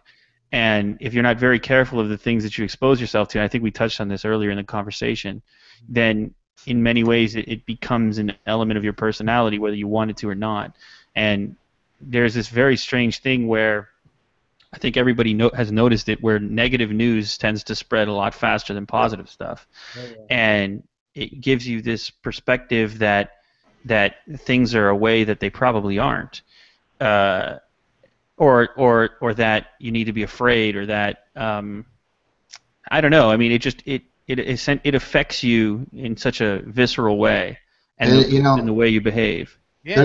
There's a site out there called Live Leaks. I don't know if you've ever checked it out. Oh yeah. It definitely puts perspective in life. I don't know, because I sub and follow the FBI pretty closely.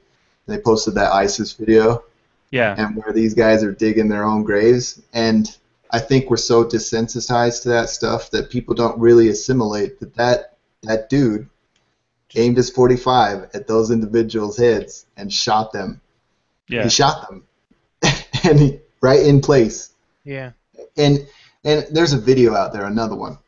I don't recommend you watch it, but if you want to experience, and I've experienced it firsthand, just the whole process by which a man or a person is losing their life right here. It's happened. There's a video out there where the Taliban capture some of these rebels, or these police guys. So they line them up, and Live Leaks is uncensored shit. It's realistic shit. And these guys pull out their AKs and just blast these fools. And the guy holding the camera goes up to these individuals, and you can just see pieces of head and stuff. And the body still functions when a person's dead, right after that. So you can hear these bodies still breathing and the gurgling and stuff. And I was just like, damn, some kid could be watching this and just assimilate it to fucking Call of Duty. Right. It's freaking mind-boggling how powerful the internet is and how much junk there is out there. Why don't we use this as a tool to improve humanity? We don't. We're going in the opposite direction, in my opinion. But there's still little glimmers of light out there that give me hope. Yeah. By which there's learning lynda.com. I know it's paid. There's things that people do, like tutorials. There's things out there that people are trying to help other people, but that's completely flooded by the negative, like you were talking about, Lew. Yeah, I think there's a need for. I think that there's an opportunity for education to become incredibly modernized. There's this huge emphasis on teaching people classical things that you're supposed to know. And yet the landscape that you're expected to navigate in today's world is so different from what that curriculum was designed to do. And so you're essentially, you brought up young people, but I think it even applies to us. There's almost this expectation that if someone sends us a link, we're supposed to be able to handle what's on the other side. Yet in real life, if that was happening in front of you, that's the last place you'd want to be. And so I think that there's some education necessary to sort of tell people and show people the effect of their behavior and how that and the psychological impact of that. Because much like I said before, I think you are a product of your environment, and you will be in many ways similar to those that you surround yourself with and the ideas that you surround yourself with.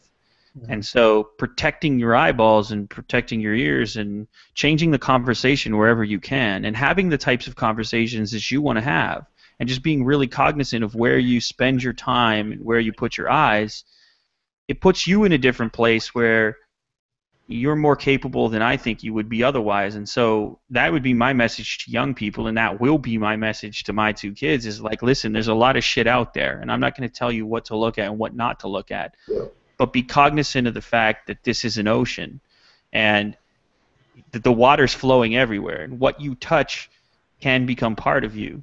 So be careful and make sure that you're doing and looking at what you want to look at. Going to be very different for our kids because growing up, I didn't have a freaking computer. You know, my person isn't associated with this electronic profile that's 10 miles long, and it'll be even longer for our children. It's going to be a very different environment to navigate. Yes. I think you got a pretty good grasp on what it is and how you're going to approach it. I'm still mulling that over. You know, my son just is about to turn 2 and stuff like that. So I still have a little bit to think about that more and deliberate so I can be really deliberative in how I decide how to move forward. I think I'm going to put it in his hands and let him make those decisions because it's all about how he's going to be able to make and you know, take that deductive reasoning skills that I give him and make his own decisions as his own man. So, I mean, that's probably the best advice that we can give our children moving forward because we weren't brought up in this environment. Man, putting my fucking Nintendo 64 in a plastic bag and riding down to my friends. You bring your controller, we're going to hook up and play some 007.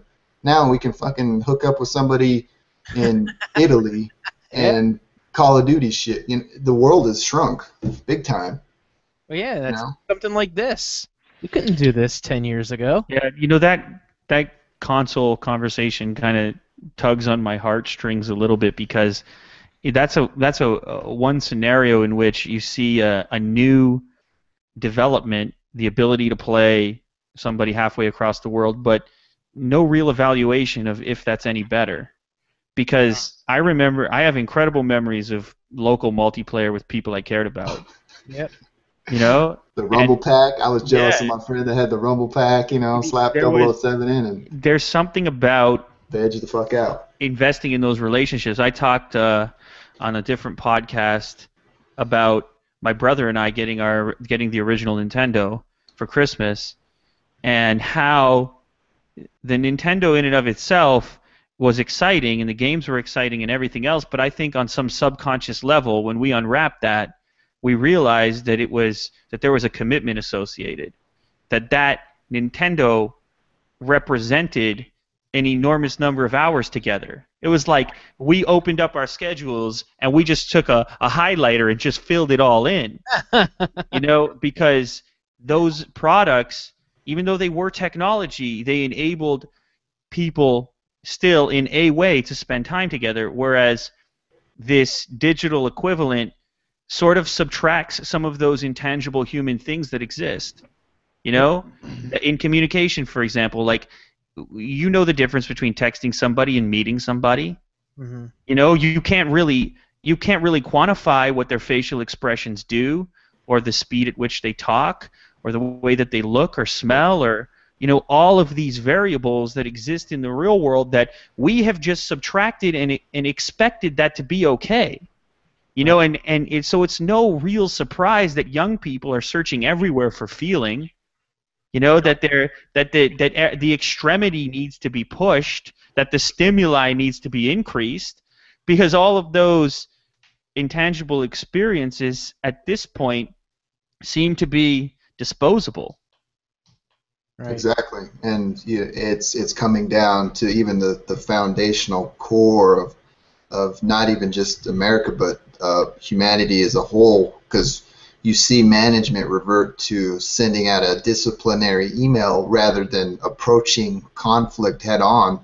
Oh yeah. You know, I've been really successful in and I relish in conflict. Like, I like hitting things head on. Let's just solve this shit and move forward. Yeah, you're fucking up. Here's why you're fucking up. Fix it. Boom. You know, people just they can't process those types of feelings. It has a potential to be quite a big dilemma just for people in general. Just, you know, coming up to a man and shaking his hand. I don't know how many people you've met in the past to where your first impression is that interaction of touch. Mhm. Does he have a solid handshake or doesn't he? And you immediately judge that man or woman, because women can have strong and steadfast freaking handshakes as well.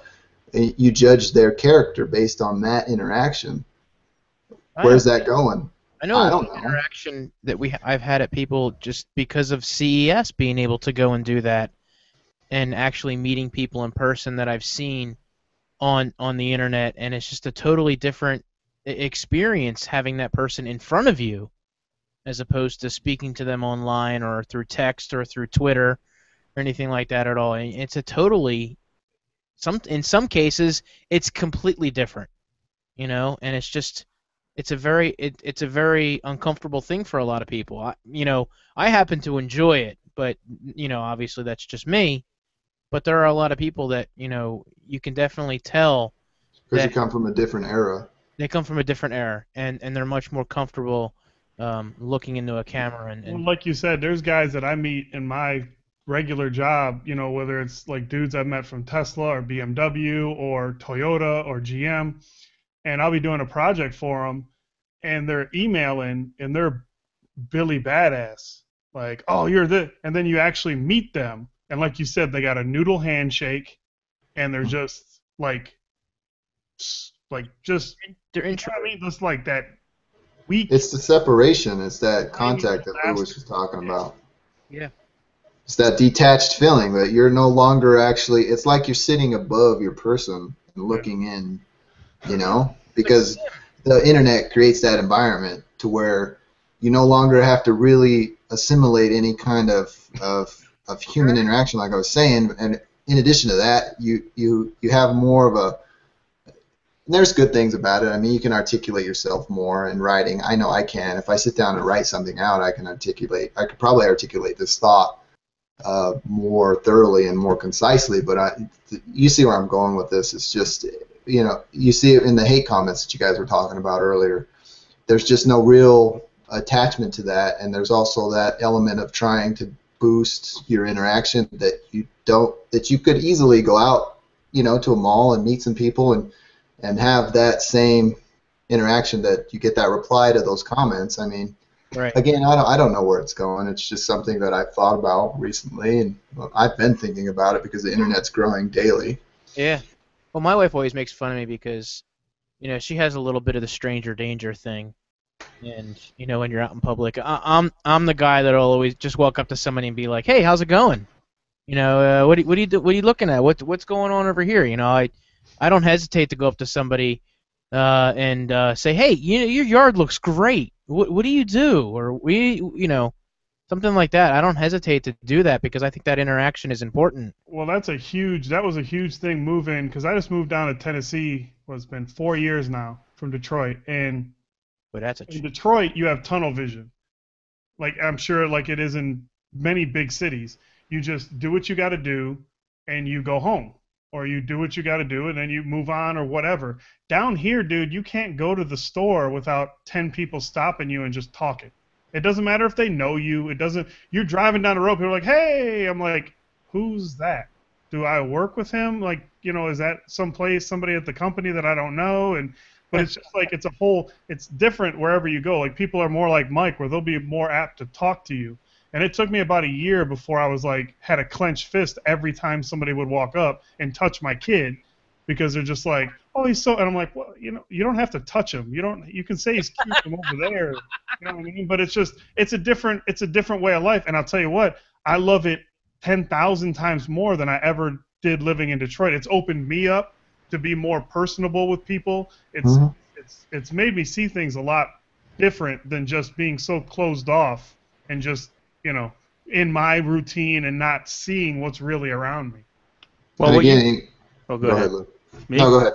Yeah. I think what you guys are talking about is sort of the proliferation of the media that we were talking about earlier. Is like if the media is pushing an agenda of fear, then the expectation would be that for those humans that are watching it, they should expect the worst of the other individuals they interact with. Mm-hmm. And the barrier that the internet provides allows for them to still consume the same fear-based content, but have the protection of their computer screen. So they can still participate and search for that social gratification without consequence, where the alternative opens up all of those other possibilities that the news is telling you exist. Right. Yeah. And they perpetuate that negativeness, it just grows. And here's the thing. America and Canada and Mexico, those governments can't work together and protect against everything. Bad shit happens. The world's a fucked up place. And as soon as you have that realization that anything can happen, there's nothing wrong with being on your toes like Larry was talking about. But again, you can't let it affect your interaction with real live people. It's the world is not a nice place. Well, that's what you mine go isn't from media consumption. Mine is from in Detroit. Like there was a lot of things that happened to where I was on guard nonstop. I still have a lot of issues if I'm like at an arena, like if we go to a hockey game in Nashville, when we're walking out and everybody's walking out and there's so many people around, I can't relax. If my wife talks, she knows not to even talk to me because I'm on guard and like my fists are clenched. Mike, myself, Dom, Danny, and Marco were all downtown Nashville a few weeks ago, and it's just like all I'm doing is just sort of I can't really enjoy the moment because I'm sort of, my head's on a swivel, just sort of waiting for something to happen. When the reality is it's 99% of the time it's not going to happen. It's like just getting yourself to a place where you realize, it's not 7 Mile at 3 o'clock in the morning. It's Nashville. You're with a bunch of friends. It's just. You end up dealing with it, Larry. The VA told me I'm crazy as fuck, so they told me I have PTSD issues. So Well, I don't believe them. I mean, it's my hypersensitive stuff that's just another thing. Larry, you have to understand, you're coming out of a stadium of the Nashville Predators, okay? This isn't like walking out of the Flyers Stadium. Hey, it's usually when they're playing the Red Wings, so. Okay, so you gotta understand that you're not really coming out of a real stadium. You went from the Red Wings to the Predators. I'm real sorry, buddy. I don't like hockey. I hate to say it because I've been trying to avoid saying it because Lew's on here, and but I lived in Detroit my whole life and I went to one Red Wings game and just never got it. Now my son really likes it, so we go to the Predators game like a dozen times a year just so he can see. You missed out. I got a question for you, Lew. To go back to the thing of that interaction and all those hours you spent with your friends, duels, rumble packing it up with some 007 or whatever it was. Do you think that's going to affect our kids in the future? Because again, it hasn't gone long enough. Yeah, I understand online gaming has been around for 10 years. So those kids are, they're growing up at this point to where they've started to establish themselves, establish a personality, establish themselves in society. How do you think that's going to affect them? I mean, I think it's very hard to predict and forecast the effect of all these things that are happening at the same time to those new individuals. There's so many new developments in the space, whether it's gaming or media, the web, devices, that are going to impact who they become and how they get there. For me, it was important. Like one of the things that was really important to me when my first kid was born was to have another one. Because I felt like I had a brother growing up, and we're close in age, and I know that for those times where I felt like my parents might not necessarily know what was up with some new shit, at least there was this contact that I had with this other rational being that was a real person that I could see, and so on and so forth. And so for me it was like I see that as a huge advantage. I saw it as a huge advantage for me coming up, to have him around and to have him in school slightly ahead of me, and to basically have a person to bounce experiences off of that cared about the outcome but wasn't this person that was out of touch. I think that the acceleration that I talked about earlier, the effect of that is that parents are being cast out of that relevant position faster than ever before. Mm-hmm. 50 years ago, asking your dad for advice on something, it was a totally different proposition than doing so today. Oh yeah, because you can Google it. Yeah, I know. It's like, your dad could have been a bullshit artist and told you there was one way of doing things, and now you can tell your dad that he's a bullshit artist, Pretty much. So I feel like all relationships are going to change in that environment, and in many ways I try to sort of separate myself from it by admitting that I don't know. Sometimes the best thing to do is to admit that you don't know. I will encourage them to do things together. I will encourage them to do things in real life, to have those experiences wherever possible, and I will personally participate in them as well. The effect of it, I mean, of course we're going to move in this. We're moving closer and closer to this telepathic existence where I'm going to have a thought. I'm just going to identify you in my mind and send that thought over. I mean, we're fucking close. If you were to say 10 years ago that we were going to be doing what we're doing right now, us four, I think everybody here would have said, I don't fucking know about that. That's how amazing the developments have been. And so maybe one day we're just a bunch of giant brains with jello bodies. Well, what Because do you think about like our education system isn't evolving as quickly as this not environment? Even close. Education is a bubble right now. Like, I mean, people, the ROI on education is terrible.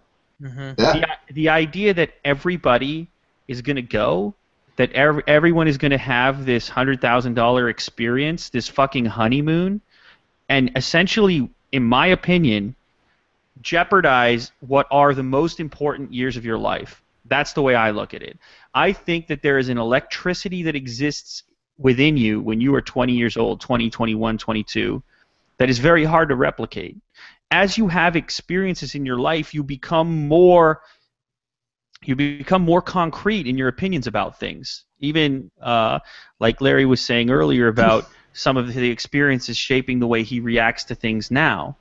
There is a certain experimentation and freedom that comes from not knowing everything that's hard to replicate. And I think that education needs to recognize that and understand that young people are at a point today, at a point of progression, that in many cases they actually have the answer to their problems more so than those that are older than them. I've met people in this YouTube game that are 15 years old that have been making more money than their parents for the last 3 or 4 years. Yep. Try to find a parallel to that in the history of mankind.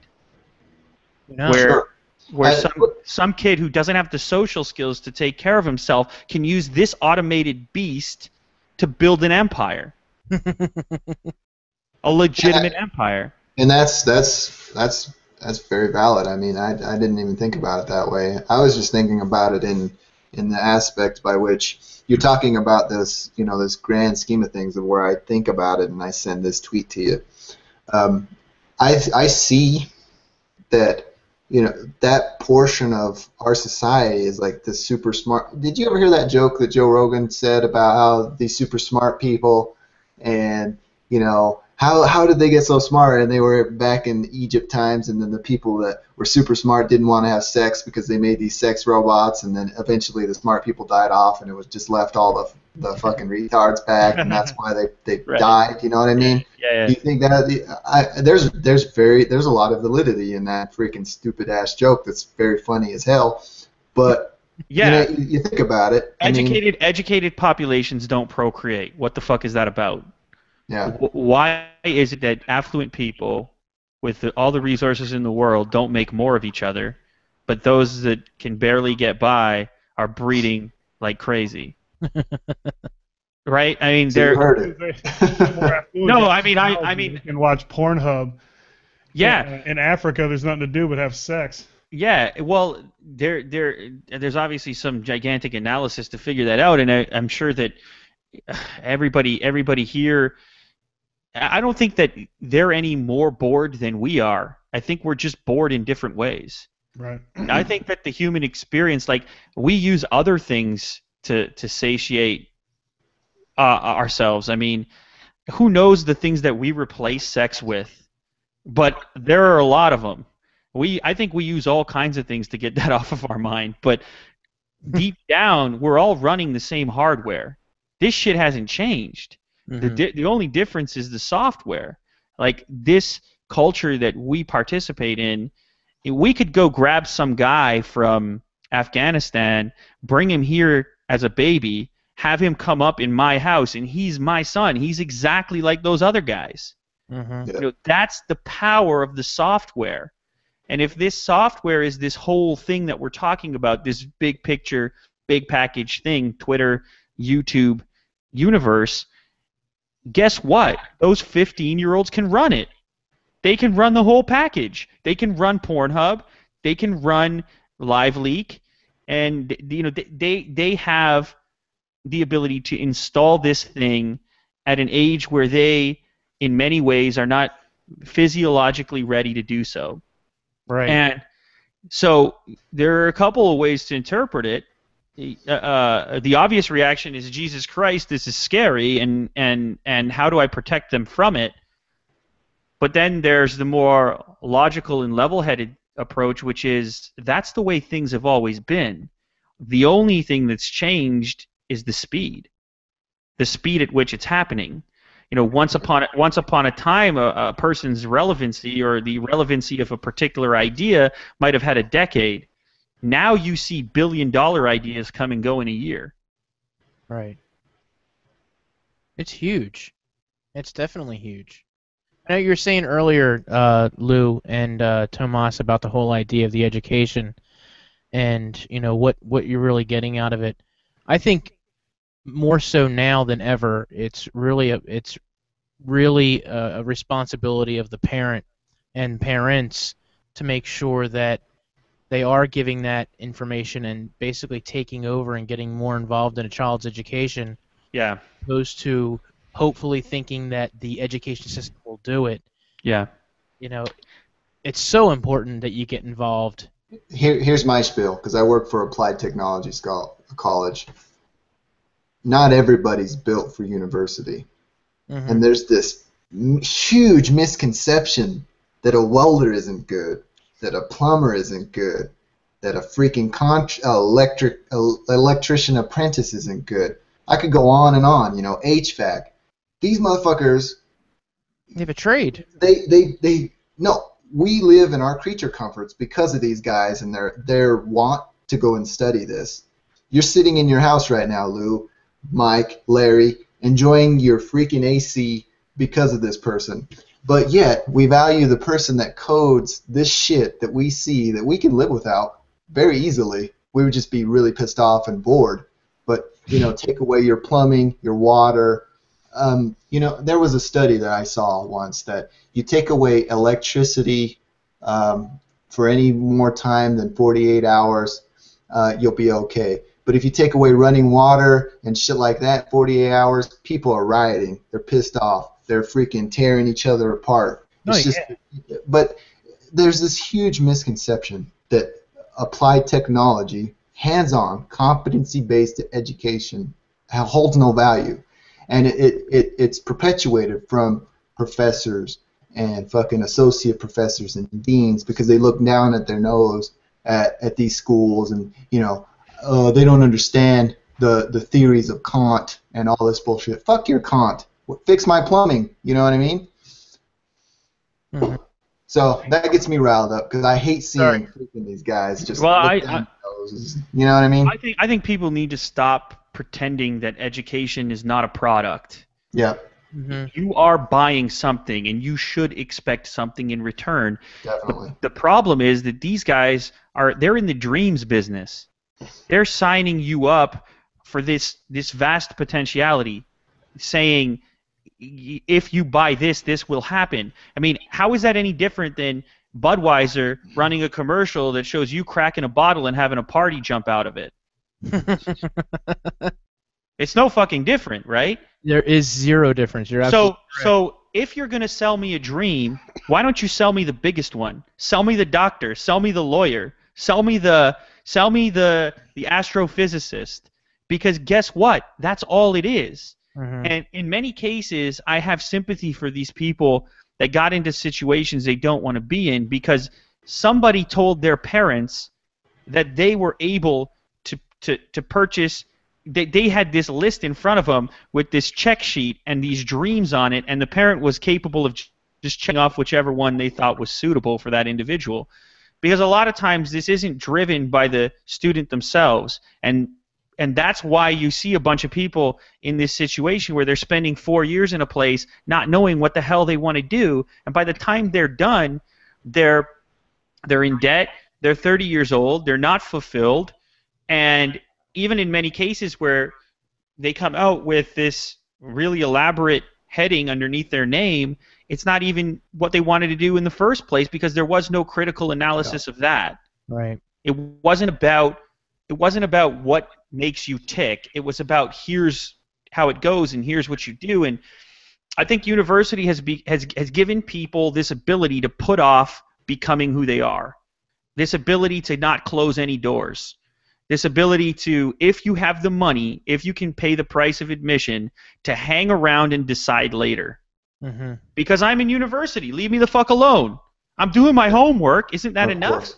Right. And then that ideal is just like, okay, you're going to school, you're fine, you can do your homework. And then when you get into college, I don't know if you guys have had the experience of it, but immediately they tell you, oh, just take some of these classes and take some of these classes Yeah. and see what you like. Yeah. Now, fuck that. Get into what you want to. Yeah. Why am I here? Start Right. right now. Finish as quick as possible because you're. Yes. This whole ideal that you're still young until you're 27 is freaking crazy Bullshit. as It's shit. bullshit. I mean, you're old. There is an obvious delay on responsibility that's happening in the Western world, the privileged world, where parents are intentionally keeping their children young. That's happening. I mean, it's this really bizarre scenario where a parent is so privileged that their relevancy is tied into their ability to give their kid shit and to take care of them essentially. And so the longer that they stay connected economically, the greater the likelihood that that relationship will flourish. It's like a sugar mama scenario, except it's happening with kids and parents. So as long as dad is paying the bills, dad has a say. And as crazy as your life gets and as many parties as you go to and as much booze as you drink, you can't do it without dad. So dad still has some relationship with you. And since those relationships in this changing, bizarre space are becoming harder to maintain, parents are trying that much harder to spend more to try to secure that thing that's so hard to wrap your head around. That actually respecting your kid requires a detachment.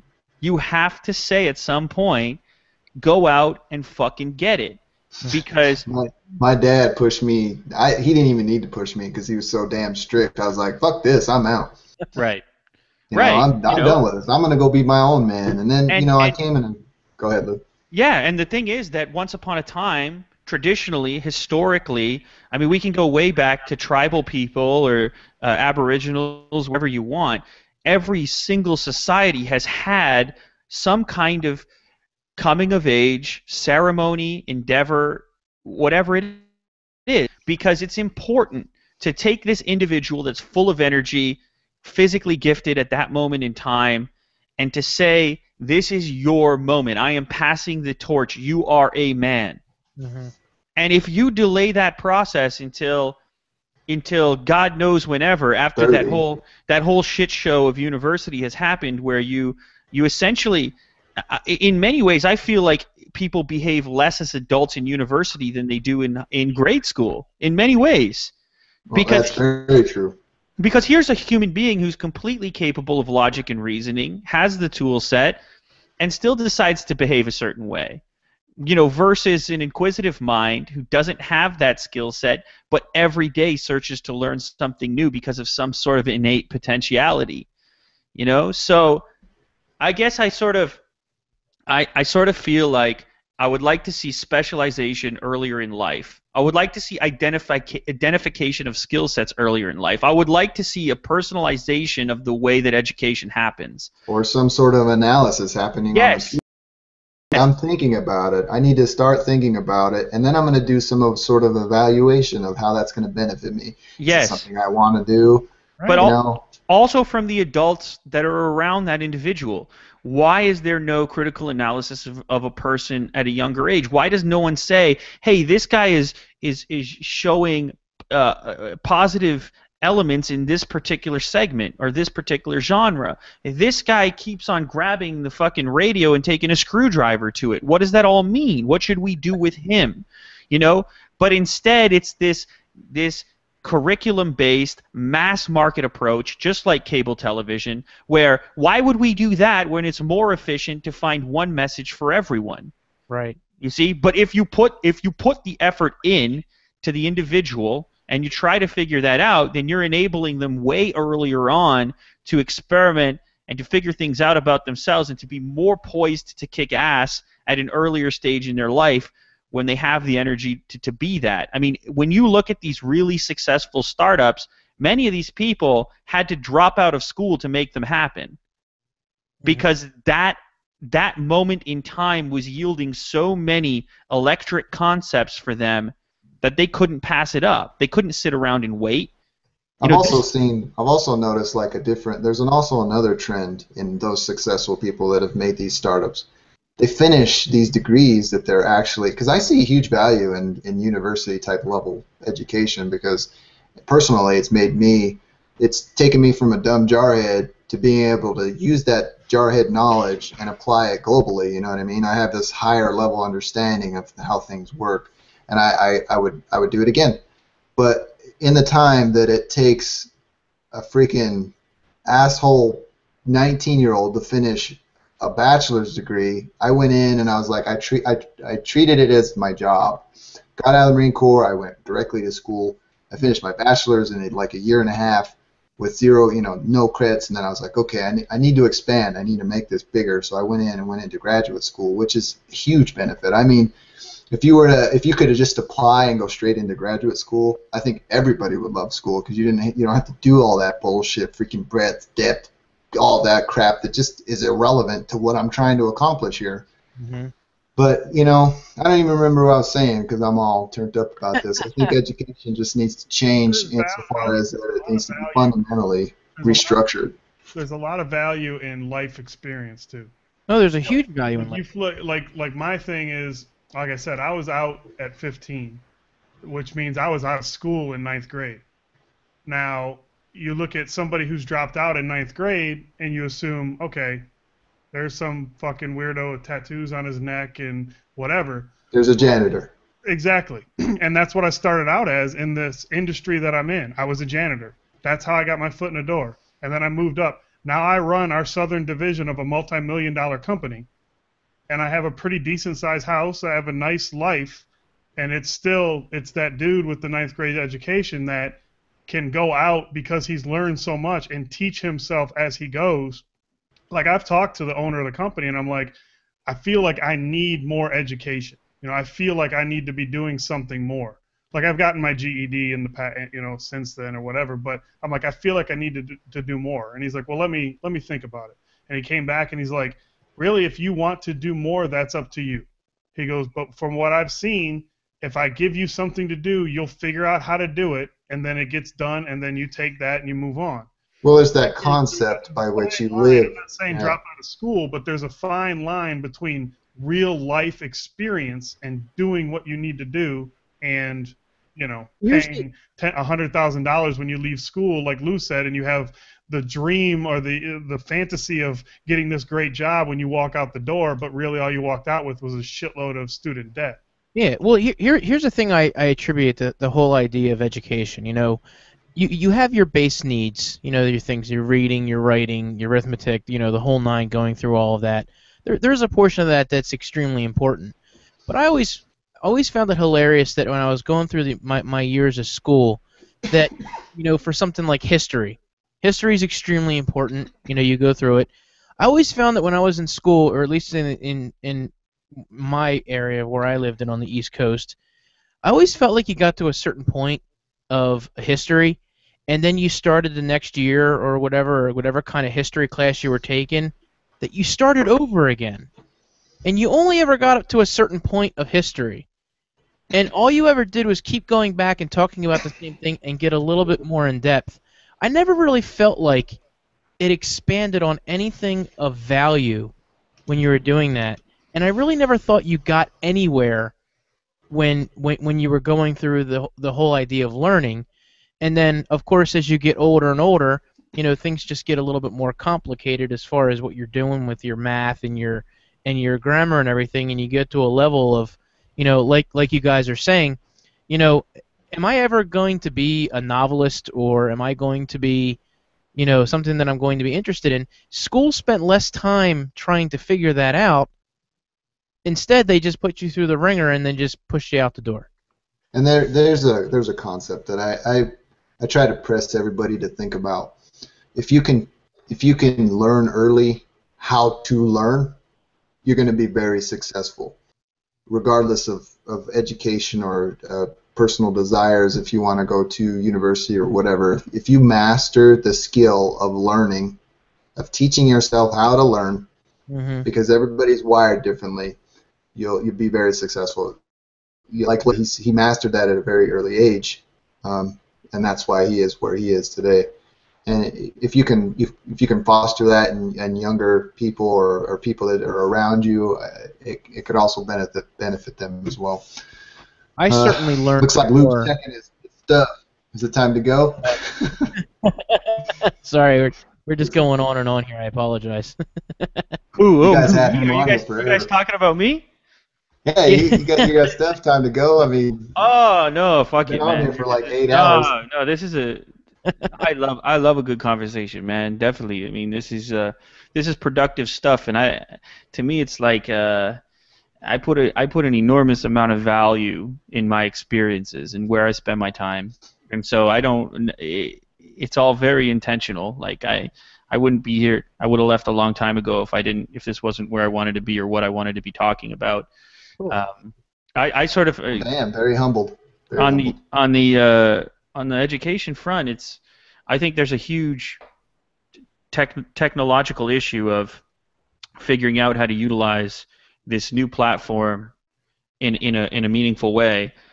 I mean, I think it's amazing that the university down the street, I mean, people are still spending thousands of dollars on textbooks every year. Like this is the institution that's supposed to be leading the way, and yet their operations are so old in and of themselves. It's like, how the hell can you take them seriously? I mean, how can in an age where things are moving as quickly as they are, how can you approve a curriculum that's supposed to exist for a couple years? How? I mean, in what subject? Right. Because I've been talking this whole podcast about how the thing that I value most is iteration and changing and adaptation. But yet traditional education puts no value in those things. It's about compliance. It's about here is the thing that everybody decided that everybody needs to know. And in many ways, I feel like my strategic advantage is the fact that I never participated in that. Right. So for all those people that are busy following the rule book, I'm out here doing the exact opposite. And I'm happy. I'm happy that they were trained to only do the things that they were told, because it gives the creative-minded individuals way more room to operate. Do you and obviously this is, you could be like you ask him yourself, but do you find it hilarious that in most likely cases that Marquez is going to college, and I think is he going for engineering? I think he's going for. No, I think it's more like IT. It's business and technology, yeah. Do you find it like a little bit comical, and we all know this, that he's probably making more money than his teachers and have way more success and reach already in what he wants to do? Like, I just think to myself, and it's very important to finish school, and that's fine, but at his age, it's got to be it's got to be so comical, and his teachers have to know that they have something special in their classroom, that they should flip the script and be like, all right, Marquez, how I'm amazed at how people from a different generation or from a different segment or subset out the economic side of YouTube. So I wouldn't necessarily say that they know exactly who or what they're dealing with. right. In his particular case, he does. Other students might.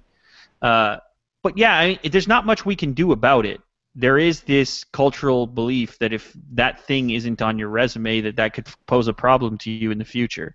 Right. And so unfortunately, everybody bought the dream, and so the consequence of that is that the dream became something that was necessary.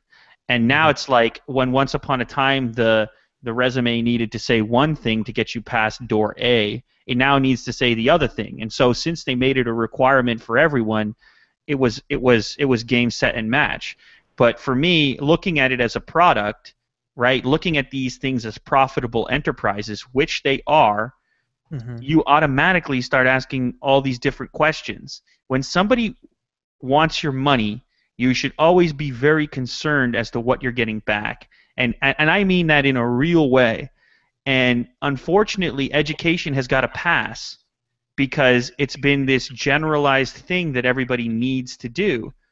But at the end of the day, whether it's education at a low level in elementary school or if it's at a high level in university or whatever it might be, somebody is paying for that.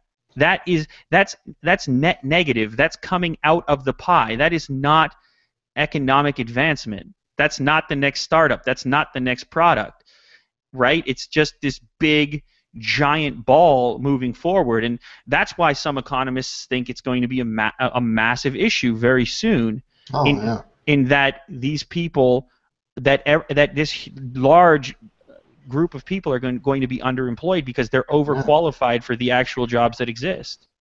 It's supply and demand like anywhere else in the marketplace. All you need to do is sit down and say, where am I going after this? How does this all work? And yet, in so many ways, it just feels to me like Tomas was talking earlier about his experience in university, and I think there's a drastic difference between a person who finds themselves there of their own willingness versus somebody who is pushed into it because of social norms or their parents or just being from an affluent background where that's just what you do. And I don't think his experience it should be downplayed because of that. I think a person going in there with that mindset is going to participate in a completely different way than the other individual. Right.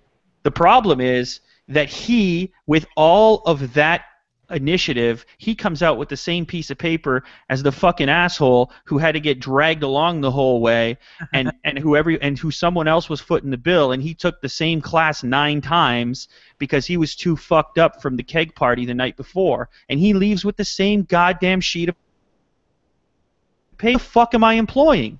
Right. Well, I think just like you were talking about the resume checkboxes, at some point I foresee that resume online is just going to be a set of checkboxes. Can you do this? And then you're going to come in and say, for it's an IT job, demonstrate to me that you can do this shit.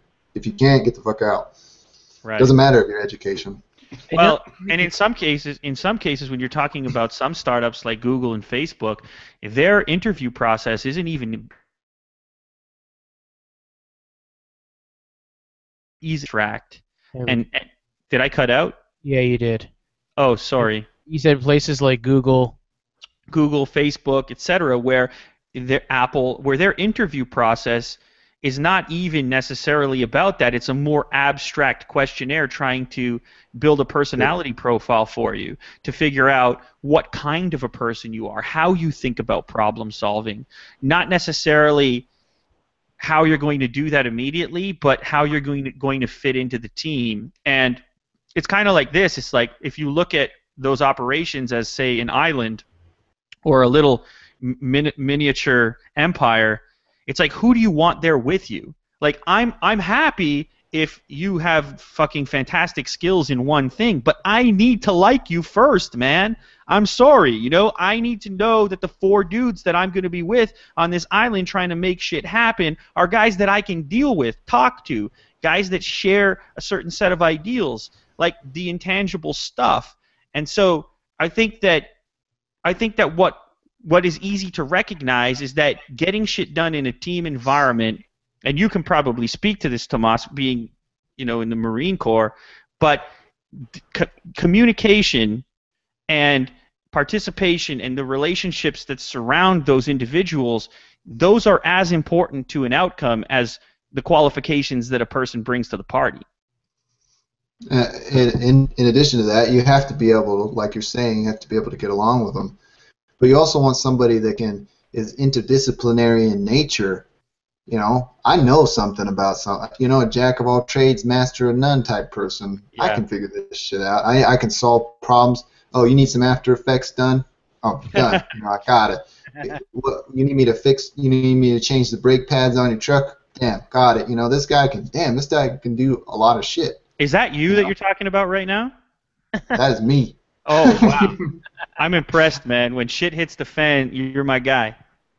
So we got I can do some After Effects as long as the battery is running, and I can change the brake. I can pull off the caliper and change that shit out. When the zombie apocalypse happens, there's 2 things I can think of needing: new brakes and After Effects. That seems legit. Yeah. Speaking of, when are we gonna do this? Go shoot some iPhones, bend them, and go shoot them. Does that require? Say that again, Lew.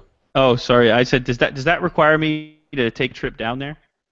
Yeah. No, I'll bring it to CES, and we'll just go out on the strip. Go out on the strip. Sounds about right. Lots of shit happens out there. Start firing into the water.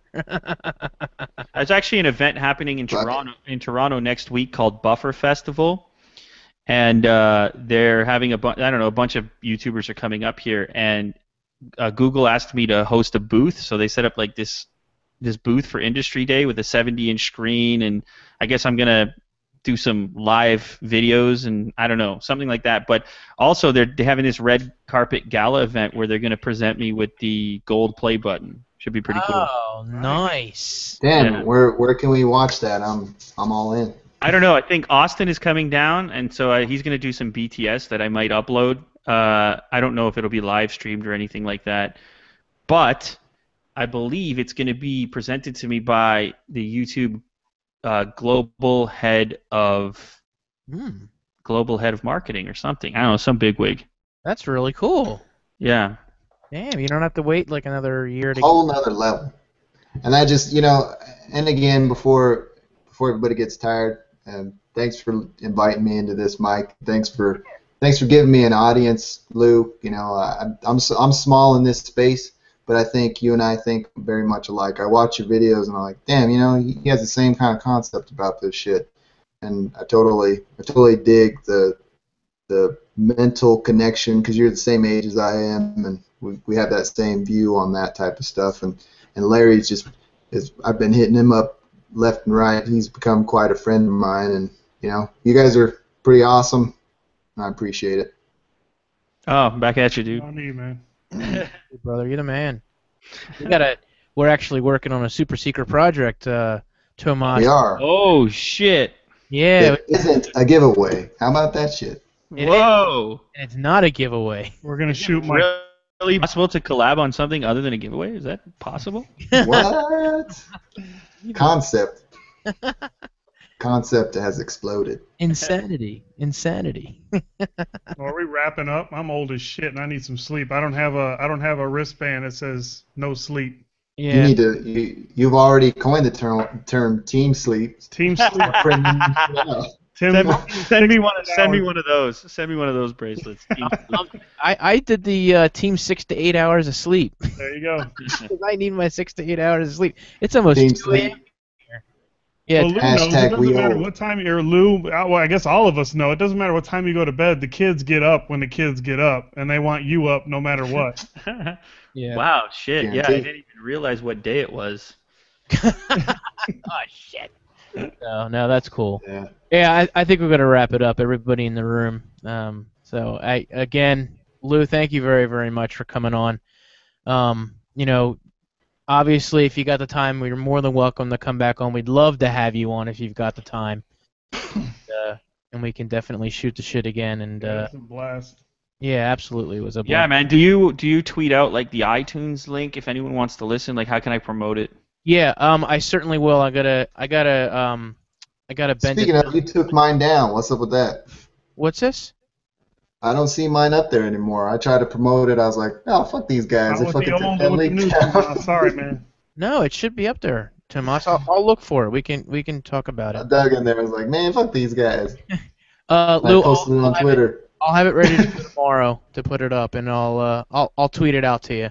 All right, I'll keep an eye out for it. So cool. Yeah, I'll definitely hit you up with that. But everybody in the room, thank you guys so much for sticking around. Appreciate it, and I hope you enjoyed this. So video will be up for this. We got a nice. I don't know. It stopped keeping time on the thing. It's more. Shit. 4 or 5 hours, but no, this is definitely something special. So I appreciate it. And Tomas, thanks for coming in and chit chat. Hey, no, it's my pleasure, and thank you again. I mean, again, I'm just a regular dude, and I know you guys think that same way, but you guys have kind of delved in this space, and I'm trying to learn as much as I possibly can and trying to run with it as much as I can.